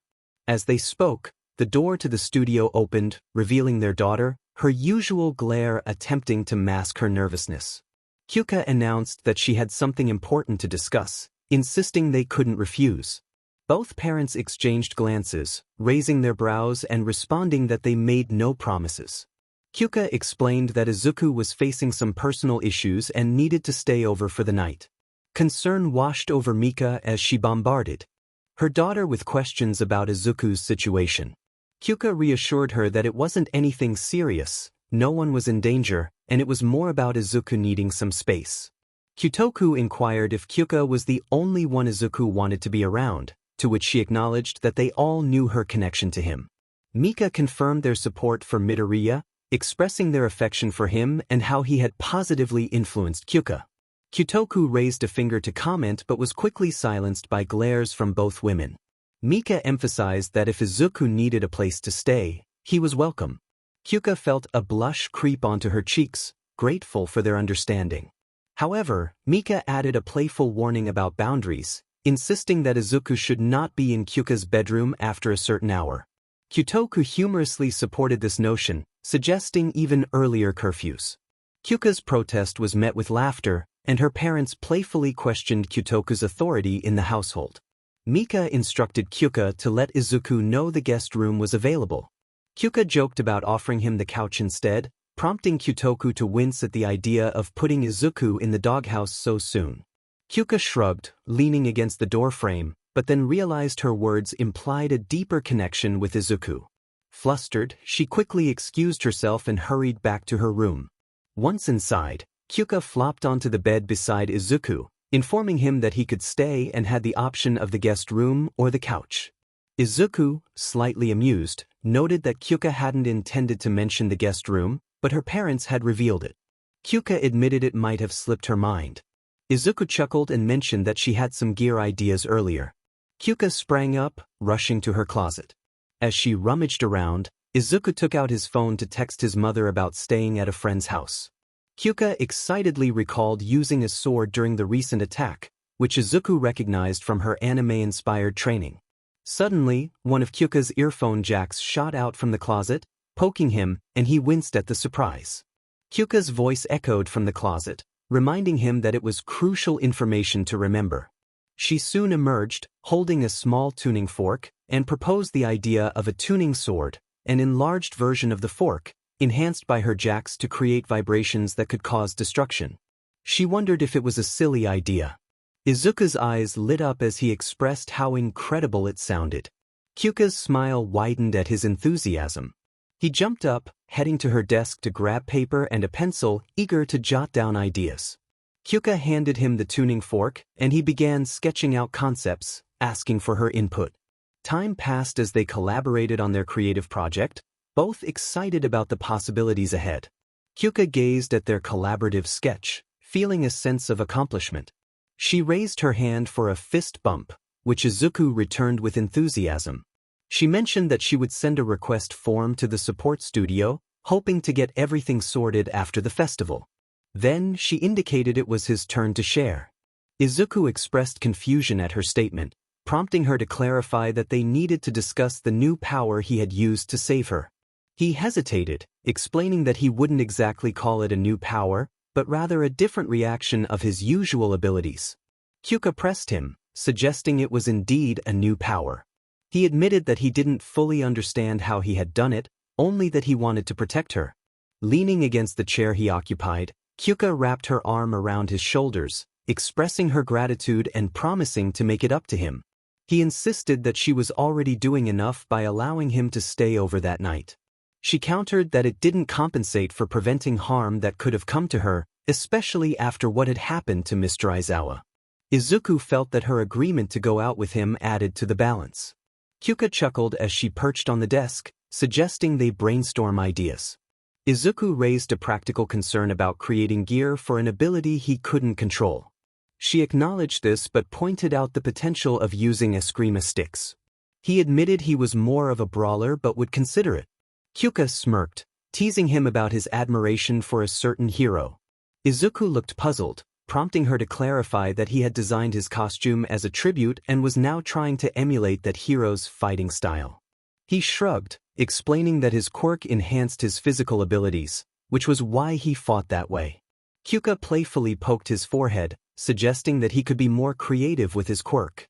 She noted that while she was trained to think outside the box as a musician, he had the potential to be innovative with his abilities. Izuku reflected on his struggles with his quirk and the challenges of adapting to change, acknowledging that he had been too focused on avoiding injury. Kyouka accepted his reasoning but encouraged him to consider weaponry as a backup plan. As she stood up, she playfully patted his chest, complimenting his improved listening skills. He questioned when he hadn't listened to her, to which she humorously replied that she would let him know when she figured it out. She then suggested a repeat of their previous night's dinner since her parents weren't cooking. Kyouka offered to pay for the food this time, clarifying that it wouldn't count as their second date. Izuku eagerly inquired if they would watch a movie, but she playfully refused, insisting he needed to practice his music instead. As Kyouka began calling a pizza place, Izuku felt a warm smile spread across his face. He knew that while some might argue that distractions could be detrimental, he believed that time spent with Kyouka was always worthwhile. 2 hours later, with pizza boxes peeking out of the trash, they sat at the piano, Izuku trying his best to play. Kyouka encouraged him, noting his improvement and suggesting they tackle guitar next time. He expressed hope that he could manage both instruments. She reassured him, emphasizing his unique qualities. Izuku took her compliment with a smile, and she playfully remarked on the cheesy lines he used. He shrugged, noting that it had worked on her. Kyouka teased him about the effectiveness of his approach, and he blushed, wondering if it was still working. Kyouka understood his unspoken question, aware of their mutual inexperience in dating. As they navigated their budding relationship, Izuku leaned closer, brushing his nose against hers. She closed the gap, their lips meeting softly. Izuku relaxed, feeling the stress of the day melt away. They shared gentle kisses, both content with the simplicity of the moment. As Izuku leaned over Kyouka, the small bench proved to be a challenge, and he accidentally fell off, pulling Kyouka down with him. They both landed with a soft thud. Izuku covered his face in embarrassment, apologizing profusely. Kyouka laughed, assuring him it was fine and that it wouldn't be the last awkward moment they would share. As he lay there, he felt her arms wrap around him, and he turned to see her playful expression, ready to embrace whatever came next. Did that mean they were finished? Izuku felt a smile spread across his face, relieved that he hadn't ruined the moment. He realized they still had time together. Kyouka used her jacks to pull him closer, hovering above him as they continued to enjoy each other's company. Both aware of the impending midnight when Izuku would have to leave. It was an unspoken agreement between them to make the most of their time. The next morning, at Dagoba Municipal Beach Park, Izuku woke up earlier than the rest of the Jirou household. He decided to go for a morning run to clear his mind of his home troubles and focus on his feelings for Kyouka. He needed guidance on how to navigate this new relationship. However, the advice he received was less than helpful. He confided in Toshinori, expressing his eagerness to be Kyuka's boyfriend after just one date. But Toshinori's response was unexpected. He reminded Izuku that he needed to prepare for every possible outcome, including rejection. Izuku was baffled by the suggestion of wearing a wig for practice, feeling more anxious than amused. Toshinori, trying to lighten the mood, admitted it was just a joke meant to ease his nerves. But Izuku insisted that he needed to feel nervous to think clearly and come up with the right words. Toshinori encouraged him to consider simply asking Kyouka out like a normal person, but Izuku felt overwhelmed. He sat down on the concrete, legs dangling over the sand, admitting that he might be rushing things. Toshinori recognized Izuku's fear and asked what he thought could make Kyouka not want to be with him. Izuku hesitated, contemplating the possibility that if she learned too much about him, she might not like what she discovered. He wasn't ready to share the details of his past or his quirk with anyone, not even Toshinori. Toshinori reminded him not to let the burdens of his quirk control his life. He reassured Izuku that if Kyouka was meant to be by his side, she would accept him even when she learned the truth. Izuku was taken aback by the idea of telling her, questioning why Toshinori would support such a decision. Toshinori explained that if Kyouka was truly the one, he should trust her with his secrets. They shifted the conversation to Izuku's newfound ability, which had manifested in a moment of intense emotion when he felt a surge of power. Toshinori admitted he had never experienced anything like that with One for All, and they discussed the possibility that it might be excess power that Izuku needed to learn to control. As Toshinori received a message indicating it was time for him to leave, he reminded Izuku to be cautious with his powers and to reach out if he needed help. Izuku absorbed the advice, pondering whether it was really that simple to share his secret with Kyouka. He felt a strong connection to her after just one date and wanted to take their relationship seriously. However, he knew he had to take things one step at a time.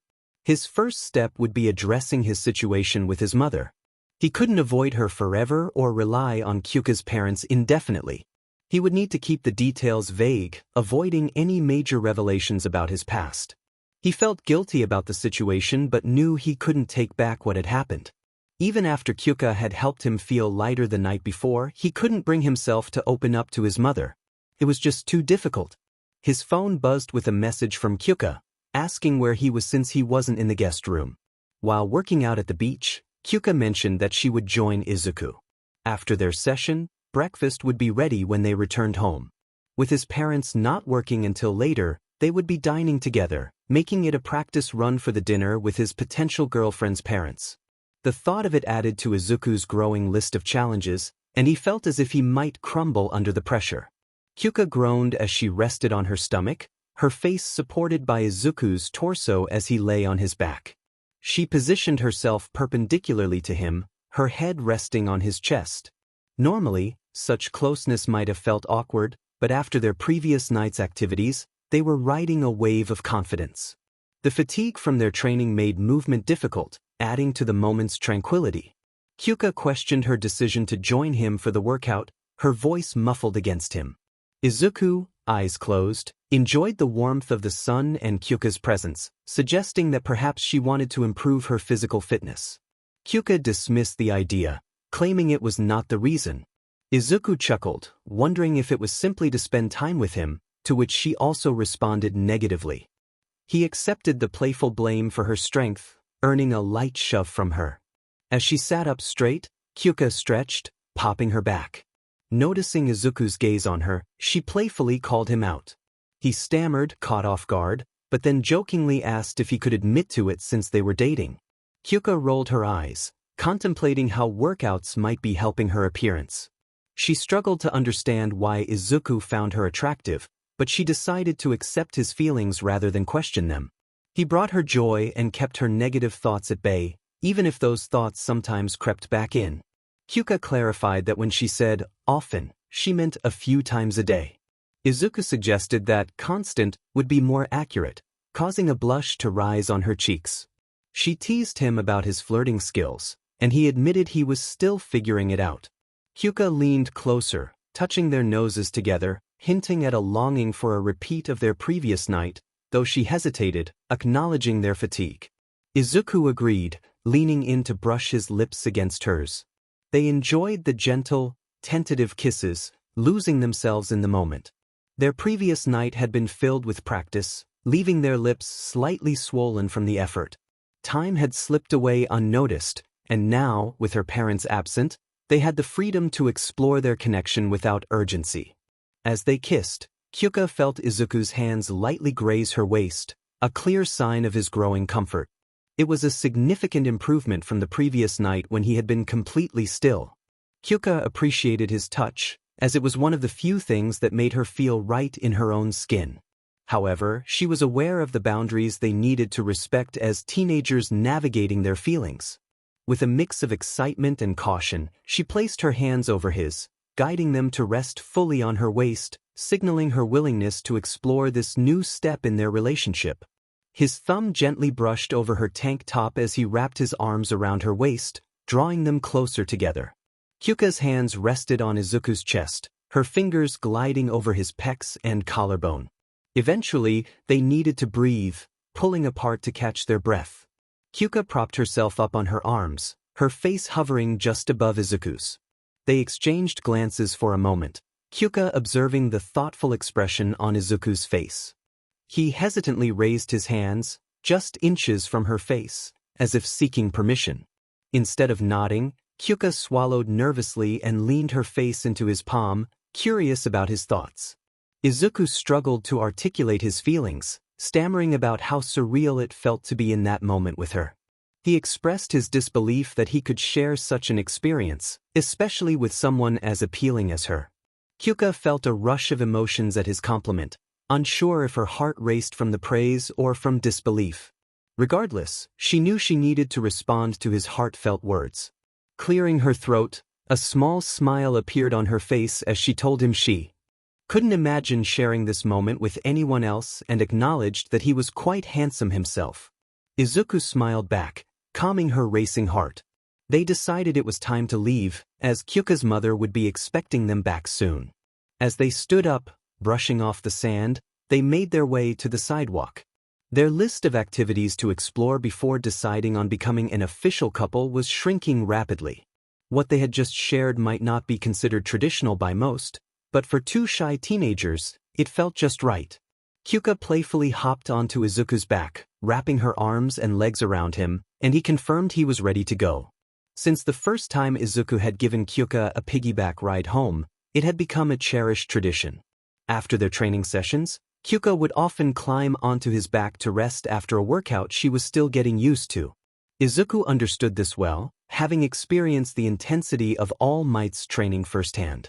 He had been careful to adjust the difficulty for Kyouka, not wanting her to endure the same level of pain he had.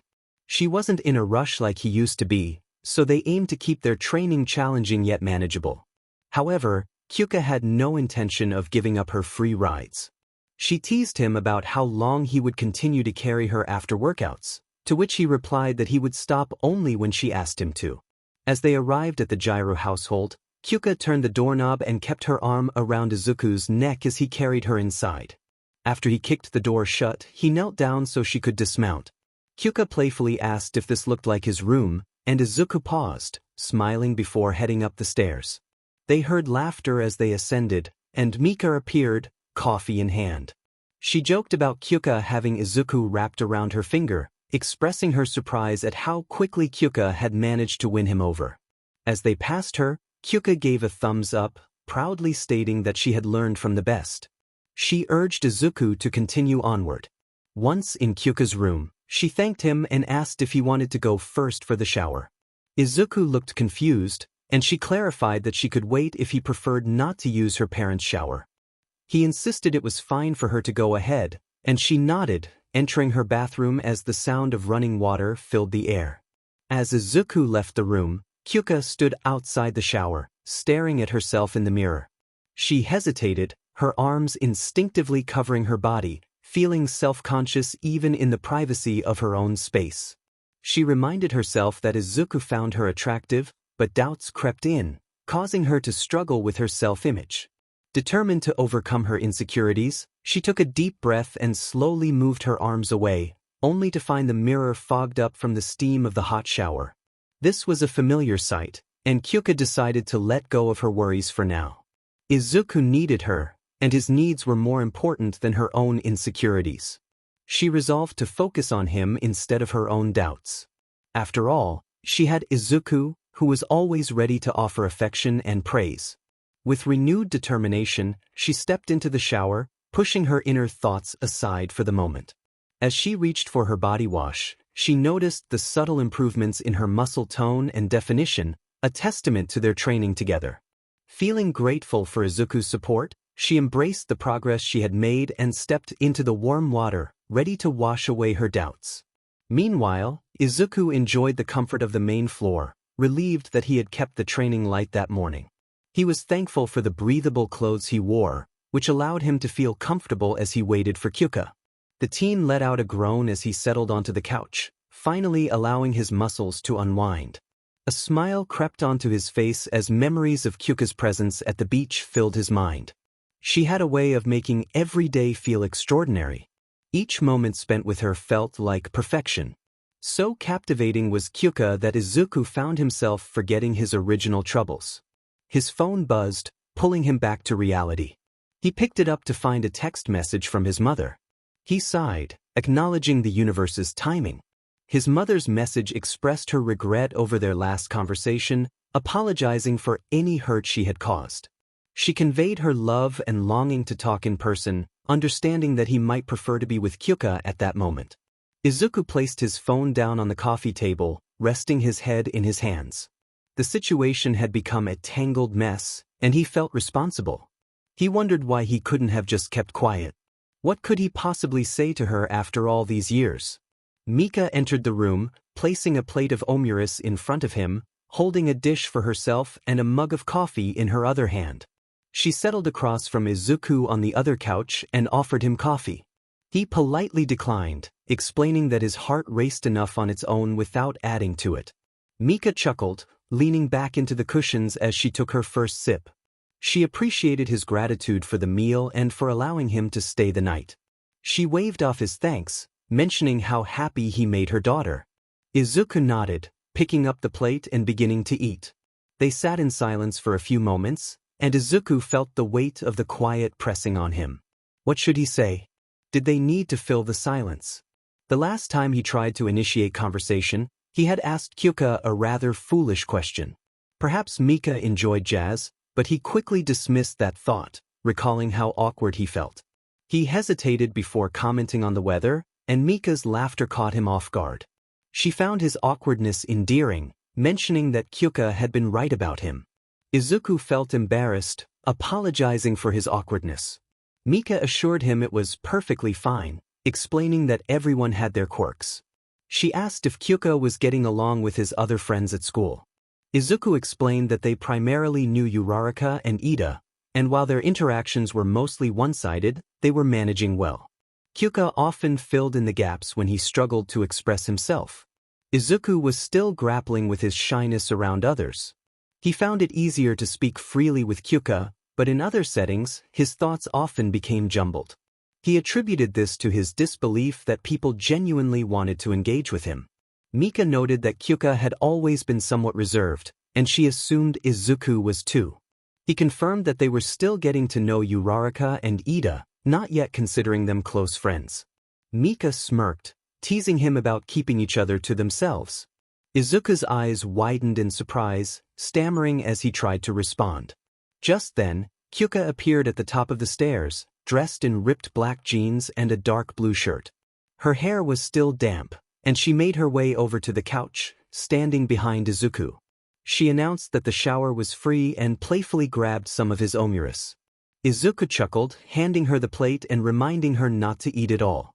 Kyouka ruffled his hair as he walked by, teasing him about his optimism.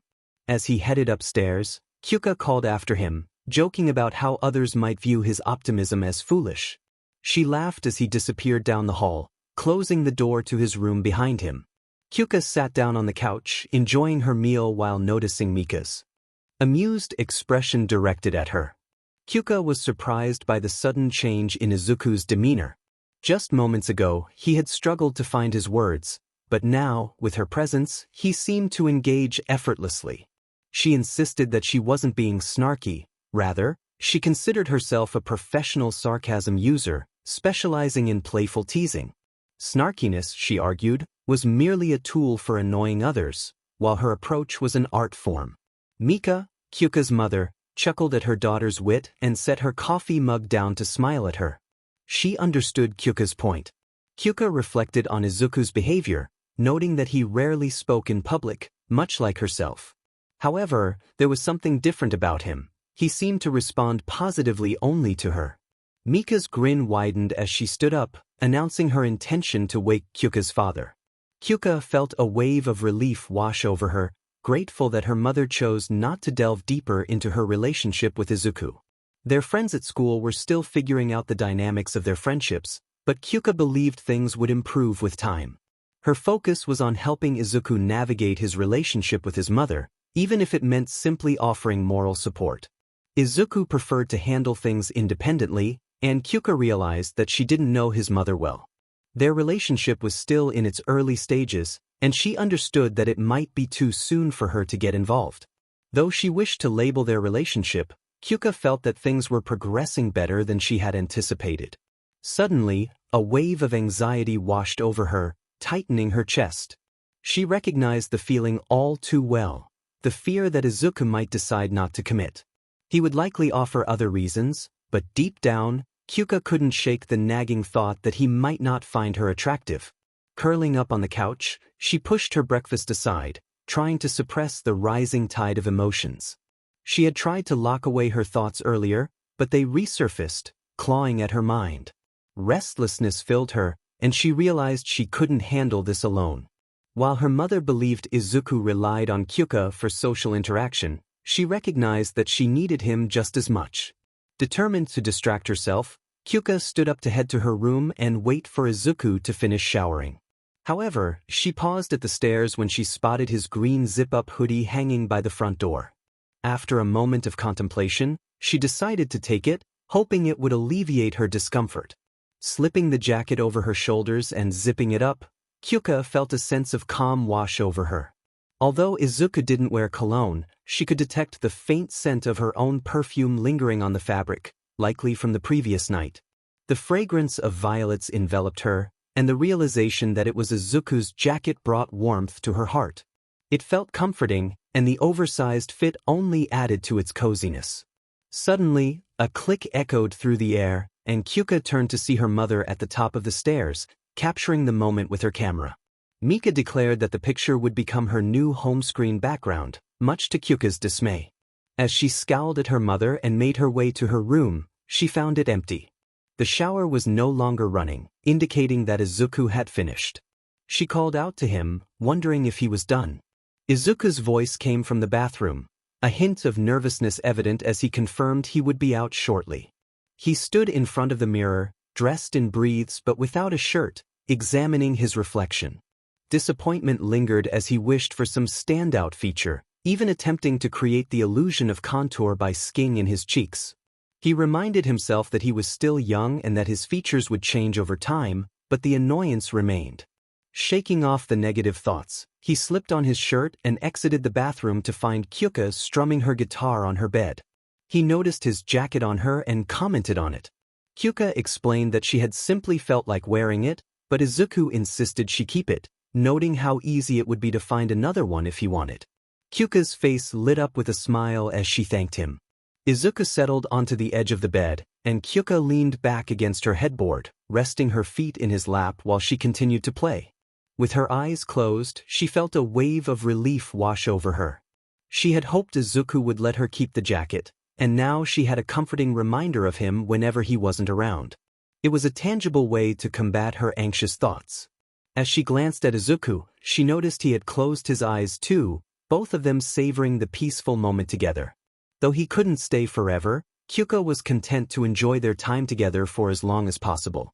She recognized that Izuku needed this relaxation, and she was more than willing to provide it.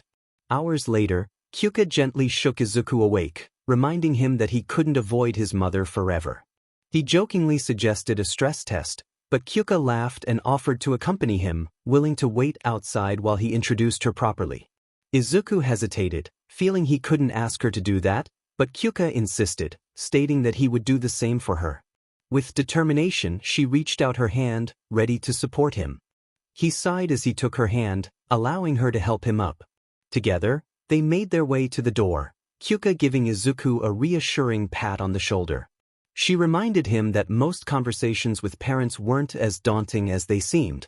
Izuku reflected on his situation, noting that he hadn't had a meaningful conversation with his mother in 11 years, and even longer with his father.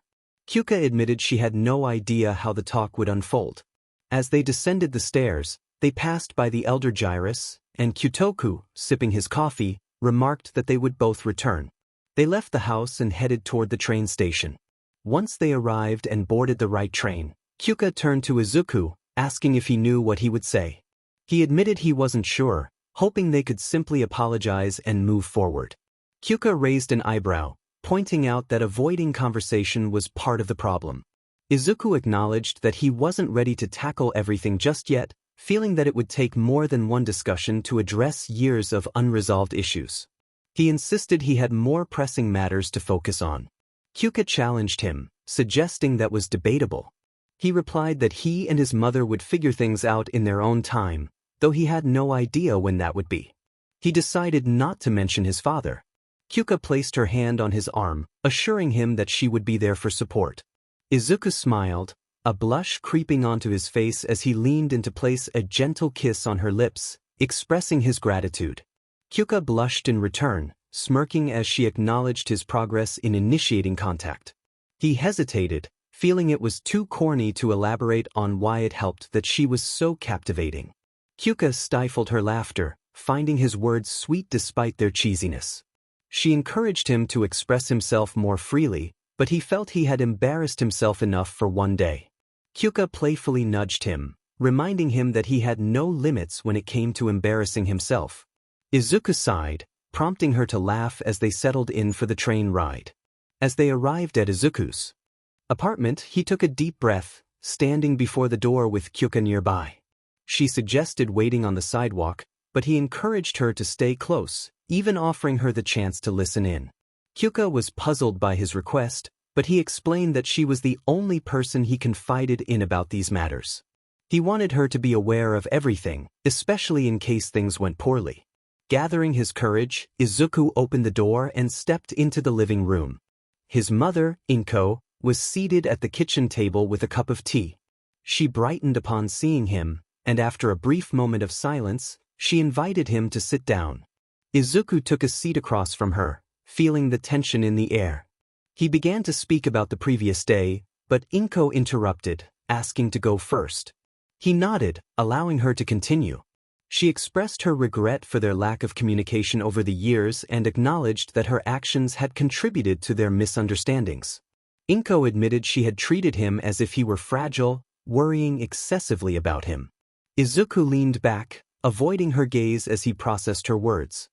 He reassured her that it was understandable, given that he hadn't provided any reason for her to think otherwise.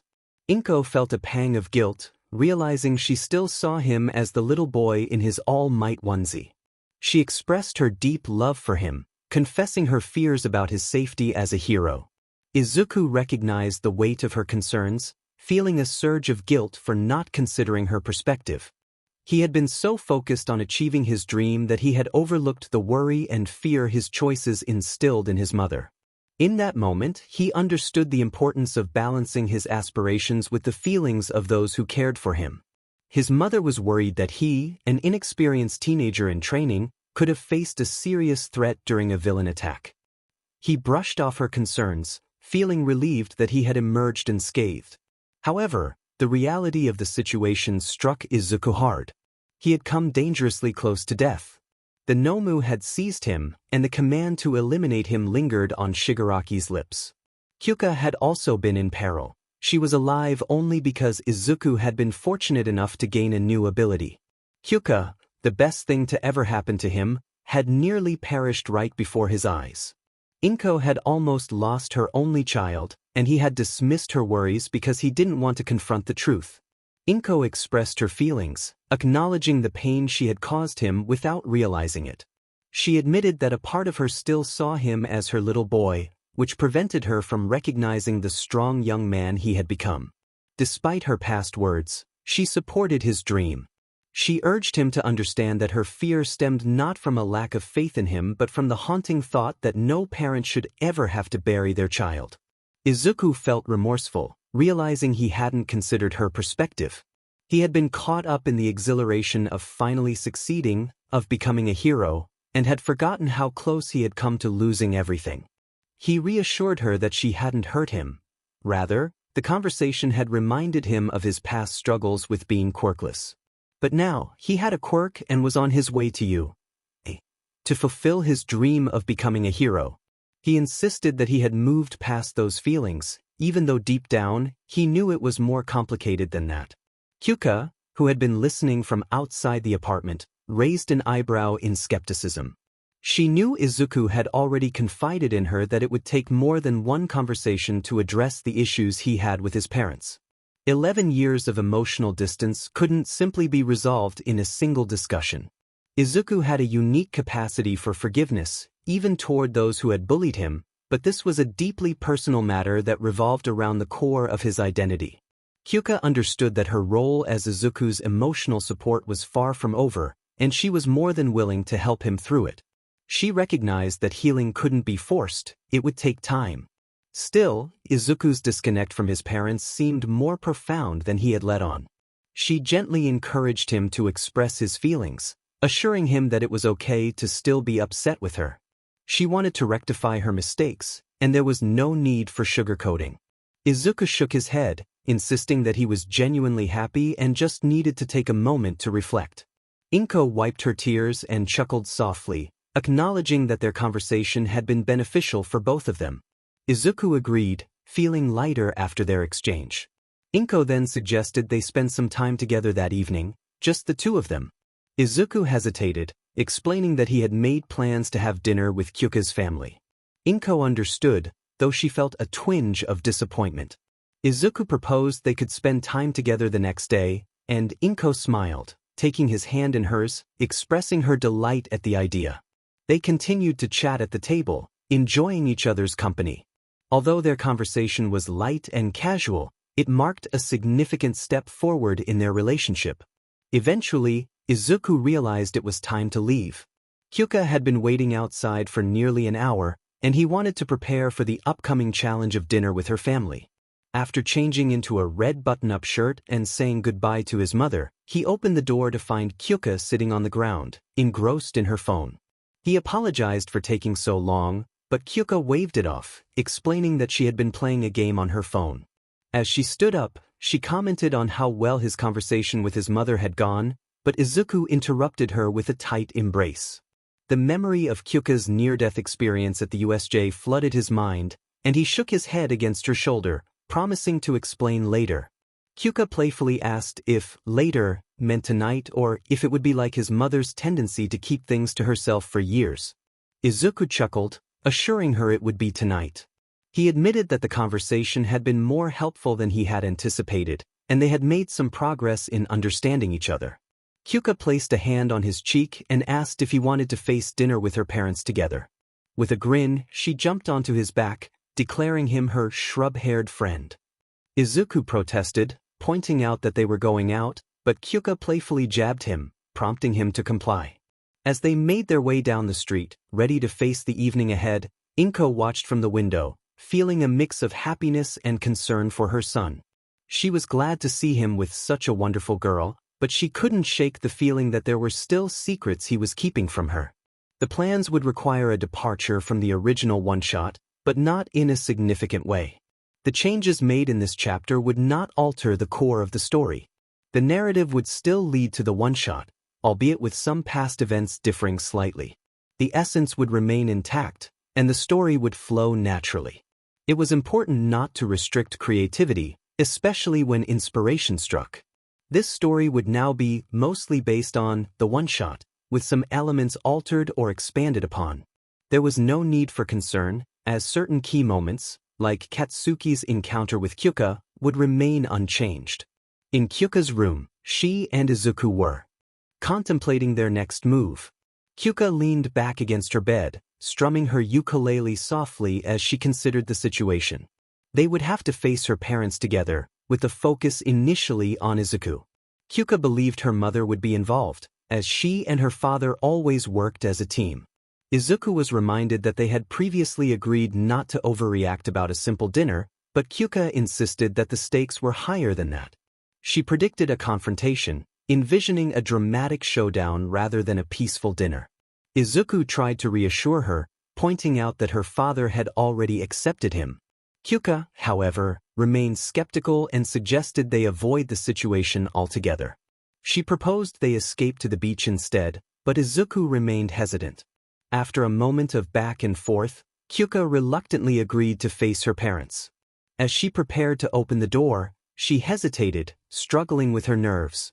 Izuku offered his support, helping her turn the doorknob. Once the door was open, they stepped into the living room, where Kyouka's mother was enjoying her meal, and her father sat across from Izuku, who was visibly tense. Kyotoku's intense gaze made Izuku feel uneasy as he silently sat, beads of sweat forming on his forehead. Kyotoku began to test Izuku with rapid-fire questions about Kyouka's preferences, each one met with a quick response from Izuku. Kyouka, sensing the tension, intervened to protect Izuku from further probing. The atmosphere was thick with anticipation as Kyouka's father expressed his frustration, while Kyouka maintained her composure. Her mother, sensing the need to lighten the mood, shifted the conversation to a more personal topic, asking Izuku what attracted him to Kyouka. Kyouka quickly interjected, not wanting the conversation to delve too deeply into their relationship. Izuku, however, felt compelled to answer honestly, determined to show his sincerity. The dinner continued, filled with a mix of tension and awkwardness, but also moments of connection as they navigated the complexities of family dynamics and young love. When Kyouka entered Recovery Girl's office, Izuku was immediately captivated by her beauty. He recalled the moment she walked through the door, and in her seat, Kyouka blushed while clutching Izuku's former jacket. Her beauty led him to notice her jacks, and due to his unusual fascination, he couldn't help but inquire about them. After that, he felt he had embarrassed himself while trying to speak to her, but she seemed to find him unintentionally amusing. Izuku turned back to Mika and Kyotoku, who had raised his arm to look at the teen. They began to talk, and Izuku found everything about Kyouka to be simply unbelievable. Kyouka felt a comforting warmth in her stomach as she listened to his words. It was the same word he had used to describe her on the beach right before their kiss. He expressed that he had finally found someone he could genuinely converse with and even joke around with, something that had been foreign to him. Kyouka had a natural way of joking, and he found himself emulating her. He could go on for hours, but he didn't want to take up too much of their time. He was already rambling, but he wanted to convey that Kyouka had drawn him in step by step, with each step becoming more intriguing. What attracted him to her was everything about her. Silence filled the room as the members of the Jirou household were left speechless. Kyouka absorbed every word he spoke, ensuring that no negative thoughts could overshadow what Izuku had said. She then asked if they could have a moment alone. Mika, still slightly shocked, agreed. Kyouka quickly took Izuku's hand and led him up the steps, down the hall, and into her room. After closing the door, Kyouka turned to see Izuku looking panicked. He wondered if he had said something wrong, but before he could finish his thoughts, Kyouka grasped his face and kissed him. Izuku froze, unsure of how to respond, but Kyouka seemed to think everything was fine. He eventually kissed her back, wrapping his arms around her waist. They pulled away, and Kyouka rested her forehead against his collarbone, thanking him for his words. Izuku smiled, pressing his nose into Kyouka's hair, insisting it was no big deal and that he was just being honest. Kyouka leaned up to kiss him again, playfully telling him to stop being so good at this without trying. She smiled, noting that he had likely disrupted their plans and given them the upper hand. Curious, Izuku asked if she was sure, and Kyouka suggested they find out by using her jacks to listen in on the conversation downstairs. Meanwhile, Kyutoku expressed disbelief at how quickly Izuku had completed all their tests. They hadn't even reached the later rounds. Mika chuckled, running her hand through her husband's hair, mentioning that they still had some questions left. She noted that the Jirou women knew how to choose well. Kyutoku wondered what they should do next, as they had limited material left for the evening. Mika suggested that once Izuku passed the tests, they could get to know him better, without scaring him with intimidating glares this time. They both laughed, and Mika stood to grab Kyouka's childhood guitar, kissing Kyutoku on the head as she did so. She proposed that perhaps a role reversal was needed to make things more interesting. Back in Kyouka's room, she realized her mother had taken on the role of the intimidating figure. Izuku was confused, asking if that was bad. Kyouka explained that it was hard to tell since he had only faced her father before. She couldn't predict how her mother would act, but she would do her best to help him avoid tricky questions. They left the room together, and Kyouka took a deep breath when she saw her father holding her old guitar while Miko wore a serious expression. She warned Izuku not to make direct eye contact, but it was too late. They were already locked in a gaze. Kyouka quickly stepped in front of Izuku, guiding his gaze back to her. As they sat down at the table, Kyouka encouraged Izuku to keep his head down and focus on eating, believing they could win this. Izuku felt regret for not taking her to the beach, worried about the situation. Mika leaned forward, asking Izuku about his future plans. He stammered, explaining that he wanted to be a hero and would never take Kyouka anywhere she didn't want to go. Mika remained inscrutable, not giving him a clear response. Kyouka realized that with her father, Izuku could tell if he had said the right thing, but Mika was harder to read. Kyutoku smiled at Izuku's determination, surprising both teens. Mika then asked when a serious relationship should become more NTMT. Kyouka stood up abruptly, her hands slamming down on the table, signaling that the conversation had taken a turn. Both Kyouka and Izuku were blushing intensely. Kyouka felt overwhelmed as her parents erupted into laughter.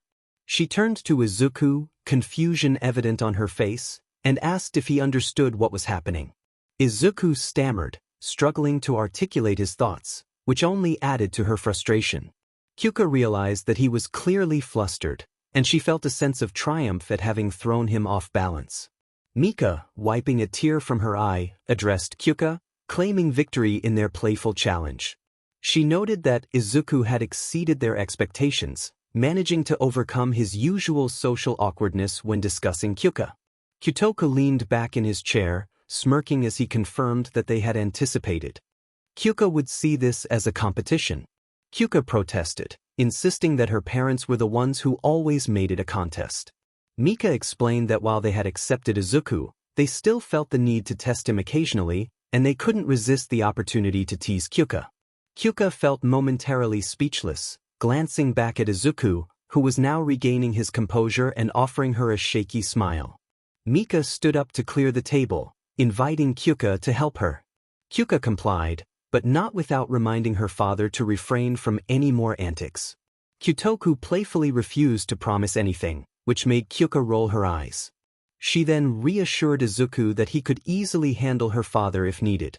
As they moved to the kitchen, Kyouka began drying plates while using her quirk to put them away. She teased her mother about the traditional gender roles, to which Mika laughed, reminding Kyouka that her father often helped with chores. Kyouka countered that they had a dishwasher for a reason.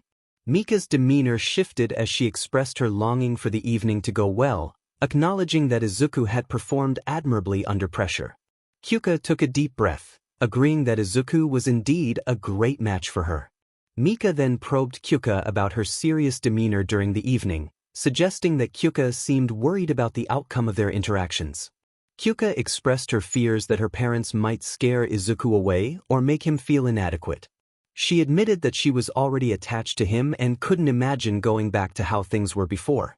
Mika encouraged her to focus on the present rather than worrying about hypothetical situations. She reassured Kyouka that Izuku was genuinely interested in her, emphasizing that she needed to trust in their connection. Kyouka felt a mix of relief and uncertainty, knowing that her mother was right about Izuku's feelings. However, Mika then brought up a sensitive topic regarding the future of Kyouka's relationship with Izuku. She wanted to ensure that Kyouka was prepared for any eventuality, especially considering Kyouka's aspirations of becoming a hero. Kyouka felt embarrassed but understood her mother's concern.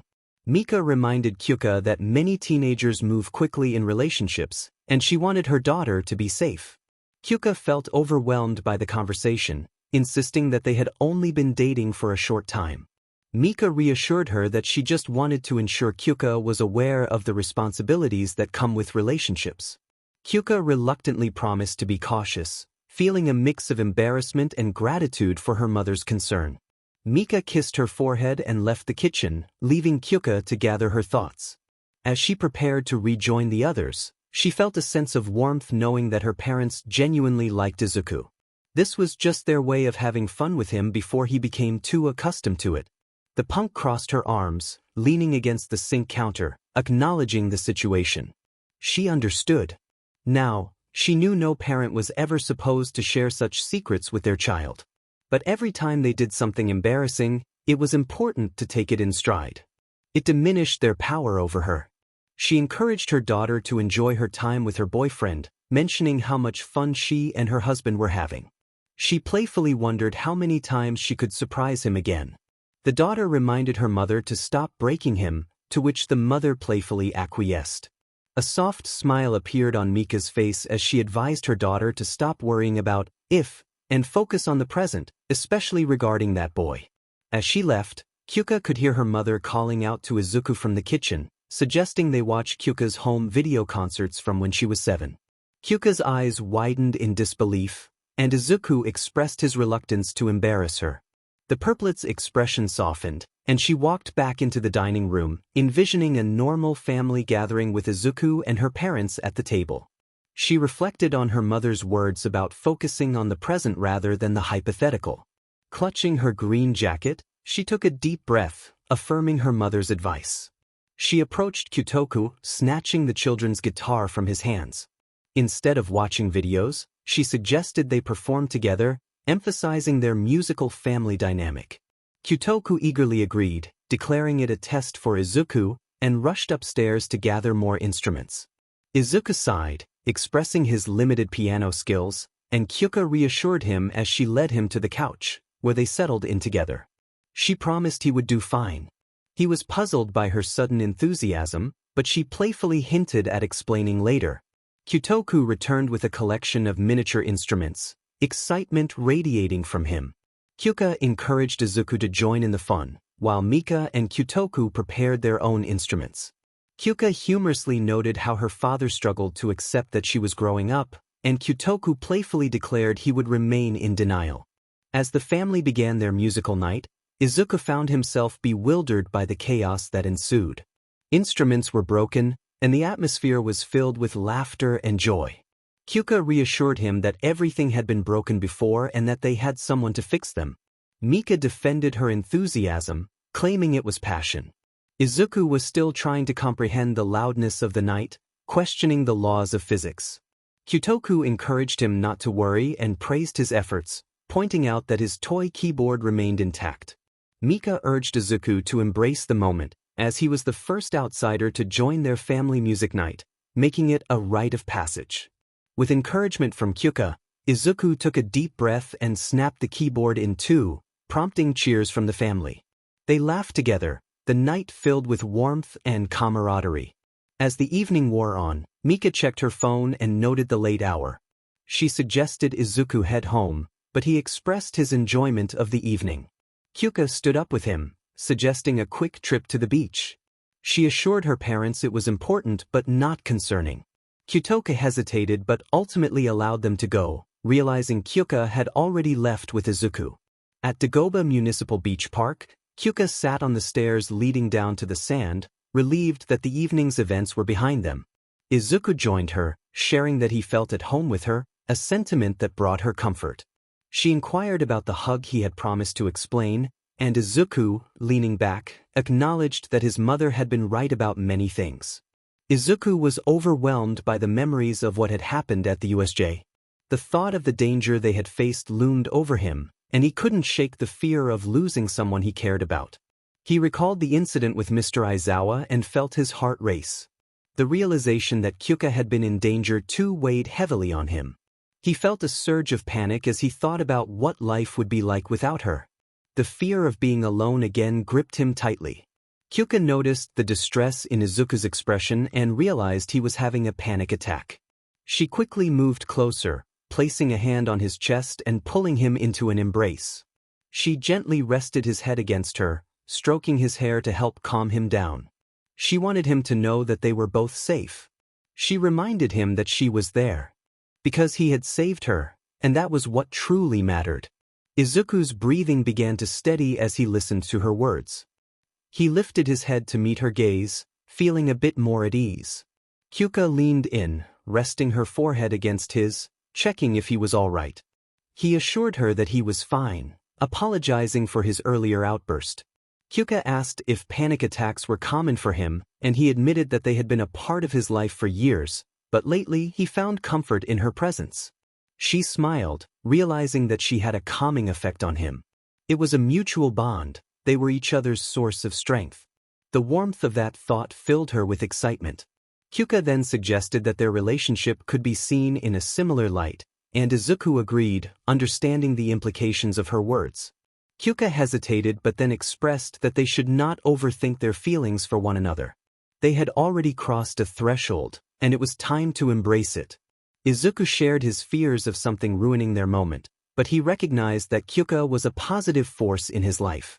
He asked her if she wanted to be his girlfriend, and she confidently affirmed her feelings.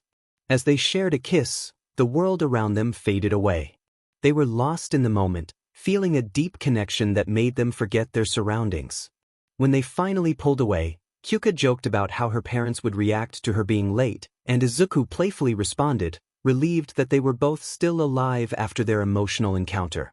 They both acknowledged that their earlier moments had been special, but this one felt different, more intense and meaningful. Kyouka stood up, and Izuku offered to walk her home, but she insisted he should be cautious about his own family. They playfully debated the what-ifs of their situation, but ultimately decided to focus on the present. As they walked toward the train station, Izuku shared his concerns about the upcoming sports festival and the challenges he would face. Kyouka reassured him that their teacher was watching over him and that he would be safe. They exchanged playful banter, and Kyouka's laughter filled the air, lifting Izuku's spirits. Despite the uncertainties ahead, they felt a sense of confidence in each other, ready to face whatever came their way together. Especially after they trained hard, and Izuku had that new power up his sleeve, even if he had no idea how to activate it. Kyouka pointed out that it was better than nothing, and he could defeat their opponent with just a finger. Izuku chuckled, acknowledging her point. As they walked down the street, their futures were uncertain, but they were prepared to face whatever came next. They had each other. The following day, Kyouka slipped on her black pantyhose and shoes, stretching her arms overhead as she yawned. Her jacks extended, slipping into the sleeves of her uniform blazer still on the bed. They lifted the clothing, allowing her to slide her arms into the sleeves and button up. Kyouka's friend Mika leaned through the open door, teasingly announcing that her boyfriend was there. Kyouka initially denied it but then smiled, realizing the truth. She quickly got ready and headed downstairs to find Izuku, who was checking the latest hero news on his phone. When he heard her footsteps, he looked up and greeted her shyly. Kyouka adjusted Izuku's improperly tied tie, fixing it for him. He admitted he still didn't know how to tie it properly but hadn't tried to learn, hoping she would continue to help him. She chuckled, pleased with the arrangement. Just then, Kyoutoku, Kyouka's father, interrupted from the couch, jokingly complaining about the morning sweetness. He teased Izuku about owning a gun, which turned out to be a Nerf gun. Kyouka rolled her eyes and took Izuku's hand, leading him out the door while playfully bidding her father goodbye. As they walked down the steps, Izuku expressed his concern about Kyoutoku's intimidating presence, recalling their first meeting when he had been dressed ominously.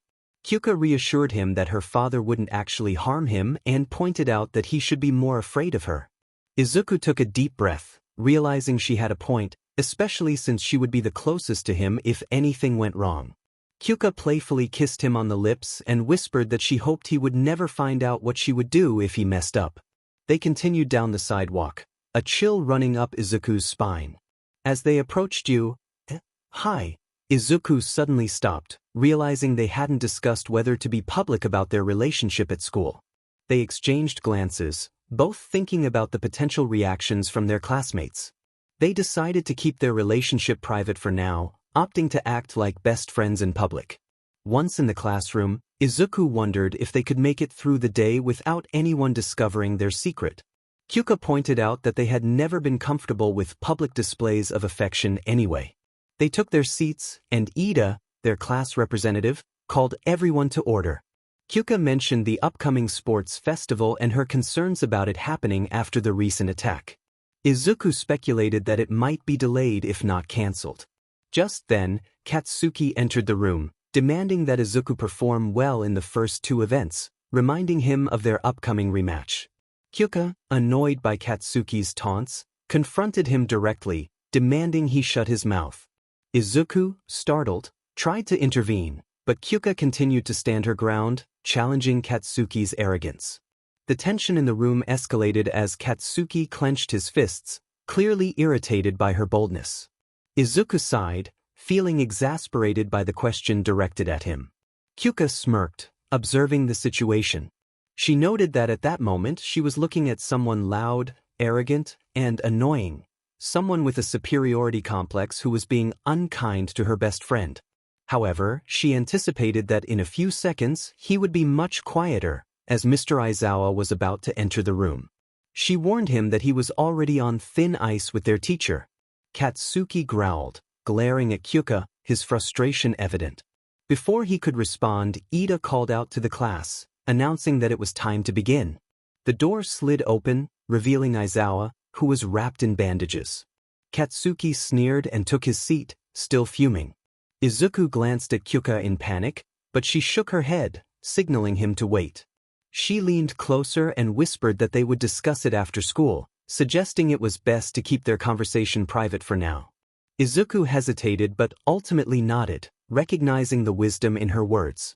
Aizawa approached his desk, his voice muffled by the bandages as he greeted the class. Mina raised her hand, expressing concern about his condition, likening him to a mummy. Aizawa dismissed her worries, insisting that his well-being was not important. He then reminded the class that the sports festival was still on, which surprised everyone. He explained that they needed to show the public and villains that they were not afraid and still believed in their crisis management protocols. There would be increased police coverage compared to last year, but they could not skip this event. It was a vital opportunity for the students. Momo perked up, excited about the chance to be seen by heroes across the country. Aizawa confirmed that they would have the opportunity to be scouted for internships with professional heroes, emphasizing the importance of not wasting this chance and encouraging them to train hard over the next 2 weeks. He then moved on to the day's first lesson. During lunchtime, the class buzzed with excitement about the upcoming festival. Kyouka and Izuku made their way toward the door, trying to ignore Katsuki's relentless glare. Kyouka noted that everyone was thrilled about the event. Just as they were about to leave, Ida interrupted, reminding them that this was their chance to prove themselves. He animatedly moved, prompting Kyouka to awkwardly acknowledge his enthusiasm. As Kyouka reached for the door handle, Ida stopped them again, asking if they would wait for Uraraka. Kyouka apologized, explaining that she just wanted to escape the noise. Ida understood and called for Uraraka, who had a determined look on her face. She encouraged her friends to do their best in the festival, and they exchanged glances before Ida expressed concern for her well-being. Uraraka reassured them that she was just determined, jumping up and pumping her fist in the air. Kyouka took her by the shoulders, urging her to get lunch, questioning if she was determined enough for that.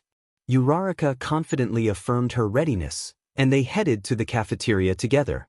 As they walked down the steps, Izuku turned to Uraraka, asking why she wanted to be a hero. Kyouka smiled, appreciating that Izuku was taking the initiative to start a conversation. However, Uraraka's expression shifted, and she hesitated before revealing that her motivation was tied to her family's financial struggles. She explained that her parents owned a construction company that was struggling, and she wanted to help them improve their situation. Ida quickly defended Uraraka, stating that there was nothing wrong with wanting a better lifestyle. Kyouka began to speak up but caught herself, realizing she didn't want to undermine Uraraka's feelings. When Uraraka encouraged honesty, Kyouka felt the pressure of the moment. She acknowledged that while it was a good reason, she worried that such motivations could lead to corruption in the hero industry. The atmosphere grew tense as Izuku flinched at Kyouka's words. Ida reacted strongly, insisting it was unfair to accuse Uraraka. Izuku clarified that Kyouka was not accusing her but merely ensuring Uraraka understood the challenges ahead. Uraraka seemed uncertain, grappling with the implications of their conversation. She ultimately agreed that Kyouka had a point, acknowledging the risks involved in pursuing a career as a hero. Kyouka felt a knot in her stomach, realizing the weight of their discussion. Uraraka then turned the question back to them, asking why Kyouka and Izuku wanted to be heroes. Kyouka hesitated, unsure if Uraraka was trying to shift the focus. She eventually expressed her longing to bring hope and make people smile. Izuku echoed her sentiment, sharing his aspiration to be like All Might. Ochako expressed her longing for her smile to bring hope to everyone, which left both her and Ida wide-eyed. The brunette was surprised and remarked on the similarity between their sentiments. Ida suggested that perhaps they should become a hero duo or even start a hero agency together. The couple exchanged glances, both blushing, and Ochako noted that their aspirations were much nobler than simply seeking wealth. Kyouka quickly interjected, apologizing for her earlier comment, but Ochako reassured her that it was fine and acknowledged that Kyouka's words had reminded her of the potential pitfalls she needed to avoid in her journey to help her parents. She expressed her gratitude, calling Kyouka awesome and pointing out that she was already on her way to achieving her goals as a hero. Kyouka was momentarily speechless, wondering if her bluntness had actually been helpful. Izuku then asked if they were ready for lunch, and Kyouka, still processing the moment, sat down on the steps with her head in her hands, feeling regretful about her earlier words. Izuku joined her, suggesting that the conversation had gone well and that Ochako seemed to appreciate it. Kyouka reflected on how they were not very good at making friends and laughed weakly, contemplating the idea of their own hero agency. She grinned at Izuku, suggesting that it didn't sound too bad, even if their skills seemed mismatched. Izuku reassured her that they would find a way, citing their performance at the USJ as evidence of their potential. After a brief moment, Kyouka leaned in and shared a quick kiss before standing up, eager to ensure that lunch would not be awkward. Later, after school, Izuku turned to Kyouka with a look of panic, expressing concern about their earlier encounter with Katsuki. Kyouka remained unfazed, stating that Katsuki deserved the confrontation since he had bullied Izuku. She insisted that if Katsuki was Izuku's enemy, he was hers too.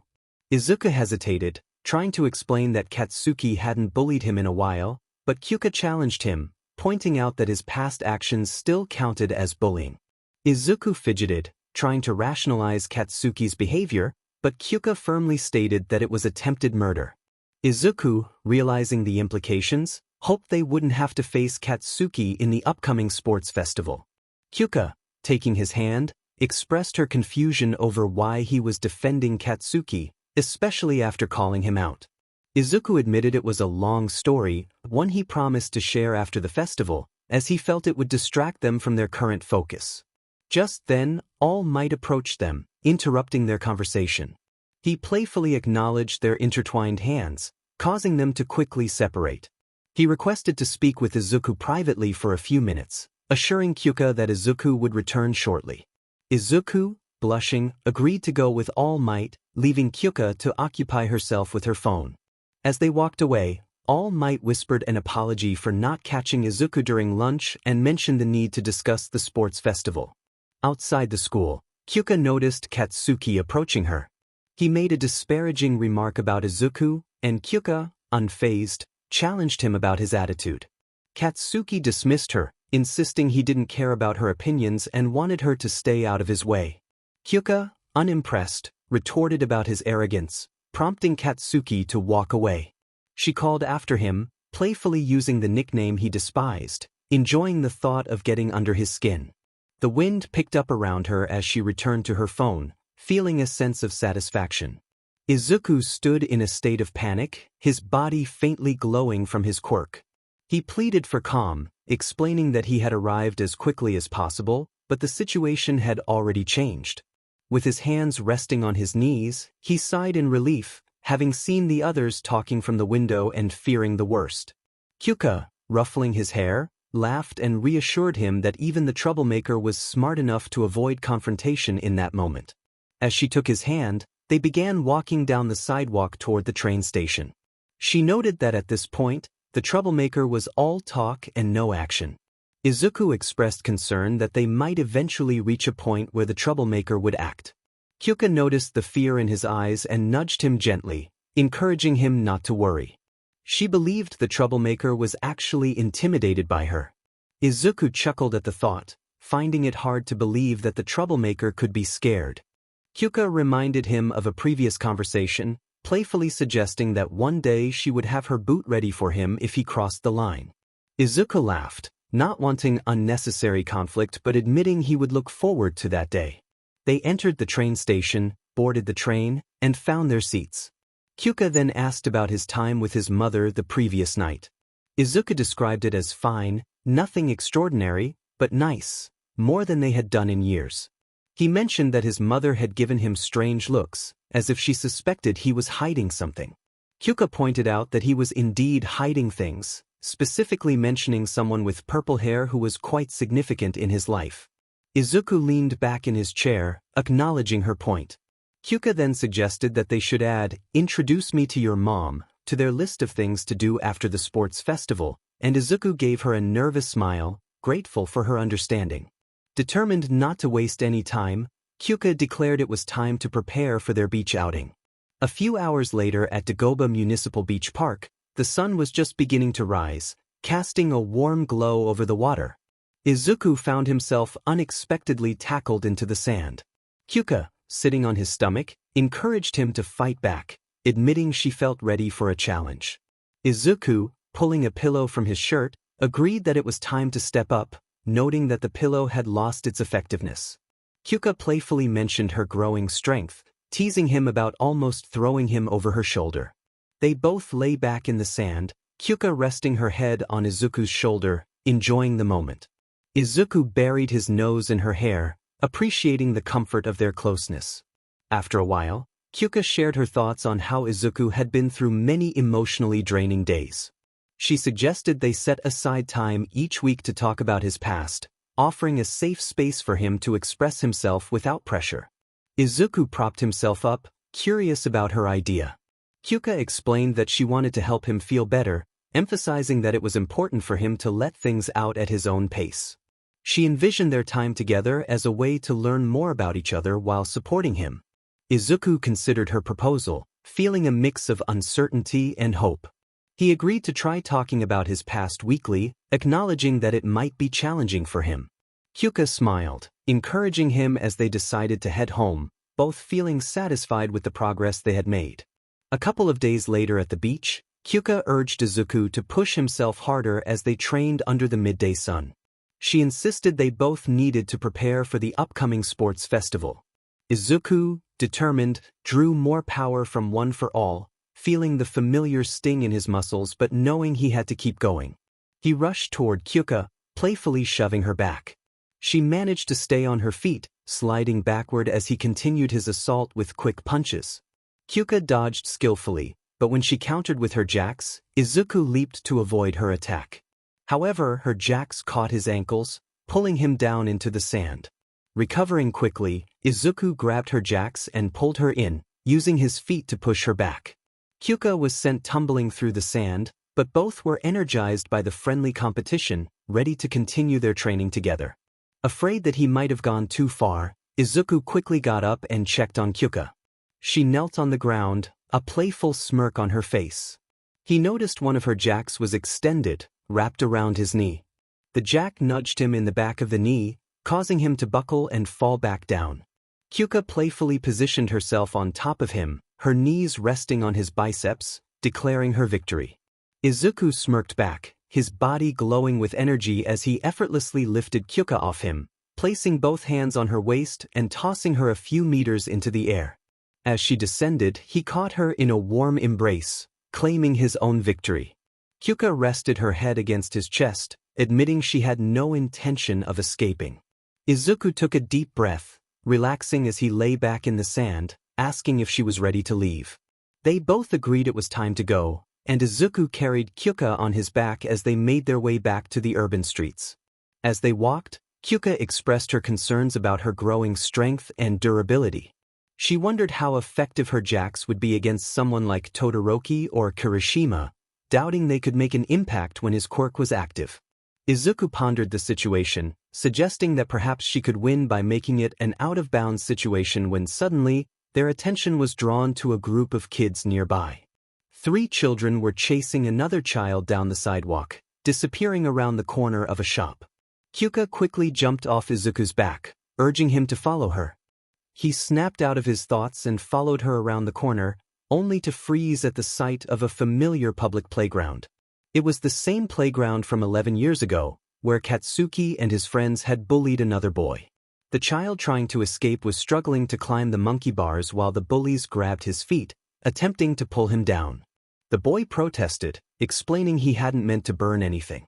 One of the bullies, with small tusks protruding from his mouth, shouted back, blaming him for having a stupid quirk. Kyouka approached the group, demanding to know what was happening. A blonde boy attempted to dismiss her, but her fierce glare quickly silenced him, leaving him trembling. The boy named Aki reluctantly pushed the tusked child forward, who explained that he had accidentally burned Aki's rare all-might trading card with his quirk. Kyouka knelt down to the boy on the monkey bars, her expression softening as she asked him what had happened. Teo wiped his tears, revealing that his quirk caused him to sneeze fire, which had led to the unfortunate incident. Kyouka then addressed the other children, asking if the world was ending because of a destroyed card.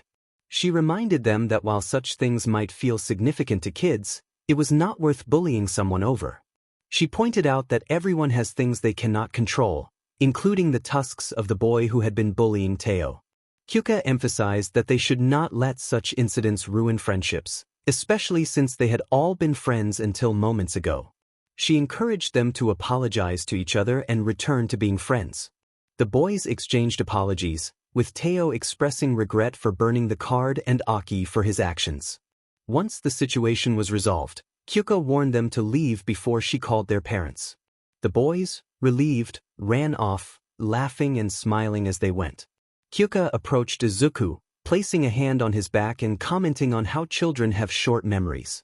She noticed he seemed lost in thought and asked if he was okay. Izuku acknowledged her, admitting that she had handled the situation well. Kyouka shrugged, stating that kids can be foolish but can also learn from their mistakes. However, she noticed Izuku's vacant expression hadn't changed, prompting her to call his name.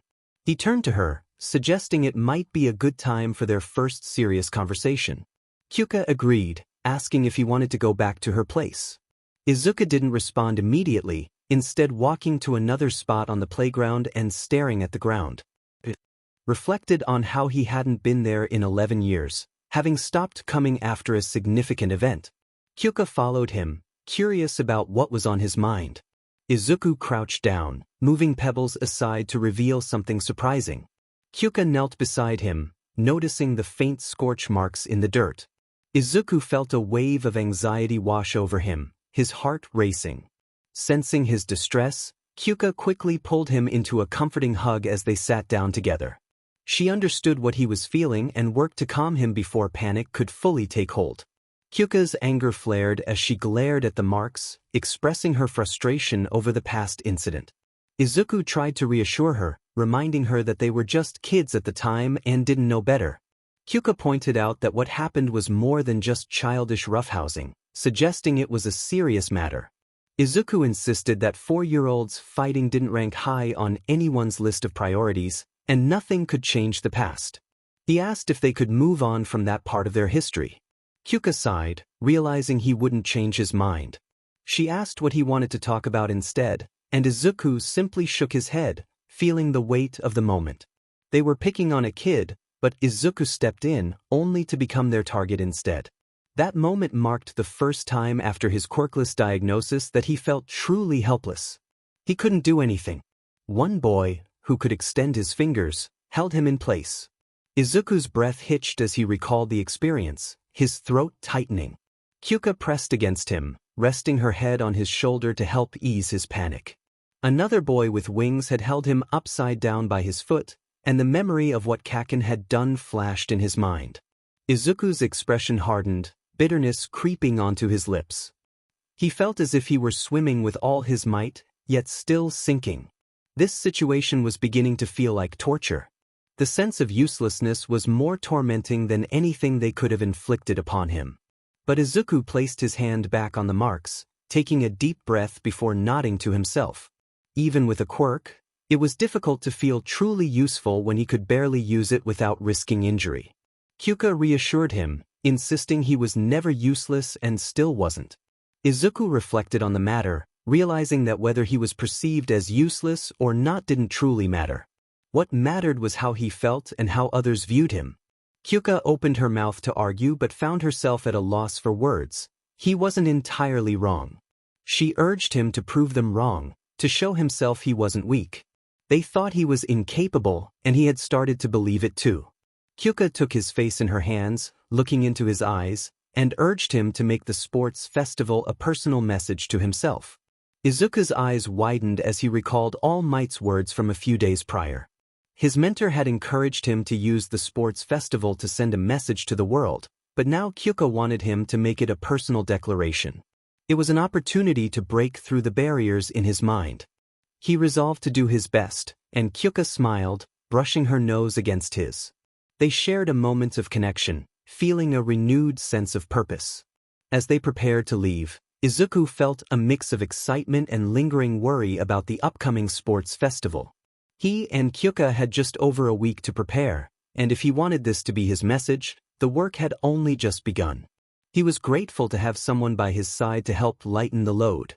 On the day of the sports festival, Izuku and Kyouka stood at the front gate, ready to face the challenges ahead.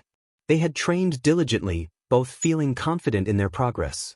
Izuku still didn't know the exact extent of One for All's power he could wield, but he knew it was more than when he first mastered full cowl. Kyouka had strengthened her jax, improving her control and speed, and her newfound fighting skills had grown significantly.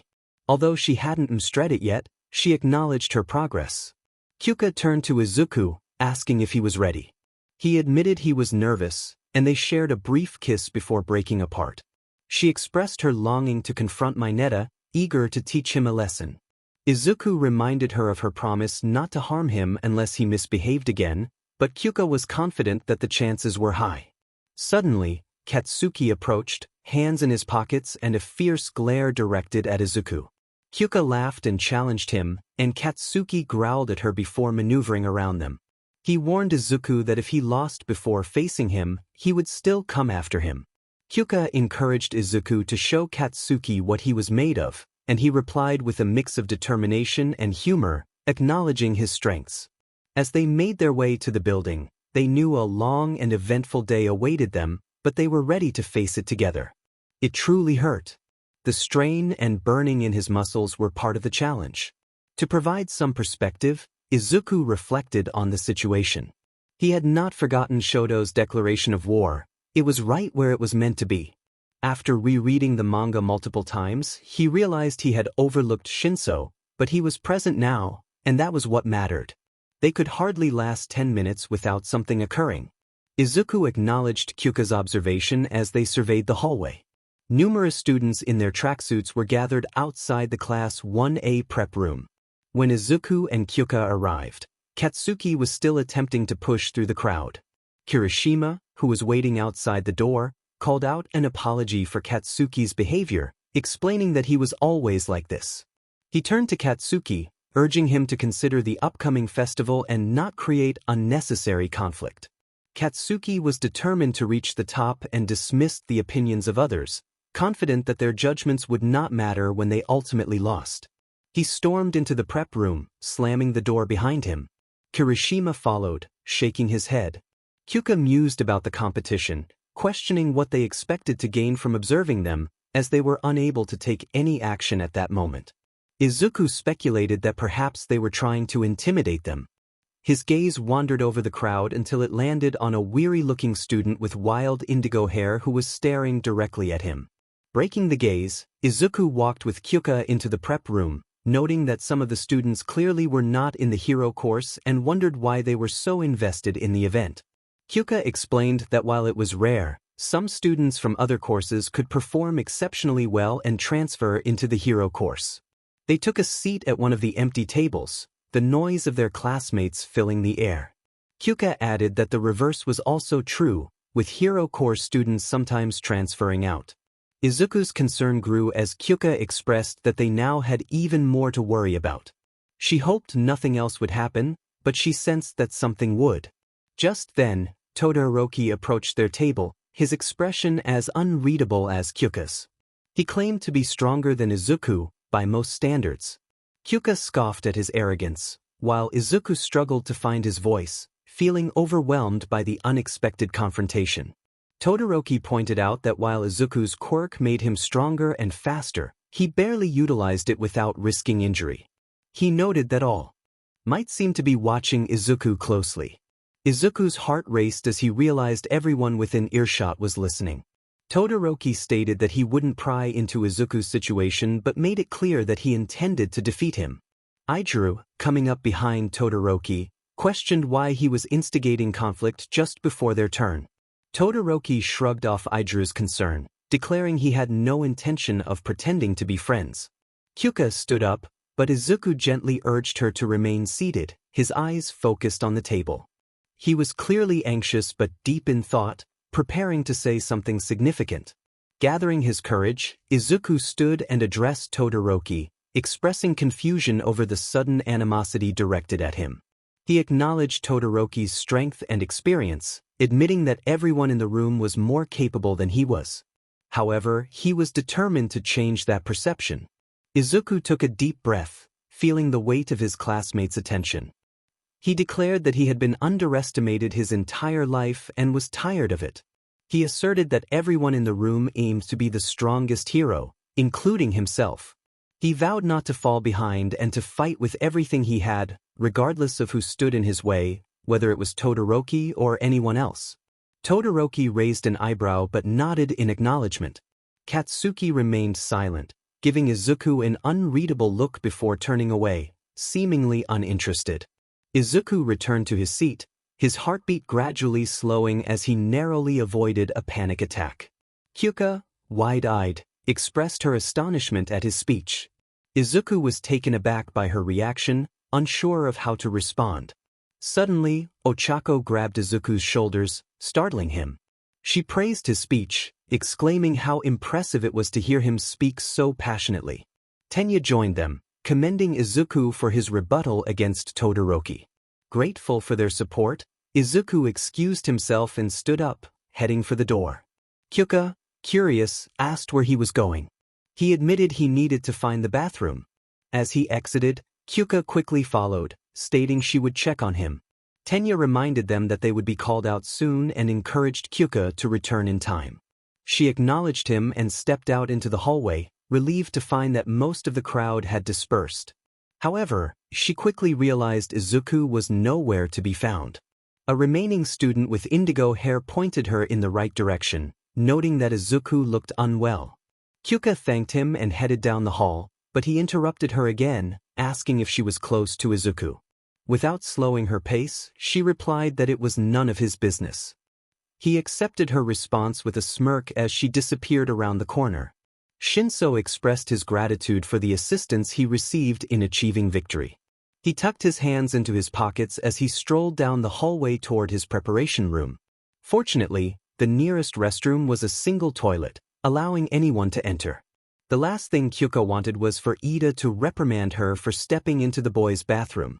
She knocked on the door, and a familiar voice responded with a groan. Kyouka opened the door and entered, kneeling beside Izuku, who was leaning over the toilet bowl. Thankfully, it maintained impeccable cleanliness.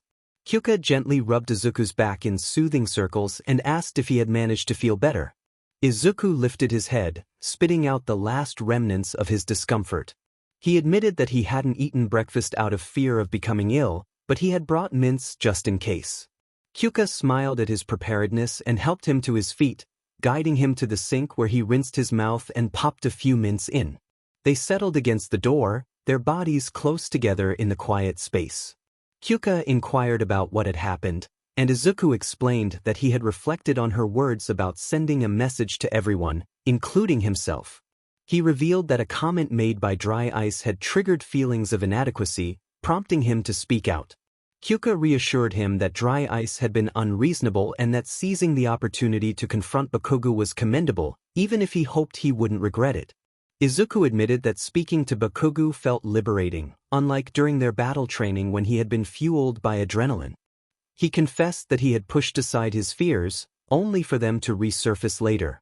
Kyouka chuckled and took his hand, expressing her pride in his progress. Izuku thanked her, acknowledging that he couldn't have done it without her support. They shared a moment of connection, resting their foreheads together. Kyouka playfully mentioned that her admiration for him made her consider kissing him, even with his less-than-fresh breath. In a flurry, Izuku retrieved his mints and quickly chewed them before swallowing. Kyouka then leaned in, and they shared a few soft kisses before she pulled away, teasing about their location. Izuku, eager to lift her off the floor, gently placed her in his lap, signaling his intentions.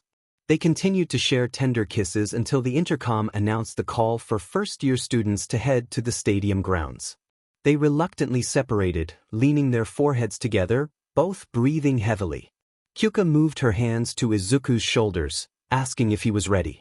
He chuckled and stood up, leading the way back to the prep room where their classmates were gathering to exit. Tenya and Ochako approached them, urging them to join the group as they made their way toward the light at the end of the tunnel.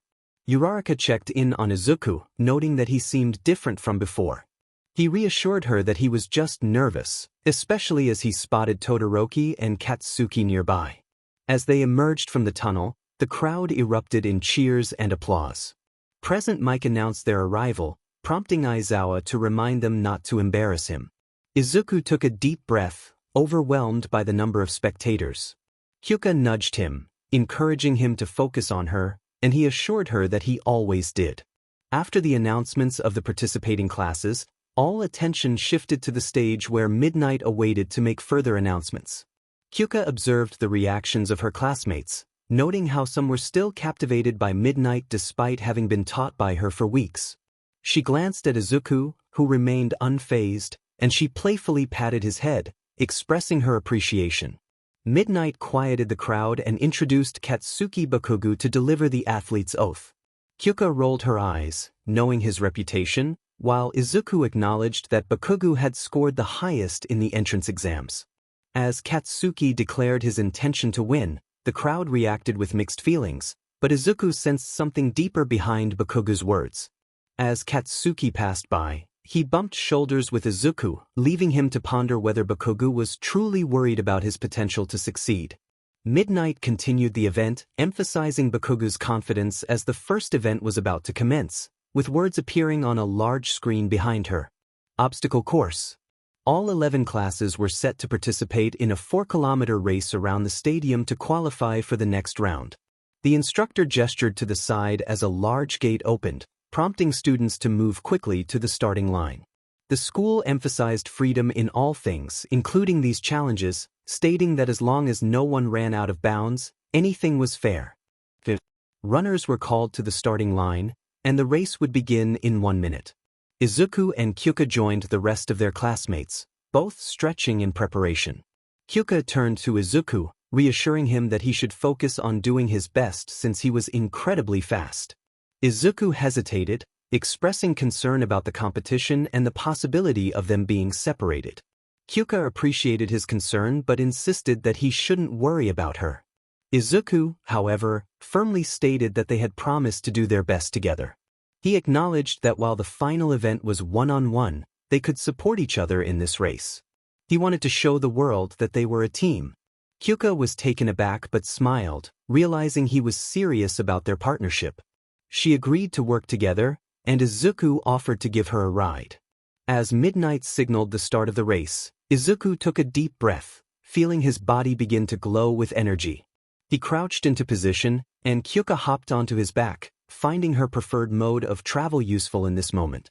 Present Mike announced their alliance to the crowd, which sparked excitement among the spectators and fellow runners. With a burst of green light, Izuku and Kyouka surged ahead, but as they passed through the gate, they encountered an icy patch on the ground that caused Izuku to lose his balance. Kyouka quickly used her jacks to stabilize him, warning him about Todoroki's attempts to sabotage the race. Once steady, Izuku propelled himself forward, swiftly overtaking many other students. In that moment, he caught a glimpse of Katsuki, who looked surprised at Izuku's newfound speed. Suddenly, Kyouka felt a tug on her jack and turned to see Mineta hanging on. After a brief encounter, she retracted her jack, sending him rolling away. As they continued, Izuku abruptly stopped, kicking up dust as he skidded to a halt. Kyouka looked ahead and saw several zero-pointer and villain bots blocking their path. Izuku expressed his concern about facing the zero-pointers, admitting he wasn't strong enough to take them down yet. Kyouka suggested they simply needed to get past them.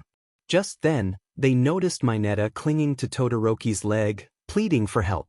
Todoroki freed himself from Mineta's grasp, sending him tumbling into the path of a villain bot. Kyouka burst into laughter at the sight, finding the moment amusing. However, the atmosphere shifted as a large explosion erupted nearby, with Katsuki launching attacks at the other students. Izuku quickly maneuvered around the villain bots, determined to escape the chaos. As they neared the exit, Todoroki's ice spread across the ground, freezing one of the zero-pointers and causing it to tip over. Izuku urged Kyouka not to stop, despite the danger looming above them. With a surge of determination, Izuku charged forward, pushing his body to its limits. Kyouka used her jacks to propel them both forward, narrowly avoiding the falling zero-pointer. They landed safely, and Present Mike announced their daring move, highlighting their talent and bravery. As explosions continued to echo around them, Izuku and Kyouka pressed on, knowing that every second counted. Kyouka jumped back onto Izuku's back, and he sprinted towards the next area. A two-pointer blocked their exit, and Kyouka instructed Izuku to toss her over it. Acting quickly, he lifted her up, allowing her to land safely on the other side. Kyouka used her jacks to disable the two-pointer, creating an opening for Izuku to strike. He jumped and punched through the bot's neck, landing back beside Kyouka as they prepared to continue. With the next area in sight, Izuku asked if their classmates were close behind. Kyouka looked back and spotted Todoroki, Bakugu, Ida, and others trailing not too far behind, ready to join the race. Izuku focused intently on the fall area, contemplating the jumps between the pillars. He knew he could make it, but the others were closing in fast. Katsuki could easily propel himself over the pit, and Izuku needed a quicker solution. As he scanned the tightropes connecting the rock pillars, an idea sparked in his mind. He asked Kyouka if her jacks were strong enough to support both of them. With a hint of reluctance, she affirmed they were. With determination, Izuku raised his power just enough to avoid cramping, and then he leaped off the edge, soaring over the dark pit and past several pillars. Kyouka extended her jacks as far as she could, wrapping them around a tightrope near the end of the area. She adjusted them carefully to avoid hurting herself and secured her grip around Izuku with her legs.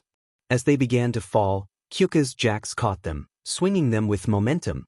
With a swift release, they launched toward the other side, and Izuku barely managed to grab the ledge, hoisting them both up to continue their race. Mick's voice echoed through the arena, praising their teamwork and noting that it was a historic moment for you. Toshinori watched from the stadium, amazed by Izuku's performance. He had not been heavily involved in Izuku's training for the festival, so witnessing his progress was a revelation. Kyouka had already proven her capabilities, especially with her swift victory in battle training. Together, they had maintained a significant lead, each contributing to their success. As they approached the finish line, excitement surged through them, but suddenly, Izuku's eyes widened as he spotted the minefield ahead. He quickly halted just before entering it, realizing they had no choice but to go through. Glancing back, he saw Todoroki halfway across the tightropes and Katsuki preparing for an explosive jump. Kyouka suggested a cautious approach, sensing the locations of the mines. Izuku trusted her instincts and jumped to the indicated spot, relieved when no mines detonated. They continued this careful navigation until the dreaded sound of an explosion echoed behind them. Izuku recognized Katsuki's voice, indicating he was closing in. Kyouka pointed out a central spot in the minefield, but Izuku hesitated as he noticed Katsuki and Shoto racing toward them. He proposed a theory about the mines, suggesting they were not as dangerous as they appeared, but Kyouka was wary of the risks involved. As the tension mounted, Katsuki and Shoto reached the minefield, managing to avoid triggering any mines. Katsuki, fueled by determination, aimed his hand at Shoto, but before he could act, Izuku landed in the safe spot Kyouka had identified. With a swift motion, he used Kyouka's jacks to gain an advantage, launching himself forward as the mines exploded behind them. The blast propelled Izuku and Kyouka into the air, but they lost control and were headed toward more mines. Kyouka reacted quickly, shooting her jacks out to secure a safe landing just outside the danger zone. They tumbled to their feet and broke into a sprint, entering the final stretch of the race. Izuku leaned forward as he ran, allowing Kyouka to hop back on. Meanwhile, Katsuki and Shoto recovered from the explosion. Shoto skillfully maneuvered around the mines, creating a path of ice to guide him to the exit. His strategy worked, allowing him to cross without triggering any further blasts. However, Katsuki remained frozen in disbelief, grappling with the reality of Izuku potentially winning again. His expression shifted from shock to fierce determination as he focused on Izuku and Kyouka nearing the finish line. The thought of finishing behind them was unacceptable. The chaos erupted with a thunderous roar as a massive explosion lit up the minefield, sending shockwaves through the air. Izuku, Kyouka, and Shoto turned to witness the entire area engulfed in flames, a vibrant sphere of color racing toward them. Katsuki had unleashed an explosion so powerful that it triggered all the mines in the field, propelling him forward with incredible speed. Izuku felt a surge of adrenaline and urgency. He didn't hesitate, pushing his body to its limits, muscles burning and bones vibrating with the strain. It was a bittersweet realization that he hadn't fully tapped into the potential of One for All, but he had to make it work. Shoto, unable to escape entirely, conjured ice in front of him and shifted to the side, but the force of Katsuki's blast still knocked him off his feet, shattering his ice and leaving him vulnerable. As Katsuki barreled toward them, the tunnel ahead seemed to glow ominously, the heat of the explosion chasing them. Izuku knew this was their moment. He leaped forward, twisting in midair as time seemed to slow. He could see Katsuki's fierce expression, the flames liking at his hand as he reached out. Something ignited within Izuku, and he moved his hand forward, pushing Katsuki back, declaring his victory. Both boys tumbled through the air, and then the announcer's voice boomed, declaring their triumph. They hit the ground hard, skidding across the dirt as smoke billowed around them. The announcer proclaimed Izuku, Kyouka, and Katsuki from Class 1A as the first to finish, with Shoto not far behind. As they caught their breath, Izuku groaned, feeling the warmth from Katsuki's earlier grip on his face. He turned to see Kyouka nearby, who teased him about his decision to turn around. Izuku laughed, grateful for her support, acknowledging that Katsuki would have targeted her if he hadn't intervened. Katsuki sat a few meters away, his expression a mix of frustration and determination, revealing the toll the training had taken on him. The announcer continued, urging the audience to focus on the tunnel as more contestants emerged, many appearing disheveled and covered in dirt.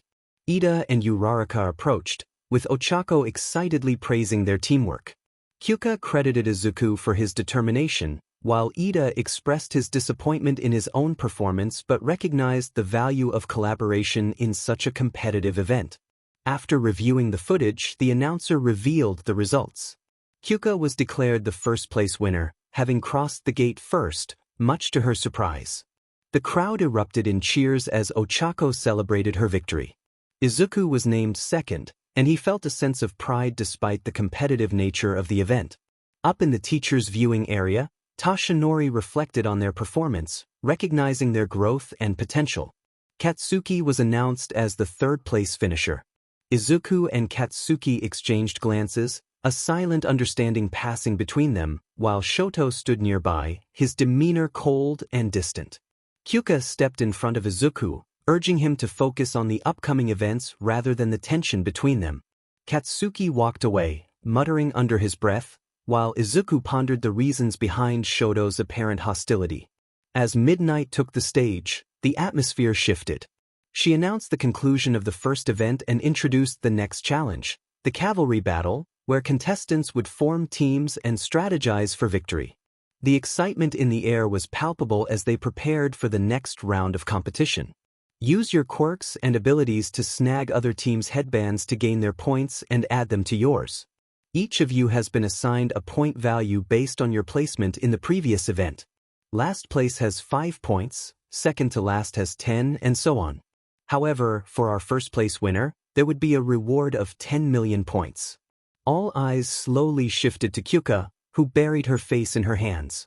Izuku stood beside her with wide eyes, already aware that he would be on Kyuka's team, making him a target as well. They had 15 minutes to form their teams, and Izuku and Kyouka exchanged glances, then looked out at the sea of other students staring directly at Kyouka. Izuku wondered about their chances, and Kyouka grimly concluded that they were in trouble. Kyouka shook her head, pondering their next move. Izuku took a deep breath and looked over at his friends.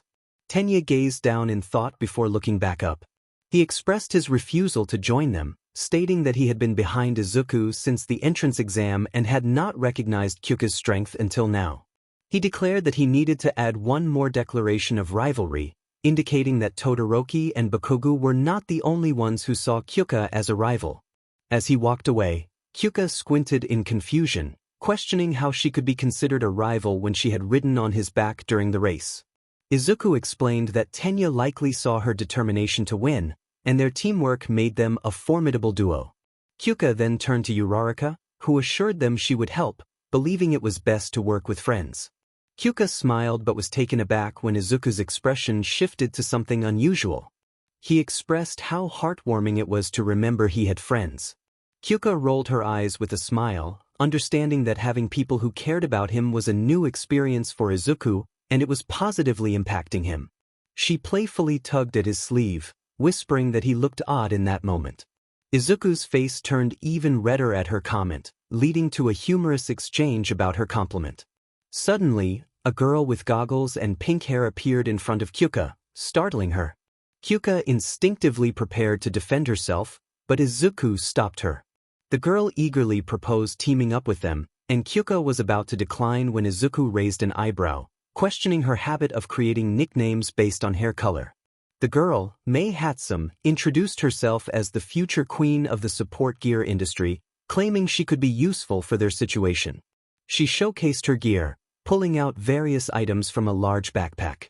Kyouka was impressed, realizing it was a good idea to utilize support gear, which could give them an advantage over others. Izuku nodded, considering the unpredictability that support gear could bring to their strategy. As he continued to think aloud, Kyouka smirked, knowing this was typical behavior for him.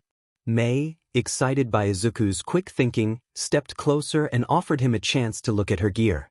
Kyouka observed as Izuku became flustered by her proximity.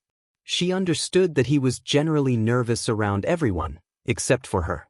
When Izuku reached into the bag and pulled out a jetpack, he recognized it as being based on a hero's gear from his neighborhood, which made him smile. Mei encouraged him to explore more of her equipment, and Kyouka felt a sense of relief, realizing that Mei might be a valuable addition to their team. Izuku was quiet and reserved due to his social inexperience, while Mei was loud and unabashed because of hers. When it came to hero-related conversations, their contrasting personalities created a unique balance. Mei spun around, exclaiming that she would grab the rest of her gear. She had even more equipment, claiming she was the future queen and joking that she wouldn't remember anyone's names. Kyouka introduced herself and her friends, Izuku and Ochako, but Mei quickly shortened their names to Coco, Zuko, and Chalk, which made Kyouka and Ochako exchange amused glances. As Mei dashed off to gather more supplies, Ochako commented on how interesting Mei was. Kyouka agreed, noting that Mei seemed like she would be a great asset. Izuku, still focused on the gear, nodded in agreement, expressing his thoughts about how to utilize everything for their horse formation. Kyouka observed the other teams starting to stack themselves, with riders stepping onto their teammates' hands. She considered the logistics of being the rider and how it differed from riding piggyback on Izuku. Then a thought struck her. She asked if they needed to stick to a full four-person horse formation. Both Izuku and Ochako listened intently as she explained that they only needed one horse and one rider, allowing for flexibility in their strategy.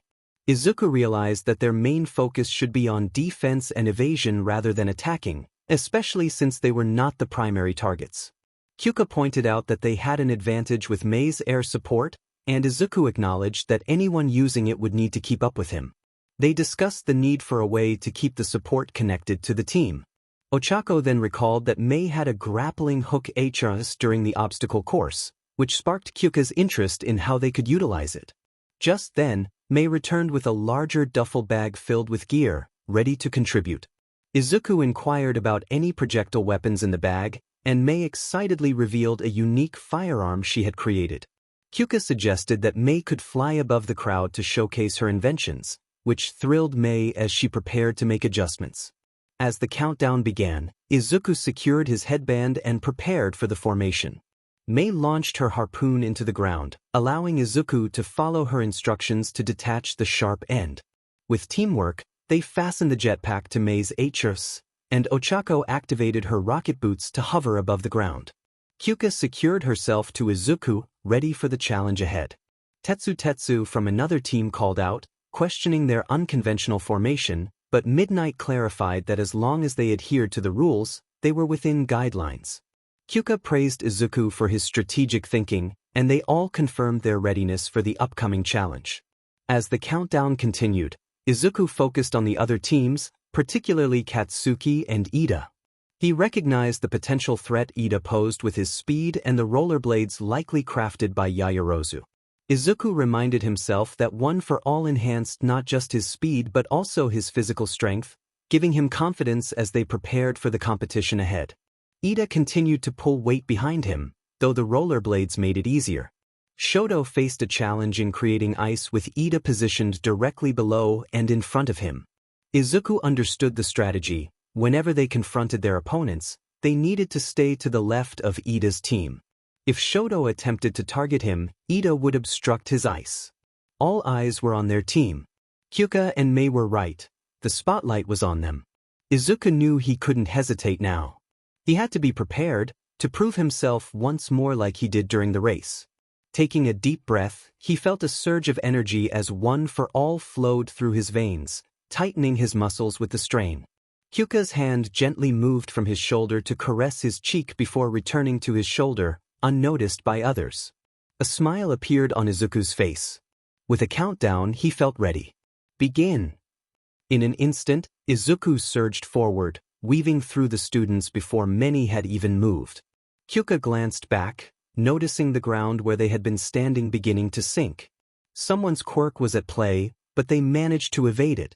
It seemed Todoroki had learned from the race. He anticipated Izuku's sprint. A massive wall of ice formed ahead, but they were prepared. Kyouka called out for Uraraka, who responded quickly. With a swift motion, Ochako interlocked her hands, flipping them around and pressing them against Izuku's back. He leaped, and Ochako activated her quirk, propelling them high above the ice. Kyouka groaned at Katsuki's loud call, expressing her frustration with his constant shouting. As they soared, Katsuki approached, unleashing explosions from his hands. He shouted about Izuku's arrogance, but before he could finish, a small ball of glue splattered onto his face. Jirou quickly pulled him back to his group with his tape. Mei, adjusting her weapon, announced that the glue was non-toxic, though she questioned its safety. She proudly showcased her jetpack, crafted by herself. As Ochako deactivated her quirk and they began to descend, Kyouka turned to Mei, incredulous at her promotional antics. They landed safely, aided by the rocket boots, and resumed their run around the perimeter of the area, with Izuku leading the charge. The commentator highlighted their unconventional formation, noting their impressive performance thus far. Eraser, observing from the sidelines, contemplated the uniqueness of their strategy, having never seen a duo quite like Izuku and Kyouka before. Shoyuta, known for his critical nature, felt his perceptions shifting.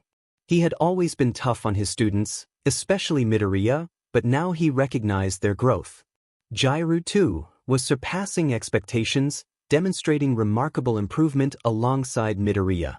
Their bonds seemed to fuel their progress, and he resolved to keep an eye on them. Back in the field, Kyouka leaned closer to Izuku, discussing their strategy with urgency. They had 10 minutes left, and if they maintained their pace, they could secure victory. Suddenly, Izuku pointed out Shoji ahead, who was preparing to intercept them. Azui's tongue shot out from Shoji, aiming for Kyuka's headband. Kyouka quickly countered, using her jacks to intercept the tongue just in time. Mei shouted about a minefield ahead, and Kyouka squinted in confusion until she spotted Minetta's hairballs scattered on the ground. Realizing the tactic, Kyouka urged Izuku to keep moving. They had to jump over the obstacles, just as they had done during the race against Todoroki. With Ochako's assistance, they soared into the air once more. As they landed, Izuku noticed Katsuki was not pursuing him but targeting someone from 1B, a student whose confident demeanor unsettled him. Kyouka sighed in relief, grateful that Katsuki was focused elsewhere. However, Ochako's expression shifted to concern as she spotted Hagakure, Tokoyami, Shoji, and Koda waiting ahead, surrounded by the purple orbs. Kyouka realized Toru was without her top and urged Izuku to close his eyes. Confused, he complied, while Kyouka called out to Mei. Hearing her name, Mei began firing at the opposing team. With Tokoyami leading, Dark Shadow emerged, clearing the glue bundles. Kyouka recognized her jacks had improved but were still not strong enough to match Dark Shadow. She instructed Ochako and Mei to slow their descent, and they adjusted their positions, preparing for the next move. Kyouka glanced back to see Shoji's team rushing toward them, with Mineta preparing to throw his projectiles. To their right, Todoroki's team was finally catching up. She turned to Izuku, asking for ideas. Izuku, unable to assess the situation with his eyes closed, felt the urgency. Kyouka looked down at Toru and then at Momo, who was approaching with her jacket wide open. While Izuku had seen Momo in her hero costume before, he knew that Toru's appearance was not visible to anyone. Kyouka, however, was unfazed. She instructed her teammates to keep their eyes closed but be ready to attack. When Izuku asked how they could do that, Kyouka realized he had forgotten about his legs. Despite her frustration, she decided to focus on their escape. Kyouka called out to Hatsum and Uraraka, urging them to fly at full speed toward Hagakure. Mei activated her gear, propelling them forward as they launched at blinding speeds toward the opposing team. Tokoyami was caught off guard as Izuku kicked hard into him while Kyouka sent her jacks toward his forehead. With the other team stunned, Kyuka's group made their escape. She shouted back to Hagakure, urging her to cover up just as a sudden light flashed from their right, causing their hairs to stand on end. Kaminari lit up the field, shocking other teams while Shoto froze them in place. Izuku's eyes widened as he saw a wave of electricity rushing toward them. Mei could dodge the hit, and Ochako was behind them, but Kyouka was exposed. Izuku's instincts kicked in, and he jumped in front of Kyouka just as the electricity struck him. He felt the sparks hit his chest, his muscles tensing as the electricity coursed through him. But then he felt nothing. When he opened his eyes, he noticed his body glowing and sparking with yellow electricity, which then turned green and dissipated into him. Kyouka asked what had happened, but Izuku was at a loss for words. Suddenly, Ochako shouted a warning just as a gust of wind rushed past them, ripping Kyuka's headband from her head. She turned to see Shoto's team skidding to a halt far behind them, their mouths moving. Her jacks focused on the sounds. Kyouka caught Shoto's fragmented question, and Ida explained that it was a secret technique he had been waiting to use, though it stalled his engines. Midnight announced that there were 10 seconds remaining. Kyuka's jacks perked up as she realized Ida's engines were stalled. Izuku's eyes widened, and he quickly activated One for All, feeling a shooting pain in his muscles as he prepared to act. As the countdown continued, Mei took her cue, smiling as she pressed the button on her 𝐻𝑠. She flew toward Shoto's team, firing her weapon at their feet. With their speed slowed and Mei's aim true, glue clusters began to hit the right side of each person. Ida was now stuck to the ground, leaving them vulnerable. Shoto looked at his team in panic. Ida was immobilized, and Momo was half covered in glue, struggling to think of a solution. Kaminari was the only one not affected, but he was dazed from his earlier attack. Shoto turned back to see Izuku's team charging toward them. Izuku's determination intensified, lightning flaring around him as he led his friends. They were on a direct path to collide with Shoto's team. Kyouka prepared her jacks, ready to grab the headbands. Just then, Katsuki soared through the air toward them, and Kyouka groaned in disbelief. The pressure mounted as Shoto's instincts kicked in, heat radiating from his free arm. He shot his arm out, flames beginning to billow. Izuku felt the heat and quickly leaped up, kicking Shoto's hand away as flames burst around them. Their momentum carried them over Shoto's team, and Kyouka reached down, grabbing the headband around the dual quirk user's neck. With the countdown nearing its end, Kyouka triumphantly declared she had it just as Katsuki shouted that the headband was his. The time ran out, and all teams came to a halt, except for Katsuki, who fell face-first into a cluster of glue. Mei celebrated from above, having successfully secured the headband. Katsuki growled as he sat up, realizing Izuku's team was breaking formation. Kyouka looked at the headband, her stomach dropping when she read the score. The announcement rang out. Team Jirou had secured first place with over 10 million points. Izuku froze, turning to his teammates, who were equally stunned. They all looked at Ochako, who pointed toward Mei, who had just landed with the winning headband raised high. She addressed the support industry seating area, celebrating their victory. Izuku's jaw dropped, tears forming in his eyes, but Kyouka quickly wiped them away, chuckling to herself about Mei's future in the industry. Midnight announced the standings, with Team Todoroki in second, Team Bakugo in third, and Team Shinso in fourth. Before moving on to the next event, she declared a 1-hour lunch break. Kyouka unclipped her 𝐻𝑠 and handed it back to 𝗧𝗵𝗲, grateful for her support. They wouldn't have achieved victory without her and her team. It was clear that a new nickname was in order for those impressive skills. The pink-haired girl confidently stated that her team was the best, explaining how she had simply swooped in to collect the headbands. With a determined look, she walked away, preparing for the special plans she had for the final event. Izuku approached Kyouka, letting out a sigh of disbelief. It was hard to believe they had pulled off such an impressive feat. Kyouka shared his sentiment, but before she could finish her thought about enjoying a break, Shoto interrupted them. He stood behind them, his usual serious demeanor evident, and requested a private conversation with Izuku. Kyouka felt a pinch of frustration, wishing Izuku would stand his ground. However, Izuku gently stopped her, agreeing to follow Shoto. As they walked away, Kyouka felt restless, knowing Shoto had been a persistent challenge throughout the day.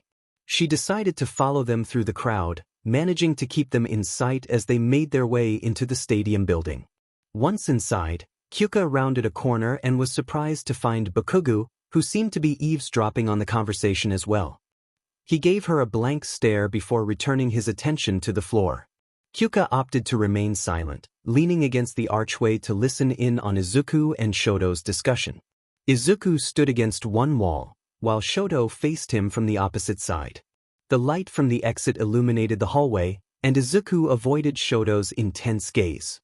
He awkwardly mentioned that when someone asks for a conversation, they typically engage in dialogue. Shoto raised an eyebrow, prompting Izuku to clear his throat and apologize, attributing his nervousness to Kyouka's influence. Kyouka couldn't help but feel a sense of pride at his words. Shoto surprised Izuku with his admission of feeling overwhelmed. He explained that in a moment of instinct, he had used his left side, something he had sworn not to do.